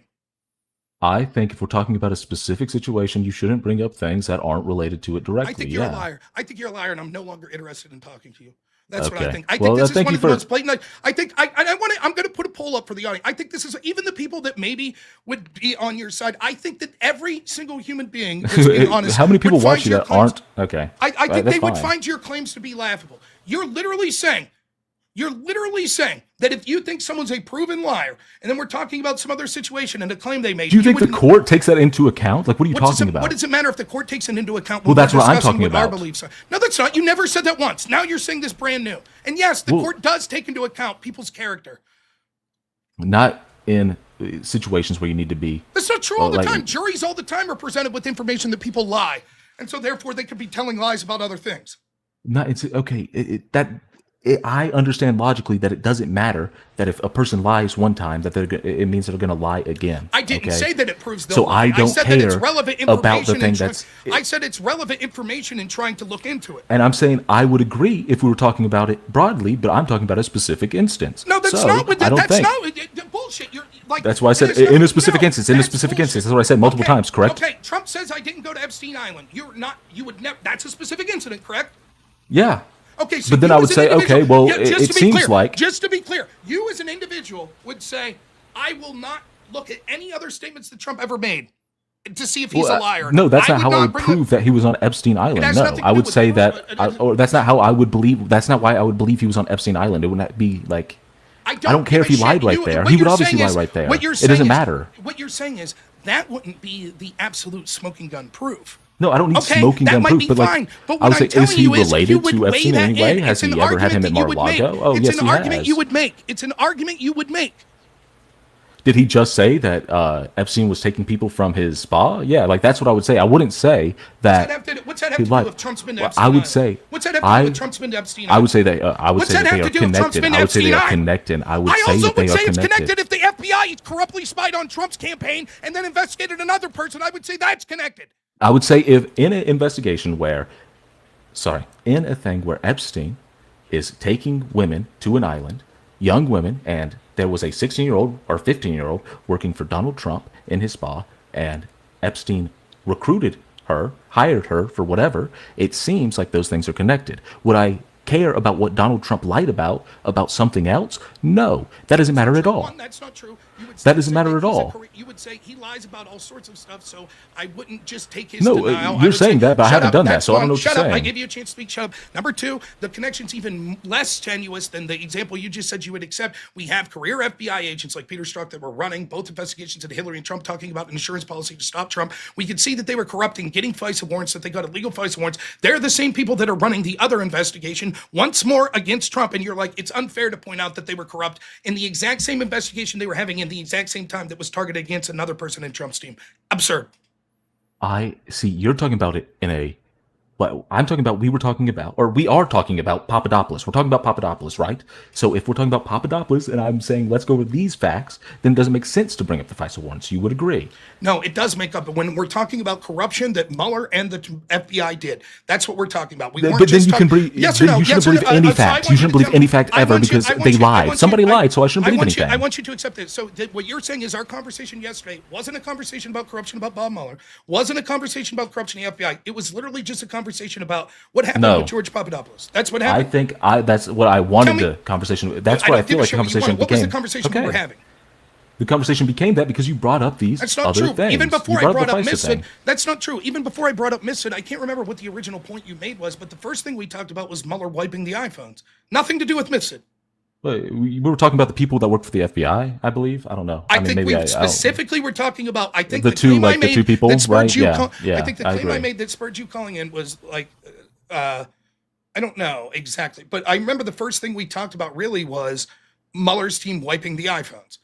Well, why would me and you be engaging with that if really you're like, I called in to talk about Joseph Misfit and George Papadopoulos. And that's what it was. No. First, I asked a question, like an open question, because I didn't know much about the situation. Then you did your rant thing that you did. Talked about facts that you were incapable of disputing. Got it. And then, I was, because I didn't know the facts at the time, right? So what was I wrong about Mueller's team wiping the phones? Well, I don't think you were wrong. I wasn't wrong about that. Where was I wrong about anything that I said? What did I say about that? What did I say about that at the time? That they weren't the only people in the thing. Nothing that was worth recalling. You probably said, I don't know, like you said about everything, right? And then, so then the next thing I talked about was Mifsud being Western intelligence played the video, right? Where was I wrong about any of the things that Jordan talked about? So far, the only thing you had was, you didn't include the fact that Mifsud met Papadopoulos 6 days after he joined the team. Okay, you're right. I didn't say that. I don't think that disproves everything, as we've got you to admit. And then you've pivoted to, but you talked about Carter Page and you talked about FISA warrants. Okay? I mean, it's a good framing. But the whole thing is, I mean, you're just doing like random shit. I mean, I don't know what to say to you. Everything I had has one central theme: the corruption of the FBI. No, we were talking about Mifsud. I mean, we were talking about that, and you were saying this is wrong, and blah blah blah. I mean, you weren't giving evidence. You were just saying that he is a part of the Western Intelligence Agency. You didn't give facts to it. You were just. I didn't have to because I played one video, and you said, "Stop it here." I agree. He was most likely Western Intelligence. I said, if this is true. I said, if this is true. I said, if this is true. Why do you keep saying that? Why can't you just like be a little bit honest? Or why hey, I don't know what that is. Well, I said, if this is true, then yeah. But then it doesn't. Was it true? No, it doesn't seem true. It doesn't seem like it. With the information I have now. With the information I have now, yeah, if this is true. What do you mean if it was true? If the information I have right now is true. If the information I have right now is true. No. Okay, so the information I gave you was true. If the information I have right now was the information I gave you true? All I did was play a clip from Matt Gaetz and Jim Jordan. I mean, you said more than that, but okay. Okay, but was the information I gave true? Yes or no? Well, it wasn't. They didn't say anything really. They didn't really say anything. They said that based on what they said. Well, they said he was Western intelligence. They didn't prove that he was Western intelligence. And you heard it and was like, yeah, it looks like he was. Well, because I couldn't debate it, so I was just going to next point. What are you talking about? What they did was they outlined facts. It was a simple case. They were like, it was 2 minutes, so no, there's no way they outlined facts. They did. Did they say that he lied to the FBI? Is that a fact? I believe so. In the first. Did they say that he wasn't arrested by Mueller's team? Is that a fact? Yes, that's true. So then they did outline facts, did they not? But they outlined facts, but they didn't yeah, sure. And then I said with more information. They didn't outline facts. And I said with more information, no. Well, let me think about it. You literally just said they didn't outline any facts. I said, yeah, it was only 2 minutes. I said, here's facts they outlined. You're they didn't go over the history. So I need to be so specific with you, and I'm so sorry that I'm not. The thing is that you obviously know when I'm saying they didn't outline facts. They didn't go into Mifsid's history. They just said a claim. They made a claim and then asked a question. They gave facts, and based on the facts they gave, you said, given this information, it's most likely he's Western intelligence. That's what happened. You didn't say that willy-nilly. They didn't just say, Jim Jordan didn't come on the mic and say, okay, first off, Mifsid's Western intelligence, and you said, good enough for me. No. He said some things that you were like, because I would need more information. I said, if this is true, then yeah. But what do you want me to say? I mean, you're just rambling. I'm not rambling. What I'm saying is you saw facts, and based on those facts, you said, based on the picture I see here now, if these are true, what they're saying, then yes, he's most likely Western intelligence. Is that what you're claiming? If he's a part of Western intelligence, then he is a part of Western intelligence. Yeah, if this is true. Yeah, I agree. I mean, that makes sense. But so your claim was... I was moving on to the next topic. So what you're telling me now is you weren't saying if the facts they outlined are true, it's most likely he's Western intelligence. You were saying if he's Western intelligence, he's Western intelligence. That's what you were saying when you said, yes, it looks like he's Western intelligence. When you said it looks like he's Western intelligence, what you were really saying to us is if he's Western intelligence, he's Western intelligence. I mean, what do you want me to say to that? So that would be like, I mean, obviously, what do you want me to say to that? That would be the equivalent. I said, I think it looks like Hillary Clinton's a murderer. And then you're like, wait, what? You come on the next day, you're like, what? Here's a bunch of evidence that says, I was like, oh no, all I was saying was if she's a murderer. I wouldn't give you evidence. I didn't have evidence, though. I didn't have evidence for Misfit. I didn't have evidence for Misfit at the time. When I say that I think Hillary's a murderer, I'm not so, saying that I don't know. I was just saying I didn't know, and I was moving to the next thing because there's nothing I can do. I wasn't going to make your audience watch. I was not going to make. I could have, but I wasn't going to make your audience. Okay, sorry. That's my fault. What are you talking about? I don't know. I guess that paints a bad picture, but I'm going to need to see more evidence. Do you have any other proof of this? But instead you said, yeah, that's good enough for me. So now you're saying you were just being bad faith because you didn't want to talk about it? Bad faith because I didn't want to let your audience watch a 13-minute video? It would be bad faith. It would be bad faith because you now are saying that you misled us about what you believed because you didn't want to watch the whole video. Well, sure. That's bad faith. So you intentionally misled us. If I said, if that's the thing, not like in a, well, okay, sure. I mean, you just want to do that. You want to say that, then sure. What are you talking about? I'm asking you what you're trying to say. You literally said the words, yes, if this evidence is true, what she's saying, that it looks like he was Western intelligence. And now you're saying, no, that's not what I was saying. What I'm saying is if he is Western intelligence, he is Western intelligence. And I just said that to move on because I didn't want to watch the rest of the video. And I'm like, oh, so you're admitting that you misled it. And you're like, yeah, I guess if that's what you want. It's not what I want to say. Is that what you're saying? Are you saying that you misled us and that you actually never believed that Misfit was Western intelligence? You just said it to move on. I am saying that I know now that it doesn't make sense because they couldn't have charged him with a crime. That's the more information I needed. I saw that. They didn't have enough evidence to charge him with a crime other than lying to the FBI, and he's a foreign national. That's why they didn't charge him, right? That just makes sense. Okay, but, so just to be clear, right? Just to be clear. So the reasons now you just reinserted this didn't have enough evidence to charge him with a crime, but they did with lying, other than lying, which carries a 5-year term, which is substantial, right? So they could have charged him with that, which you don't really have a good reason for why they wouldn't if they think he was a Russian spy.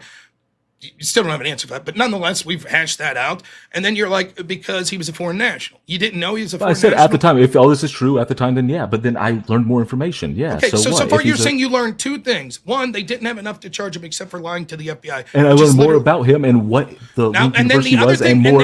And then see, you keep doing this. You're like, here's my reasons, and then I go one by one through the reasons. You're like, but there was more. Then I go through that reason, and you're like, yeah, but back to the first two reasons. And then we go back to them. No, that's not what's happening. It's because you don't like Let's deal with the two reasons that you outlined. In fact, I'm going to give you the floor here. I want you to discuss. So you heard this information yesterday. You said if this is true, then it looks like he was Western intelligence. That's what you said, correct? Sure. That's what I said. That evidence was true that I outlined, correct? It's just that you found more stuff. Yes. Okay, so then you acknowledge that nothing I said was untrue, nothing that Jim Jordan said was untrue, nothing that Matt Gaetz said was untrue. Well, correct? I'm accusing you of knowing the information and not. Okay, I believe that you know the information. So you then say the you've read reason it. You said is because there's other things that I know that I didn't disclose, and Yeah, so that's caused exactly. you to change your mind. Number one is he was a foreign national. That's That, I number mean, one. when I started hyperbolically and said finish. you were bullshit. Let's go But that's through like these one- you let's want to go keep through going these back one to by that. one. That So was the things ago. that have caused you to change your mind are, number one, he was a foreign national, correct? Yeah. So your He's a claim foreign is, national. I knew he was a foreign national and misled people by not saying that. Wait, what? You're saying no. Okay, so you're saying that I was saying more I was holistically, but correct in sure, what yeah, let me sure. finish. So now you're saying yes, that I knew he's a foreign national, but I didn't say it. Well, no, I'm saying holistically. Holistically, there's a lot of things that you are purposely not disclosing. Like, Okay, so that's far fine. that might be true. You're right, but we'll disagree on the importance of the things that I'm not disclosing. I didn't disclose where George Papadopoulos went to high school. I don't think that's important. You may. What I'm saying is, you're saying that I was intentionally misleading people. That's your claim. And that, so yes, well, Probably. technically true that all the things I said were true, that you have changed your mind due to facts that I misled and purposely didn't disclose. That's your argument, right? I didn't change. Wait, hold on. I never said I changed my mind because you misled me. What did you say that for? You changed your mind because of facts that you found, and the reason that I was full of shit was because I intentionally didn't disclose those facts. That's what you said. I said that you say bullshit things. I didn't say that. What did I say that was bullshit? You just acknowledged everything I said was true. You, by not including information when you're talking about this thing to someone, you're not being good faith when you do it. That's just a fact. I don't know what you want to say. You know that. So then what you're saying is I didn't include information. No, it's not that he went to high school. It's like you didn't do the timeline. You didn't know the timeline. Let me finish before you interrupt. I didn't include information that was germane to you that has caused you to change your mind.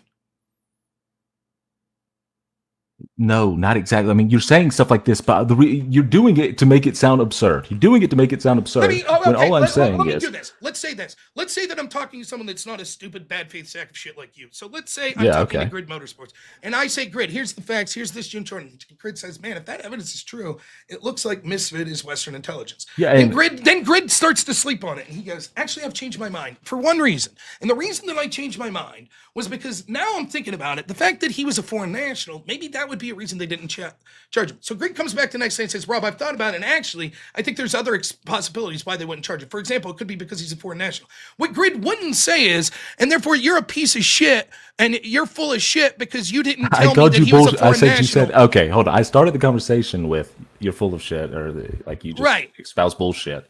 Right, hyperbolically, you took it. I'm sorry, you took offense to it. It has nothing to do with taking offense. Grid wouldn't say, "I changed my mind because of information you withheld." He would say, "I changed my mind because I thought of something." But Rob, you never withheld the fact that Joseph Misfit was a foreign national. Of course, that was part and parcel to your argument. You were admitting that he wasn't a U.S. citizen. No, but I'm not talking about Misfit being a foreign national. I don't know why you keep bringing that up. I don't know. It doesn't make any sense.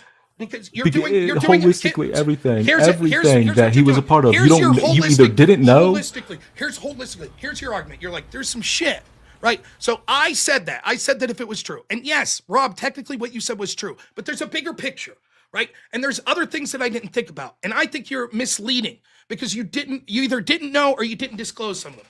And so, for example, you didn't disclose that George Papadopoulos met with Misfit 6 days earlier. That doesn't affect me changing my mind, but you didn't disclose it. Now, the reason I changed my mind was because he was a foreign national. It has a part of me changing my mind, right? The reason that you changed your mind was that you can't do it. Okay, it's fine. So, right, that's what we're doing. I'm like, okay, let's go through the reasons you changed your mind. Step one, he was a foreign national. You would That's say, not all yes. I said. This is how a good faith. This is how we could have had this conversation in 5 minutes instead of 5 hours. So the reason one you changed his mind was because he was a foreign national. Yes. And did I mislead you for that? No, you didn't. I just thought about it more. Okay. And reason number two that you changed your mind was because they didn't have enough evidence to prove that he was a spy. That's why you changed your mind? Yes.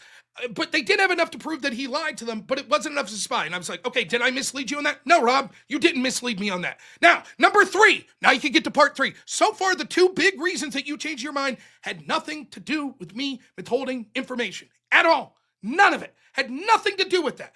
Now you're going to get on to reason 3, which you've already agreed when we went through it. The fact that Papadopoulos met 6 days later, met with Misfit, has no bearing on whether or not this would affect the Misfit's Western intelligence. You've admitted it 4 or 5 times. And so every time I get you to admit it, you say, but the reason I changed my mind is because he's a foreign national. You're not good faith or you're crazy. I'm not sure. But the thing is that it does have bearing on if they were trying to go after him. That's true. And that's what I've said multiple times. If they're trying to entrap him beforehand, it does have bearing. It does matter. It does matter if they knew about it. Yes or no? I do acknowledge that we went through it. And I said at the start, by the way, I said at the start before you had to go through it and do your little dancing or whatever, your ranting, that it doesn't mean anything necessarily. It's not a smoking gun. But I said that multiple times. I said that at the start. That it doesn't necessarily mean that it was predicated. You may have said that, but you said more than that. That it does not increase or decrease the likelihood that he's a foreign national or that he's a Western intelligence. That's what you said. Okay. You said it doesn't say that he is Western intelligence. It doesn't say that he isn't. That's what you said. That's different than saying it's not a smoking gun. Well, all I'm saying, okay, sure. So sorry, I was just saying that. Yes, sir, you still stand by that this story about he met 6 days later. It doesn't mean anything necessarily. It doesn't. No, wait. It does refute the point that they were going after someone in the Trump campaign with the intention, like they were trying to find someone who they could do this to and entrap. It's not true. We went through this. We said no. It is true. It is true. By the way. All right. Let's redo it again. Do you believe? Hold on. Let me speak. Let's redo it again. All right. You want to go through these? Do you believe that Western intelligence knew that George Papadopoulos was working for the Trump campaign before he contacted Joseph Misfit? Before he bumped into Joseph Misfit? No. Okay, so if Mifsud was Western intelligence, the first time they would have known about Papadopoulos being on Trump's team was when Papadopoulos told Mifsud he was on Trump's team. Exactly. So whether he was Western intelligence or working with Russians, etc., at that point they would have concocted a plan right there to decide that they were going to look into him. And as I said then, I mean, this is all speculation. Yeah, that's all speculation. That's what happened. And the fact that, last question, whether he was working with Russia or working for Western intelligence, right? The fact that he didn't know who Papadopoulos was before this doesn't increase or decrease the likelihood that he was either Russian intelligence or Western intelligence. No, which I've said multiple times, we said just a second ago, that it has nothing to do with it necessarily, which I just said. But you keep adding these caveats. Real quick, I'll give you a chance. You keep adding weasel words, and then you're going to change your opinion later. Now you're saying it doesn't have anything to do with it necessarily. So because you're going to weasel out, define the necessarily. What is the necessarily that it may have something to do with it? Because a claim could be made that the claim was made, I feel it was made, that you believe that they were going after somebody in the campaign, that Hillary Clinton's team was trying to find somebody. Yes, I do believe that. To entrap. So I'm saying that if they were going to do that, they probably would have done it to somebody else. It doesn't make sense to me logically. They would have done it. It doesn't make sense logically to me. They did with Carter Page.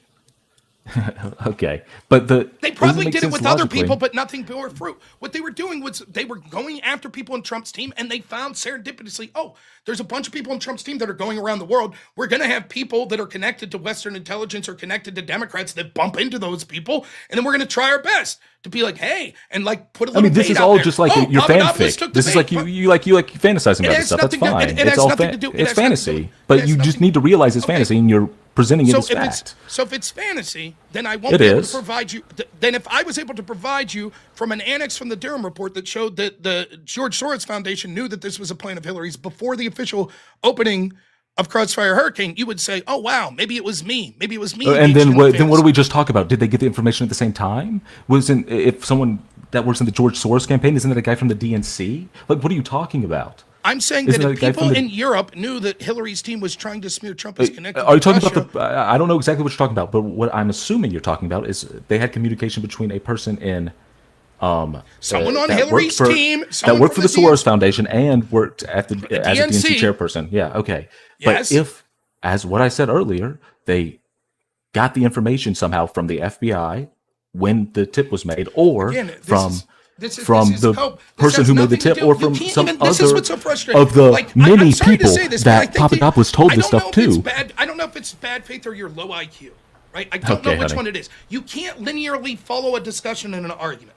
What you just said, you jump all over the place. So this is what you said. We're going through the path. I'm like, okay, it doesn't matter that they didn't specifically target Papadopoulos. Once they found out that whether he be Russian intelligence or Western intelligence, I don't think they were looking at Carter Page until they knew he was on Trump's team. The fact that they had contact with him over only 6 days later seems to suggest it was very quick, but I don't think that they went out of their way to find George Papadopoulos. Once he communicated with someone who is either Western intelligence or Russian intelligence, then a plan was concocted. Which is, I said, was fanfic, correct? Yeah, okay. Okay, it's so fanfic. Then give me the other option. Well, that's person fanfic. Who... Go ahead. That's fanfic, so give me the other option. Fanfic's impugning me by saying that's just complete fiction that you're making up in your head. Exactly. Okay. So then, what's your fanfic? What's the most likely scenario then? To me, it could just be a person who has connections with Russian officials because he works. Right. So let me repeat. I've said this. He works with a law firm that deals with that. Okay, right. I've said so if he wanted to connect people with Russian officials, 7 or 8 times. Okay. Let me read. Because, again, you accuse me of being semantical. It's actually, let me read. Someone that was associated and working at the behest of people that are Russian or Wait, you keep saying behest. I never said behest. Associated? Now, associated matters? Wait, associated? Can you be associated with somebody and be not be a part of their organization? I don't know. You tell me. You're the one differentiating. What? You know that's not true. What do you mean? I know it's not true. I don't even know what you're saying. It doesn't make any sense. It doesn't make any sense. So you're telling me. So you're saying I know it's not true that if you're associated, you have. Like I said earlier, if you're associated with a Canadian person, are you Canadian? Are you part of a Canadian organization? No, obviously not. That's absurd. Okay, that's why I include operating at the behest, that he was doing things. And that's why I said you have no information of that operating at the behest of somebody. Does the FBI have any information that he was operating at the behest of? No, Russia? They don't have. Okay, so then what's the entire investigation? Some random guy said some things. They have no idea that he's connected to Russian or whatsoever, so we're going to investigate the Trump's team. A guy who had connections to Russian officials. How do you know he had connections? How do you know he had connections? How do you know that? How do you know? Because he showed there was a person. What's connection? Define connection. What do you mean he showed? How do you know he had connection? Show it. Prove it. What's a connection? Just an association. It's just just because you've talked to a Canadian person doesn't mean you're Canadian. So just because Papadopoulos said that he had connections. Because Papadopoulos said it. He said Papadopoulos claimed that he had substantial connections. I mean, what do you want me to say? He's using the word or connection maybe like because just because this dude talked to a Russian once doesn't mean he's Russian. Or maybe Papadopoulos, because Papadopoulos said that he was arranging meetings with Russian leadership. He was arranging people that were just associations. They weren't connections. Well, I mean, I don't even know what you're saying. Like, right, obviously, I don't know what you're connected. saying, you fucking idiot. You're being semantical. What I'm saying is there is a narrative that you and the FBI are selling that is this dude, Misfit, was trying to help Russia. He had connections to You're welcome. Russia. Hey. You're welcome for $100. You're welcome for $100. Fuck you. You're gone. You're never coming back, asshole. Right? What this asshole was saying, thanks for donating $100 to kick him. What he was saying, it's so fucking stupid. Even at the end, it's so stupid. So stupid. What I'm saying is there's two options. My theory is Misfit was working with Western intelligence. His theory and the FBI's theory is he was working at the behest of Russia. Either he was a Russian spy or he was working with the Russian government, etc. He was trying to help Russia. And this motherfucker over and over had to be like, you don't have proof of that. Maybe he was just talking to Canadians. That doesn't mean he's Canadian. What does that have anything to do with anything? The entire linchpin of this hinges on the fact that they're saying, the FBI is saying, George Papadopoulos had connections with people that were working with the Russian government. So to be like, oh, maybe it was just associated, it's just bullshit stalling tactics because he knows that he's a fucking idiot. That's it. That's all. What the fuck are you talking about?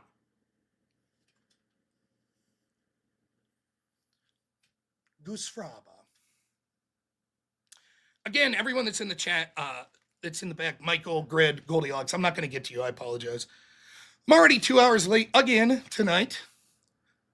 We'll read super chats and then I'll get to that conversation. Where were we?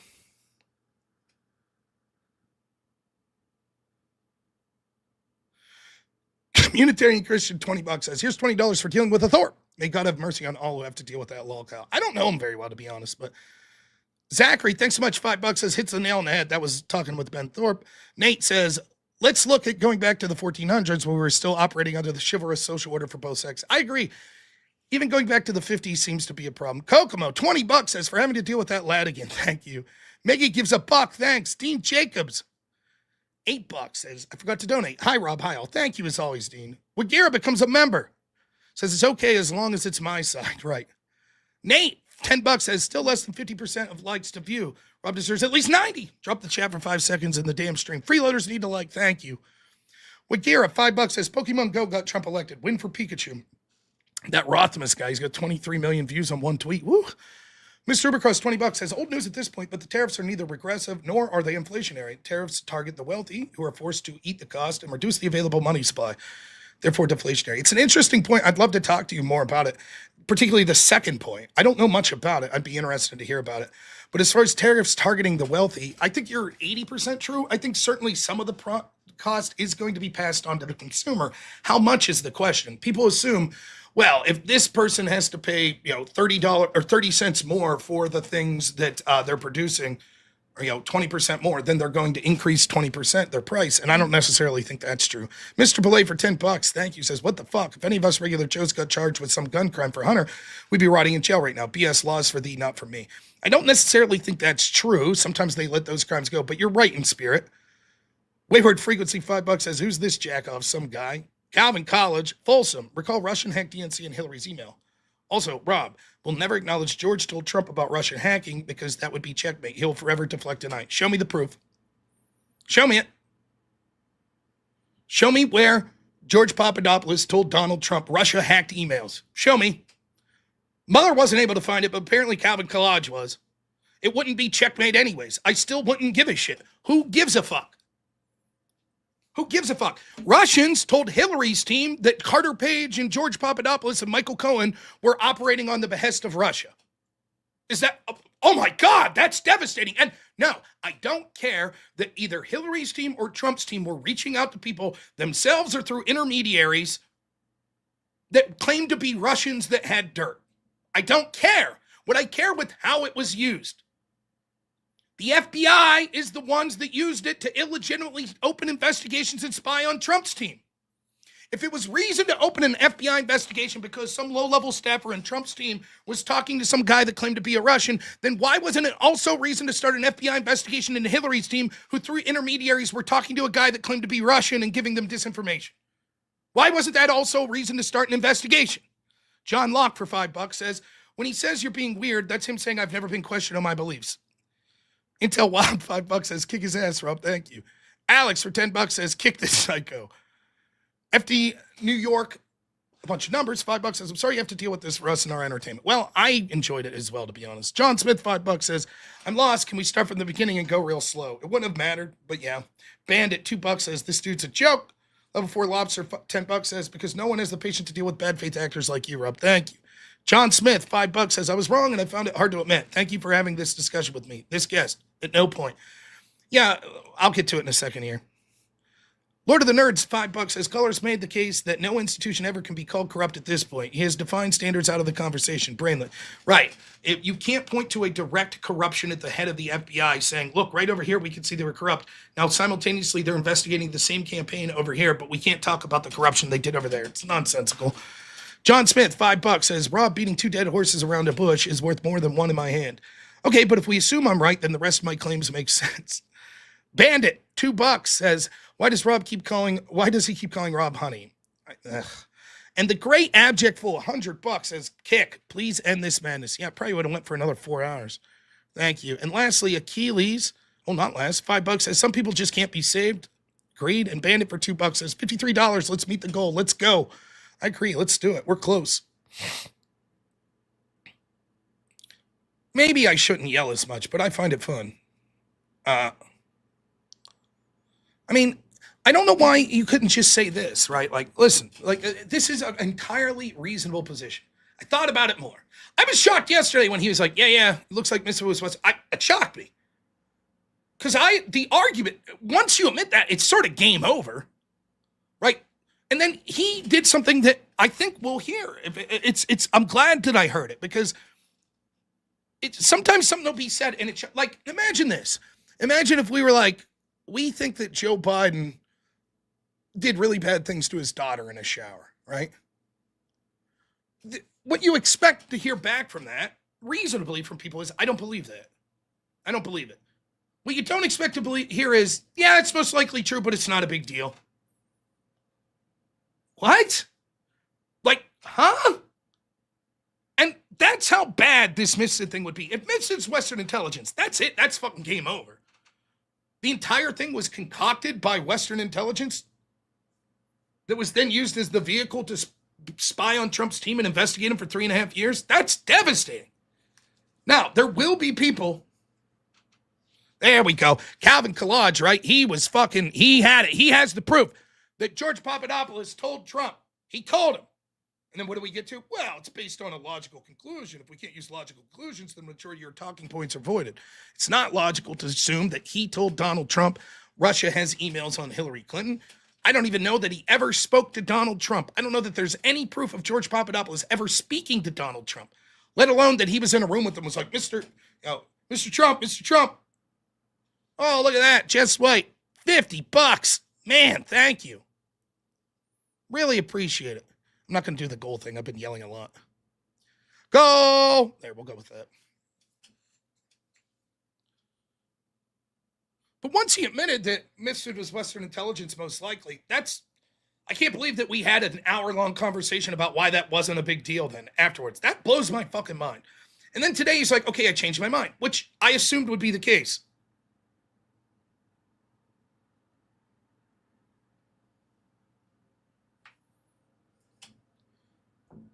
Right? I assumed that would be the case. He'd say, I changed my mind. Okay, fine. But he comes in, you're full of shit. You're full of shit.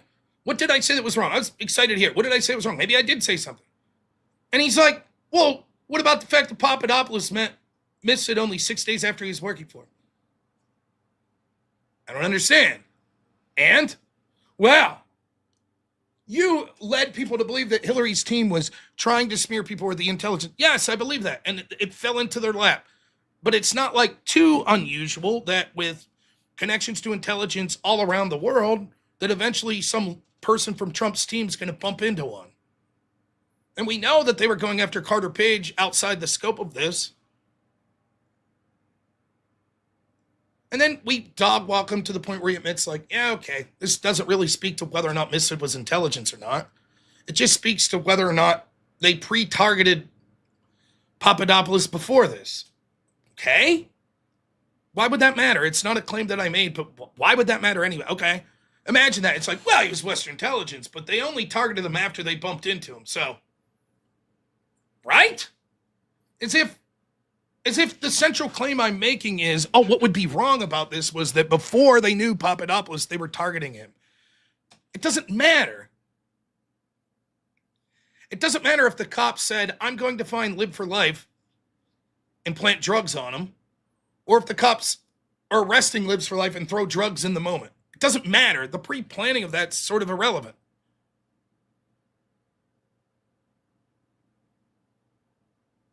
And then he admits, like, yeah, okay, this doesn't affect whether or not I think Mifsud's Western intelligence. So yesterday you thought he was most likely Western intelligence, and now you don't. And it's because I withheld information. But none of the information that you're claiming that I withheld has anything to do with you changing your mind. Okay, it changed my mind on whether or not they pre-targeted Papadopoulos before they met him. Okay, wasn't my claim, but fine, fair enough. Even if you think that was my claim, cool, great. And, well, also, Mifsud's a foreign national. We go through all the reasons why that's stupid. But okay, that has nothing to do. I didn't mislead people that Mifsud. I wasn't like, oh, Mifsud, U.S. citizen. Why didn't they go? I didn't say that. I was clearly saying he's a Maltese professor. He lives in Italy.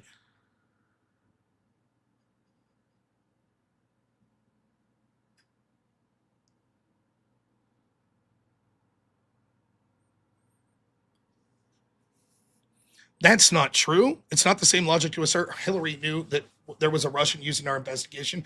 I don't know if Hillary herself knew. It's probably most likely, but her team that was publicly, or that was saying in private that they were going to smear Trump as this, that Hillary's team confirmed, they certainly knew who the primary subsource was because they were in communications with Christopher Steele. They got the dossier. It could be entirely true that Hillary Clinton was like, I don't give a fuck, just smear Trump as Russian. I'm not looking into the details. Irrelevant. The point is Hillary's team knew, which would justify an investigation into Hillary's team.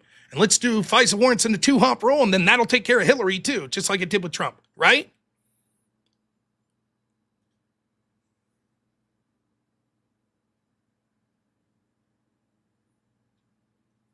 The other reason was, well, they couldn't prove, like, this whole fucking argument. They didn't charge him with being like a spy for Russia because they couldn't prove it. They did this with everyone. They were throwing out charges for all kinds of shit. But it doesn't matter. They had him dead to rights on lying to the FBI, which is 5 years in prison.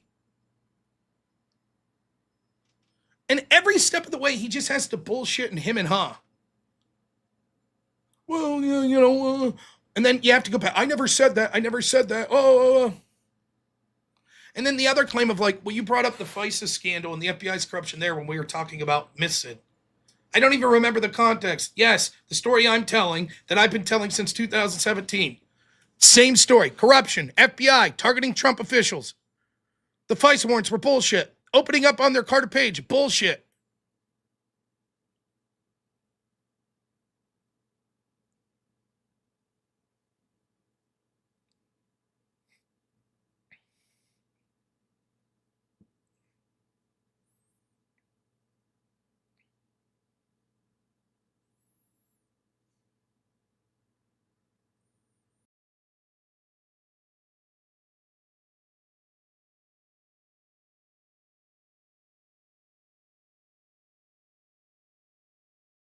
Oh boy, I hit the wrong button there. Sorry. Hope you guys are still here.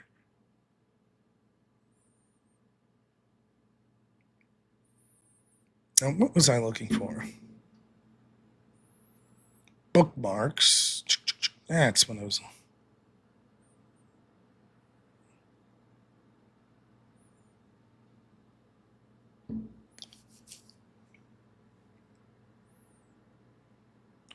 What were the two things that I talked about? Number one,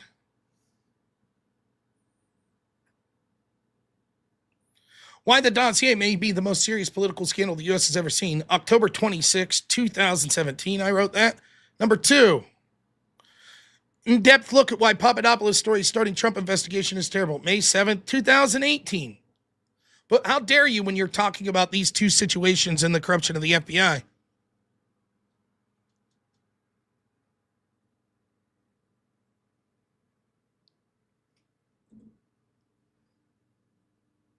How dare you talk about the thing you've been talking about since 2017? And then there's just so many lies, right? Oh, millions of people saw these Russian posts. They saw millions. Yes, we know how social media works. It counts as a fucking view if anyone just scrolls by it. The idea that this had some like super big impact is fucking nonsensical. Oh, well, if Trump lies, I would never bring up his lies in a situation unrelated. So, for example, if I think that Trump lies all the time and Trump says, I talked to Putin and he said this, and everyone's like, no, that didn't happen. You would never say, well, Trump does lie all the time. You would never believe that. You would say, you can't say that. You can't talk about Trump lying previously. It's bullshit. All of us know that that's bullshit. Anyways.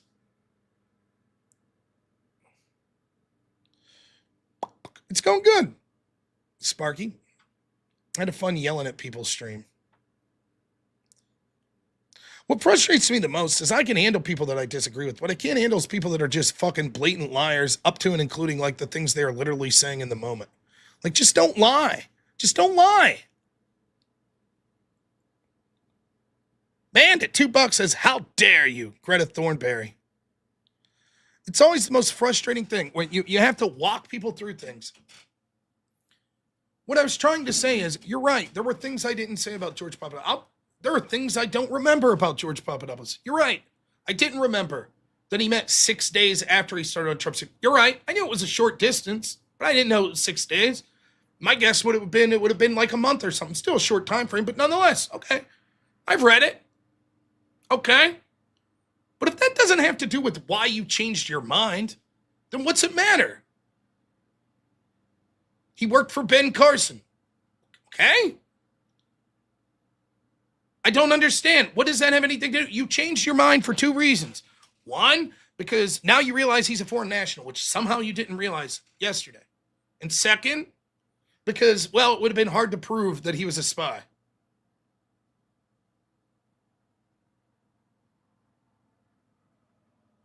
That's right. Occultology says if you didn't need to walk him through the topic, he wouldn't be arguing with you. Right.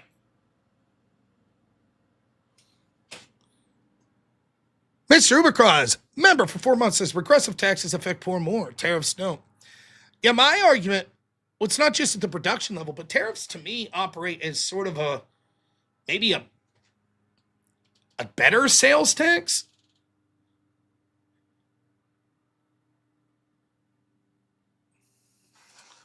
Oh, by the way, Rob, you already admitted on Raging Tomato that George shared the information with other members of Trump campaign team. Did I? He probably said I talked to a Russian that said they have dirt on Hillary. Yeah, and what's that have to do with telling Trump personally? And what's it matter? Yes or no, Calvin Golodge? If people in a campaign knew that they were getting information from Russians, does that mean there should be an FBI investigation? Now watch Calvin College say, but it's different when Hillary's team did it. That's different. It's different. That's different when they actually got dirt, unlike Trump's team, when they actually got it, and then the FBI used it to get illegal FISA warrants. That's different. That's okay. That shit's okay. Because I'm a liar and dishonest. What does that have to do with me lying? Why don't you call in, Calvin College? How about that? We'll deal with you as well. Why don't you call in, big man?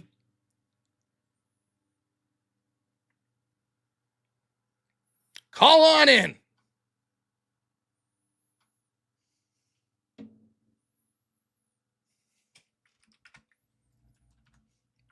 I can't figure out how the phone works. I'm busy.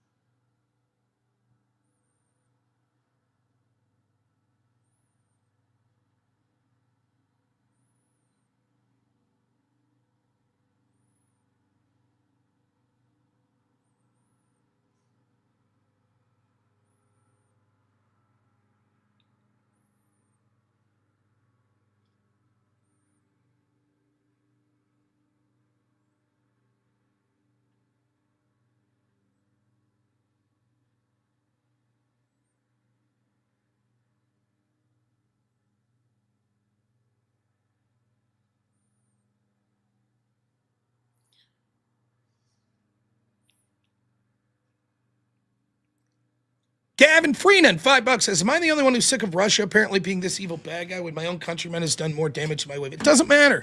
The FBI illegally spying on the president's team doesn't matter. Where you at, Calvin?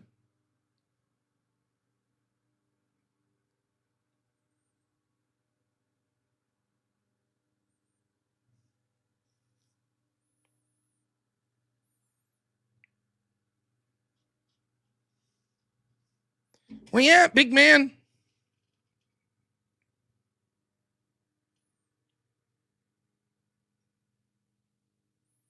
Nothing? You can at least type, I'm not coming on. There he goes.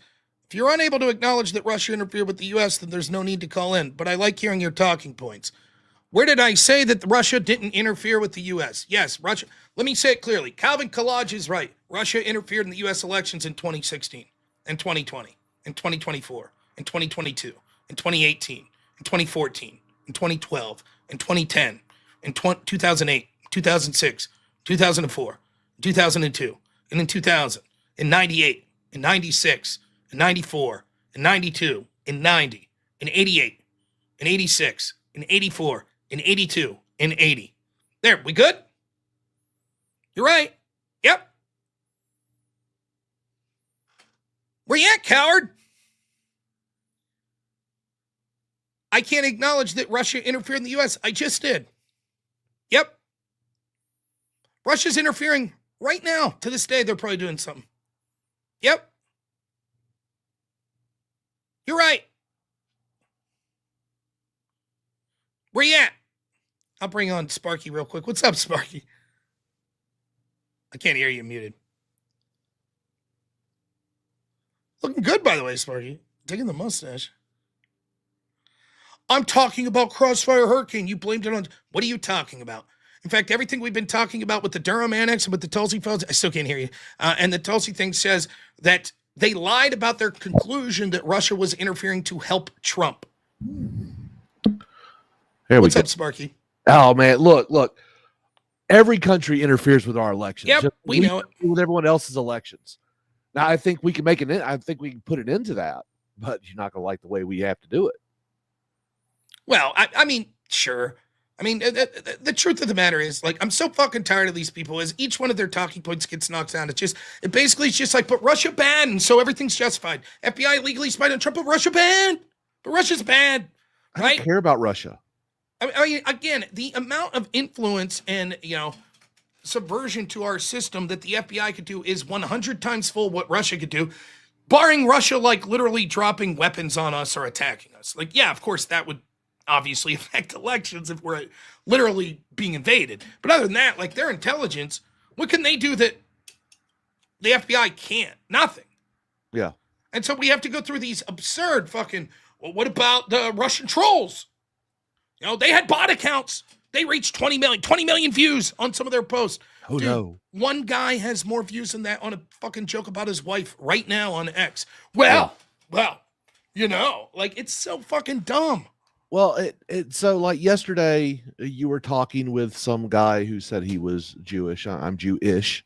But it's, you were talking about identity politics and how there is no white contingency or whatever versus, APAC and all these different identitarian groups. I think all these identitarian groups are more harmful to America and the fabric of our society, because we need to go back to the colorblind discussions that we had back in the 90s, back when I was a young lad. And we need to get away from the race. We need to get away from all this shit. I'm sick of the Jews controlling America. Why can't Americans control Americans? Why can't we pay attention to what's going on in America? Why do we have to police the world? Yeah, I mean, I agree. The problem with the colorblind thing, it's technically true, right? I would prefer that things be that way, but the problem is if they're not, then what do you do, right? Like if it's literally it's like, oh shit, I hit the wrong button. I'm sorry. You're good. I brought up something on the screen that I wasn't trying to. Steam. I clicked on Steam. I was trying to click Discord. So I was like, what's this video game popping up for?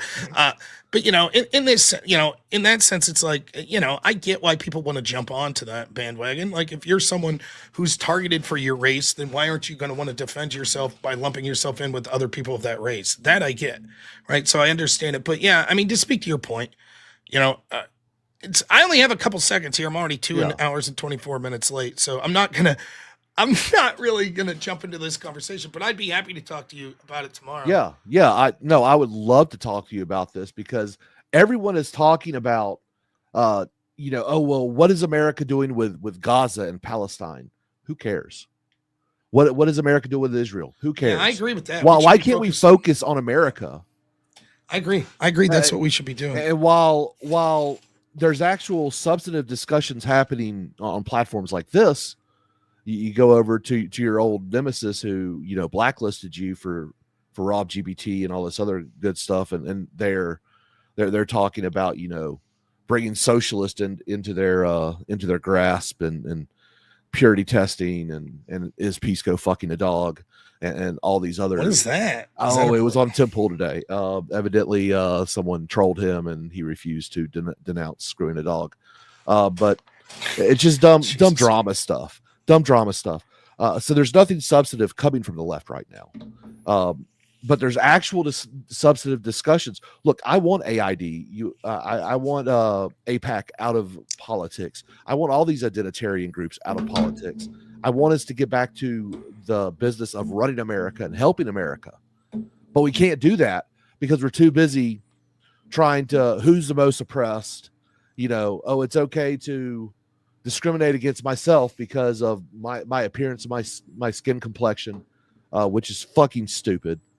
They could do it against you, Rob, same reason. Why can't we do things for America? Why are we giving all these monies to. I agree, but can I cut you off? I really got to get going. I agree with you, and maybe we can talk about it at a later date. But I do really have to get going. I just brought you on because, friend of the show and all. So, well, I just wanted to come in and say hey to you anyway, man. It's been a while, buddy. Yeah, hopefully we'll talk soon. I'll be on at 10 o'clock tonight, unless my wife's pissed off because I've been streaming 2 hours and 20 minutes late today here. But we'll see. I'll probably be on tonight. So definitely. I mean, I'm glad to see that you made that totally unobtainable goal. That's right. That's bastard us and all. We fixed him. Yeah. Dude, we got to show him every day. I agree. Every day we got to show him. All right, man. You take it easy. We'll talk soon. Take care, brother. Yes, Michael, real quick. I'll be on at 10 p.m. tonight. All right, man. You take it easy. Oh, shit. Michael, can you hear? I'll remove you. You got some call go. Sorry, it sounded like he had a call go on in the background. I didn't want to. But yes, Michael, I'll be on at 10 p.m. Eastern. That is when I'll be there. All right. Goldilocks, apologies to you two. If you want to call in, I will let you three call in at 10 p.m. Eastern. I promise. So, all right. I didn't see anyone to raid. $2, Vegeta. Thank you, Vegeta. My favorite DBZ character. Says, random question, if you tried Destiny's game on Steam. No, I did not. Look, I'm one more YouTube dono away from having 40 for the night. It could be a $1 donation. It'll put me at a nice even 40. That would be nice. Or it could be 1,000, and that would be even nicer. But $1 will do her. Is there a difference between working with the Russian government versus one ex-Russian spy? No. Not if the allegation is so flimsy that you say talking to someone who claims to have been a Russian means we must investigate you. When we know that this guy was connected at least enough to the Russian government to give some sort of veracity to his claims, and they ended up being disinformation, which the FBI then used to spy on Trump. I could raid John Smith, but he doesn't have videos, nor is he live. But he does get us to 40. Thank you, John. So no, there is no difference fundamentally. The truth is, in all of these issues, they wanted to go after Trump, and that's why they were aggressive as possible with any flimsy excuse, including up to sometimes literally breaking the law, in the case of Kevin Kleinsmith, or falsifying records, or just getting FISA warrants, etc., starting these investigations, while they went as light as possible on Hillary's team for the very same allegations that they were going after her, or going after him. That's what happened. The idea, trust us, the Russian spy that Hillary's team was talking to is the good Russian spy. But the ones that Trump's team was talking to were the bad Russian spies. Do I do weekend call-ins? Not usually. Weekends are tough. Like this Saturday, I'm not streaming at all. That's usually when I'm like out of town doing stuff with my family. So this Saturday, I'll be out of town. Sunday, I'll probably stream, but I don't do daytime streams during the weekend. That's family time. So I could take a call tonight. Yeah, I hear you, Grid. Sorry, I was yelling at a lefty. So, all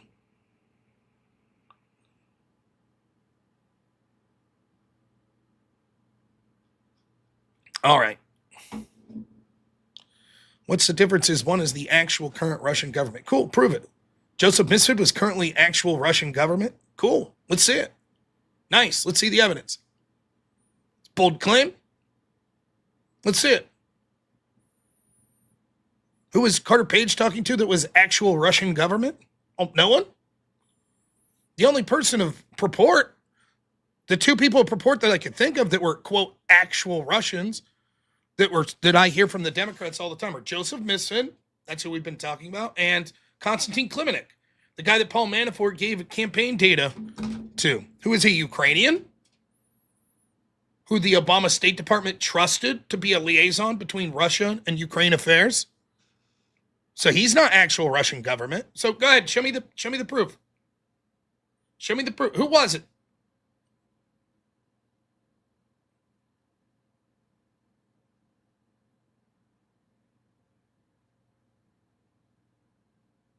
It's not true. It was not confirmed that Igor was not an actual spy. He was being investigated in like 2008 or 2009 for being a Russian spy by the FBI, but they closed the investigation because they thought he left the country. They never definitively proved he wasn't a spy.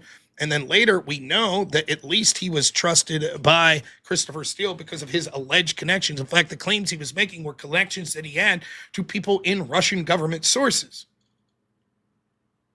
He's a person that was used by Christopher Steele and the Democrats because of his supposed connections to the Russian government. You could use the word spy or not, but why is that person connected to the Russian government the good guy because he's working with Hillary's team, but the people connected to the Russian government that allegedly Trump's team was trying to talk to are the bad guys? If I called him a spy, I meant suspected spy. Yes, there is proof that he was a suspected spy. There was an FBI investigation into him as such. If I said that he was a definitive spy, I was wrong. Now, Kevin Collage, what you get for refusing, I'll give you one more chance to try to call into the show here. If not, you're banned for good. You want to call me a fucking liar and things like that in the chat, and then you're too cowardly to call in because you say I'm not worth it when you say that I'm unwilling to say things that I'm obviously saying, like Russia did interfere. And so because of that, and you still want to be a tough guy, you have 2 minutes to call in or you're banned from the channel. Let's set the clock, shall we? That could be fun. We'll see if he's able to call in time. Yay! Maybe we could do the thing where if you donate $5, we'll reset the clock for Calvin to call in.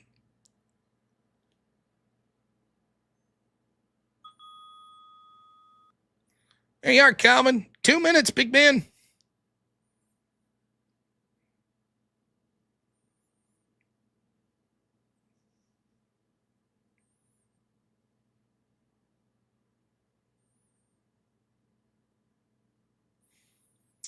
Oh, Calvin. Oh, Calvin. Hell, we'll even allow it if you say, sure, I'm getting ready, I'll call in. If you do that within 2 minutes. Nice knowing you. Thanks for your time. And thank you for your time, you fucking liar, sack of shit loser. Right? What was it that I lied about again? You came in saying I was lying? That I wouldn't say Russia interfered? Oh, fucking liar. Go ahead, Calvin. You got at least a minute, 10 more seconds to announce that you're trying to call in. You know how to do it. You've called in before, so you're capable. You're just a coward. You said, I don't feel like it because you won't say Russia interfered. I did say Russia interfered. Now you're like, nah, just say the truth. I'm a fucking baby. I know I got crushed last time. I know I'll get crushed again. I call you a liar and shit like that in the chat because I could be a tough guy that hides behind not having had to really defend my points. Just say it. Just say, I'm a fucking coward. I'm a loser. I'm a coward. I smear people and call them liars, and I know that secretly I'm a fucking baby coward that cries myself to sleep when I know that someone intellectually dominates me like Rob. And last time I was real sad when Rob crushed me around, and so I'm afraid to call in again. Just say that, Calvin. That's simple enough. Just say it. Put it in the chat, right? Simple enough. No? That's unfortunate, sir. Well, that's going to do her, I think. 2 minutes. Well, geez. That's no good. Well, Calvin, I'd like to say it's been nice knowing you, but that was fun. All right. We're out of here.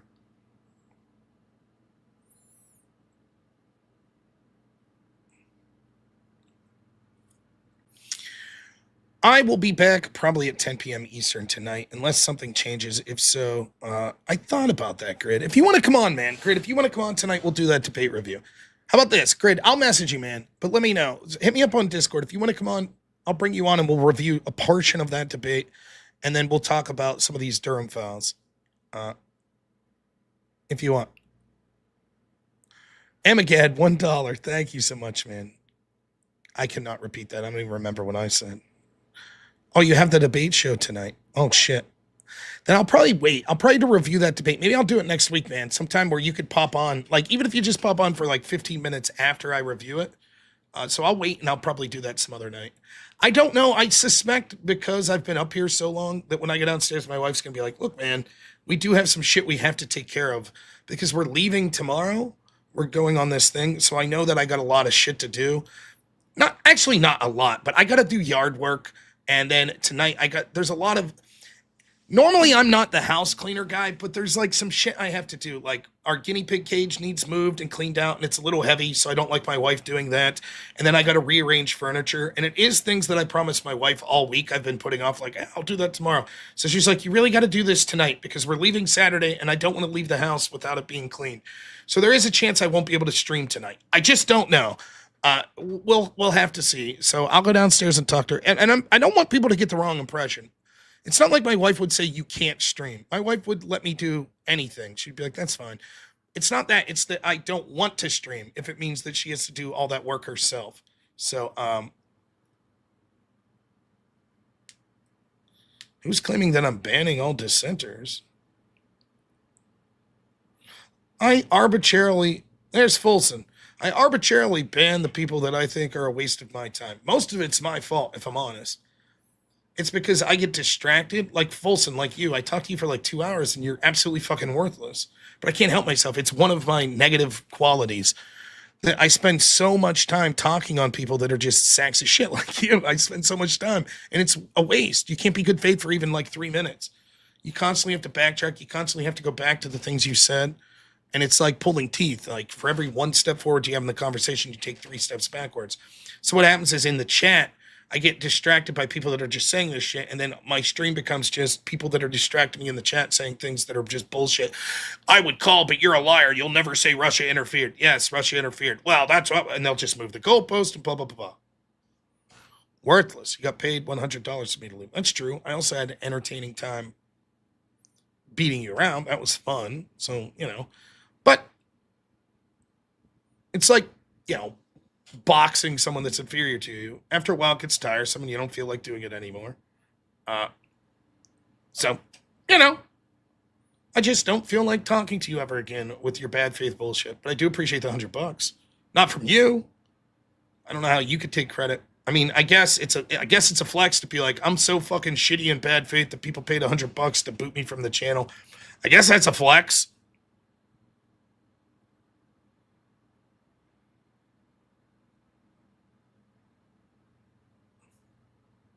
All right, I might do that, Grid. Maybe I'll check it out. What time are you starting your stream? Yeah, you came in and said that, like, what did you say? That I was full of shit or something like that? And then you were unable to prove anything. You were just like, well, I assumed that you meant this, and I don't know that that's the case. Okay? The king of cope. Who's this guy? Go ahead. Real quick.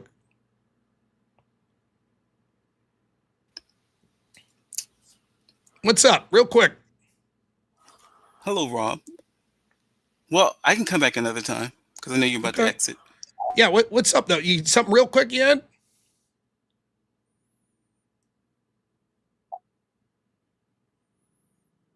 All right, man, you gone? I think you're breaking up, maybe. I don't know if it's my end. Can you hear me now? Yeah, I hear you now. Real quick, what you got? Okay. I can come back later. Oh, okay. If it's something real quick you wanted to say. No, guys, I know you. Well, you know what I was saying in the group chat. I don't know. I didn't see your actual post. I'm so sorry. I don't know if you have the same name or whatever. So I don't know what you said in the group chat. Oh, I'm sorry. This is Calvin. Oh, you're Calvin. Oh, my name is not showing? No, it just says I am human first. Okay. Sorry. So, all right. So I lied. I never said Russia would interfere. That's your claim? Well, that's one of my claims. Okay. Do you acknowledge that you lied when you said I lied about that? No. Okay. So you're saying that I've never said that Russia interfered? I'm saying when you were Raging Tomato and you were posed a question, was Russia the culprit behind the investigation that the FBI conducted? You denied it was Russia. You said you had belief there was someone else. You don't believe it was Russia. You disagreed with the report. I don't believe that's what I said at all. Can I try to articulate what a moron like you's trying to say? Go ahead. You're talking about the hacking of the DNC server. No. Okay, so your claim is that I said at some point that Russia never interfered. It was someone else. And that was the FBI investigating. I was saying that we concluded that Russia was the culprit behind the election interference for 2016. And you disagreed with that assertion that was found by the FBI. That's what I'm saying. I think that you're mistaken. Maybe I said that. If so, that's blatantly untrue. It's absolutely. It is absolutely. Let me be clear. It is absolutely beyond a shadow of a doubt that Russia interfered in the 2016 election. So did the UK. So did Spain. So did Finland. So did all the countries in Africa. So did all the countries in South America. So did Australia. So did North Korea. So did China. So did Japan. Yeah, everyone interferes to some extent. Okay. The question I probably was interpreting what you were suggesting was it legitimate to investigate Trump's team for this? And the answer is no, not in the way that it happened. But okay, I don't believe that I ever made the claim of that. Like the way you're phrasing this, it doesn't even make sense how it would be said. That you're like, I'm saying that Russia interfered in the 2016 election, and that's what the FBI found. And I said, nope, the FBI didn't find that Russia interfered. I don't believe I would have said that. So I think that you're misremembering something, or if I did say it that way, that I was assuming that you were referring to something like the hacking of the Hillary Clinton emails and the Podesta and the DNC emails. Okay. All right. Yeah, we both got short. I guess it's late in the day for both of us, but what's the general point you want to make? Like, what's the general point? Your point is. Papadopoulos, despite the fact that Mueller's team found zero evidence whatsoever that Papadopoulos told anyone in the Trump's team about his conversation with Mifsud, that they may have emails, that you just assume that's the case. That's the argument you were making last time, right?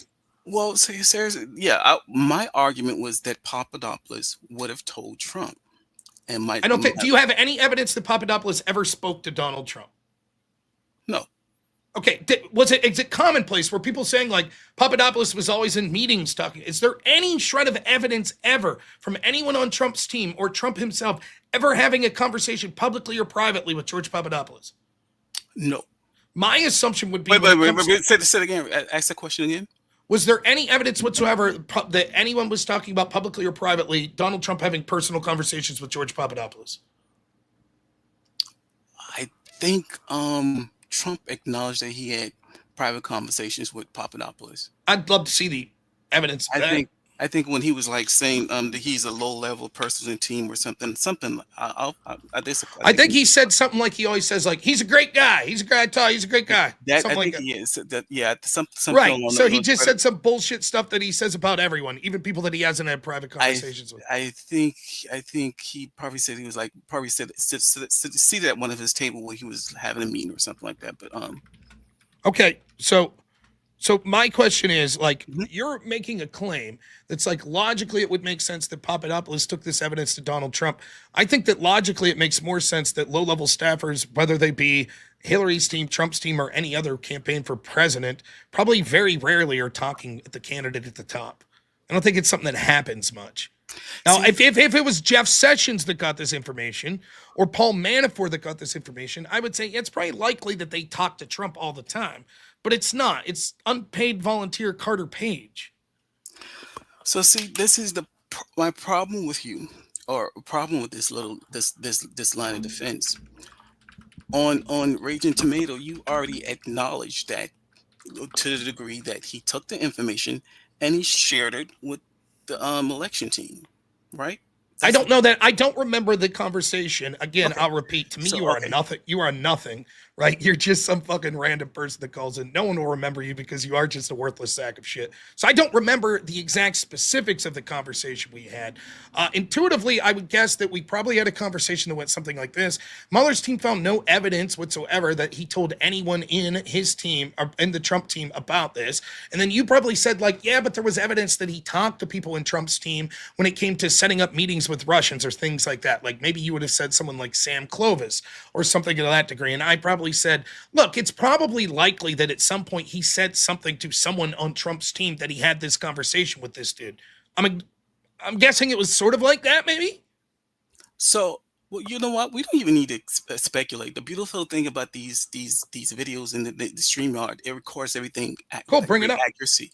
So no, we don't have to do it today. No, bring it up. Bring it up. You're making a claim. Bring it up. No, it sounds good. You're right. It's very easy to do. Bring it up. No, I'm not bringing you back on again, you sack of shit. Now you got time. I'll stay on for an hour if you need. Find the fucking clip. Let's go. Find the clip. How can I find the clip? This is your channel. What are you talking about? You have access to the internet. Doesn't Sarah keep her videos up online? Oh yeah, she does. Then find the clip. So, like I told you, I don't have the time today. You don't have the time today, then you will never have the time. I don't have the time either, but I'm going to stay because you're making the accusation. So go for it. So find the clip. I'm not going to sit through and watch fucking 2 hours of a debate, right, to find the 10-second clip that you want that's meaningless anyways. And that's why I said I'll get it to you. But I don't give a fuck. This is your last opportunity to be on the channel. This is your last opportunity to be on the You're scared. What am I scared of? Because you won't allow me the time to get the clip. You're scared. No. Let me explain what's going on. So you had this claim. You had this claim. You've been sitting here in the chat for how long? 2 hours? I've been listening to you. Yeah. Okay, but you didn't look up this clip. Because yeah. Why? When it's foundational to your criticism against me. Because I didn't know I was going to come up. Okay, you didn't know you were going to come up, but you knew that you were going to make these claims. It doesn't matter because we can get the clip. What are you claiming that it said that I said? We could get the clip so What are you claiming that it said that I said? What are you claiming that I said? We can get the clip. What are you claiming that I said? I already said it. Say it. I've already said it. Say it. Thanks, Rob. Say what? Why don't you? There you go. I didn't boot him. He ran. Fuck him. He's not coming back. So I don't understand what he's trying to say. He's saying that I specifically said. Maybe I did. Maybe I said. I said this is how I think it went. He said let's just get the clip. I'm like, tell me what you think I said. You won't tell me. Okay. Fuck off. Again, I did not boot him. He left himself. He can go fuck himself. So I'll forget his name, though, the next time he calls in. So I'm sure I'll talk to him again. Set the goal at 500. What do you got, I guess, Dave? What's happening? Hey, can you hear me? Yeah, real quick. What's up? Oh, no, I just wanted want to know your opinion on railroads. All right, man. We'll see you. All right.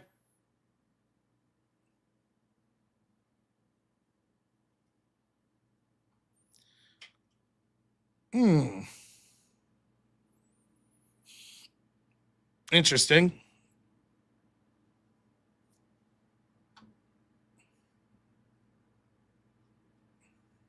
All right.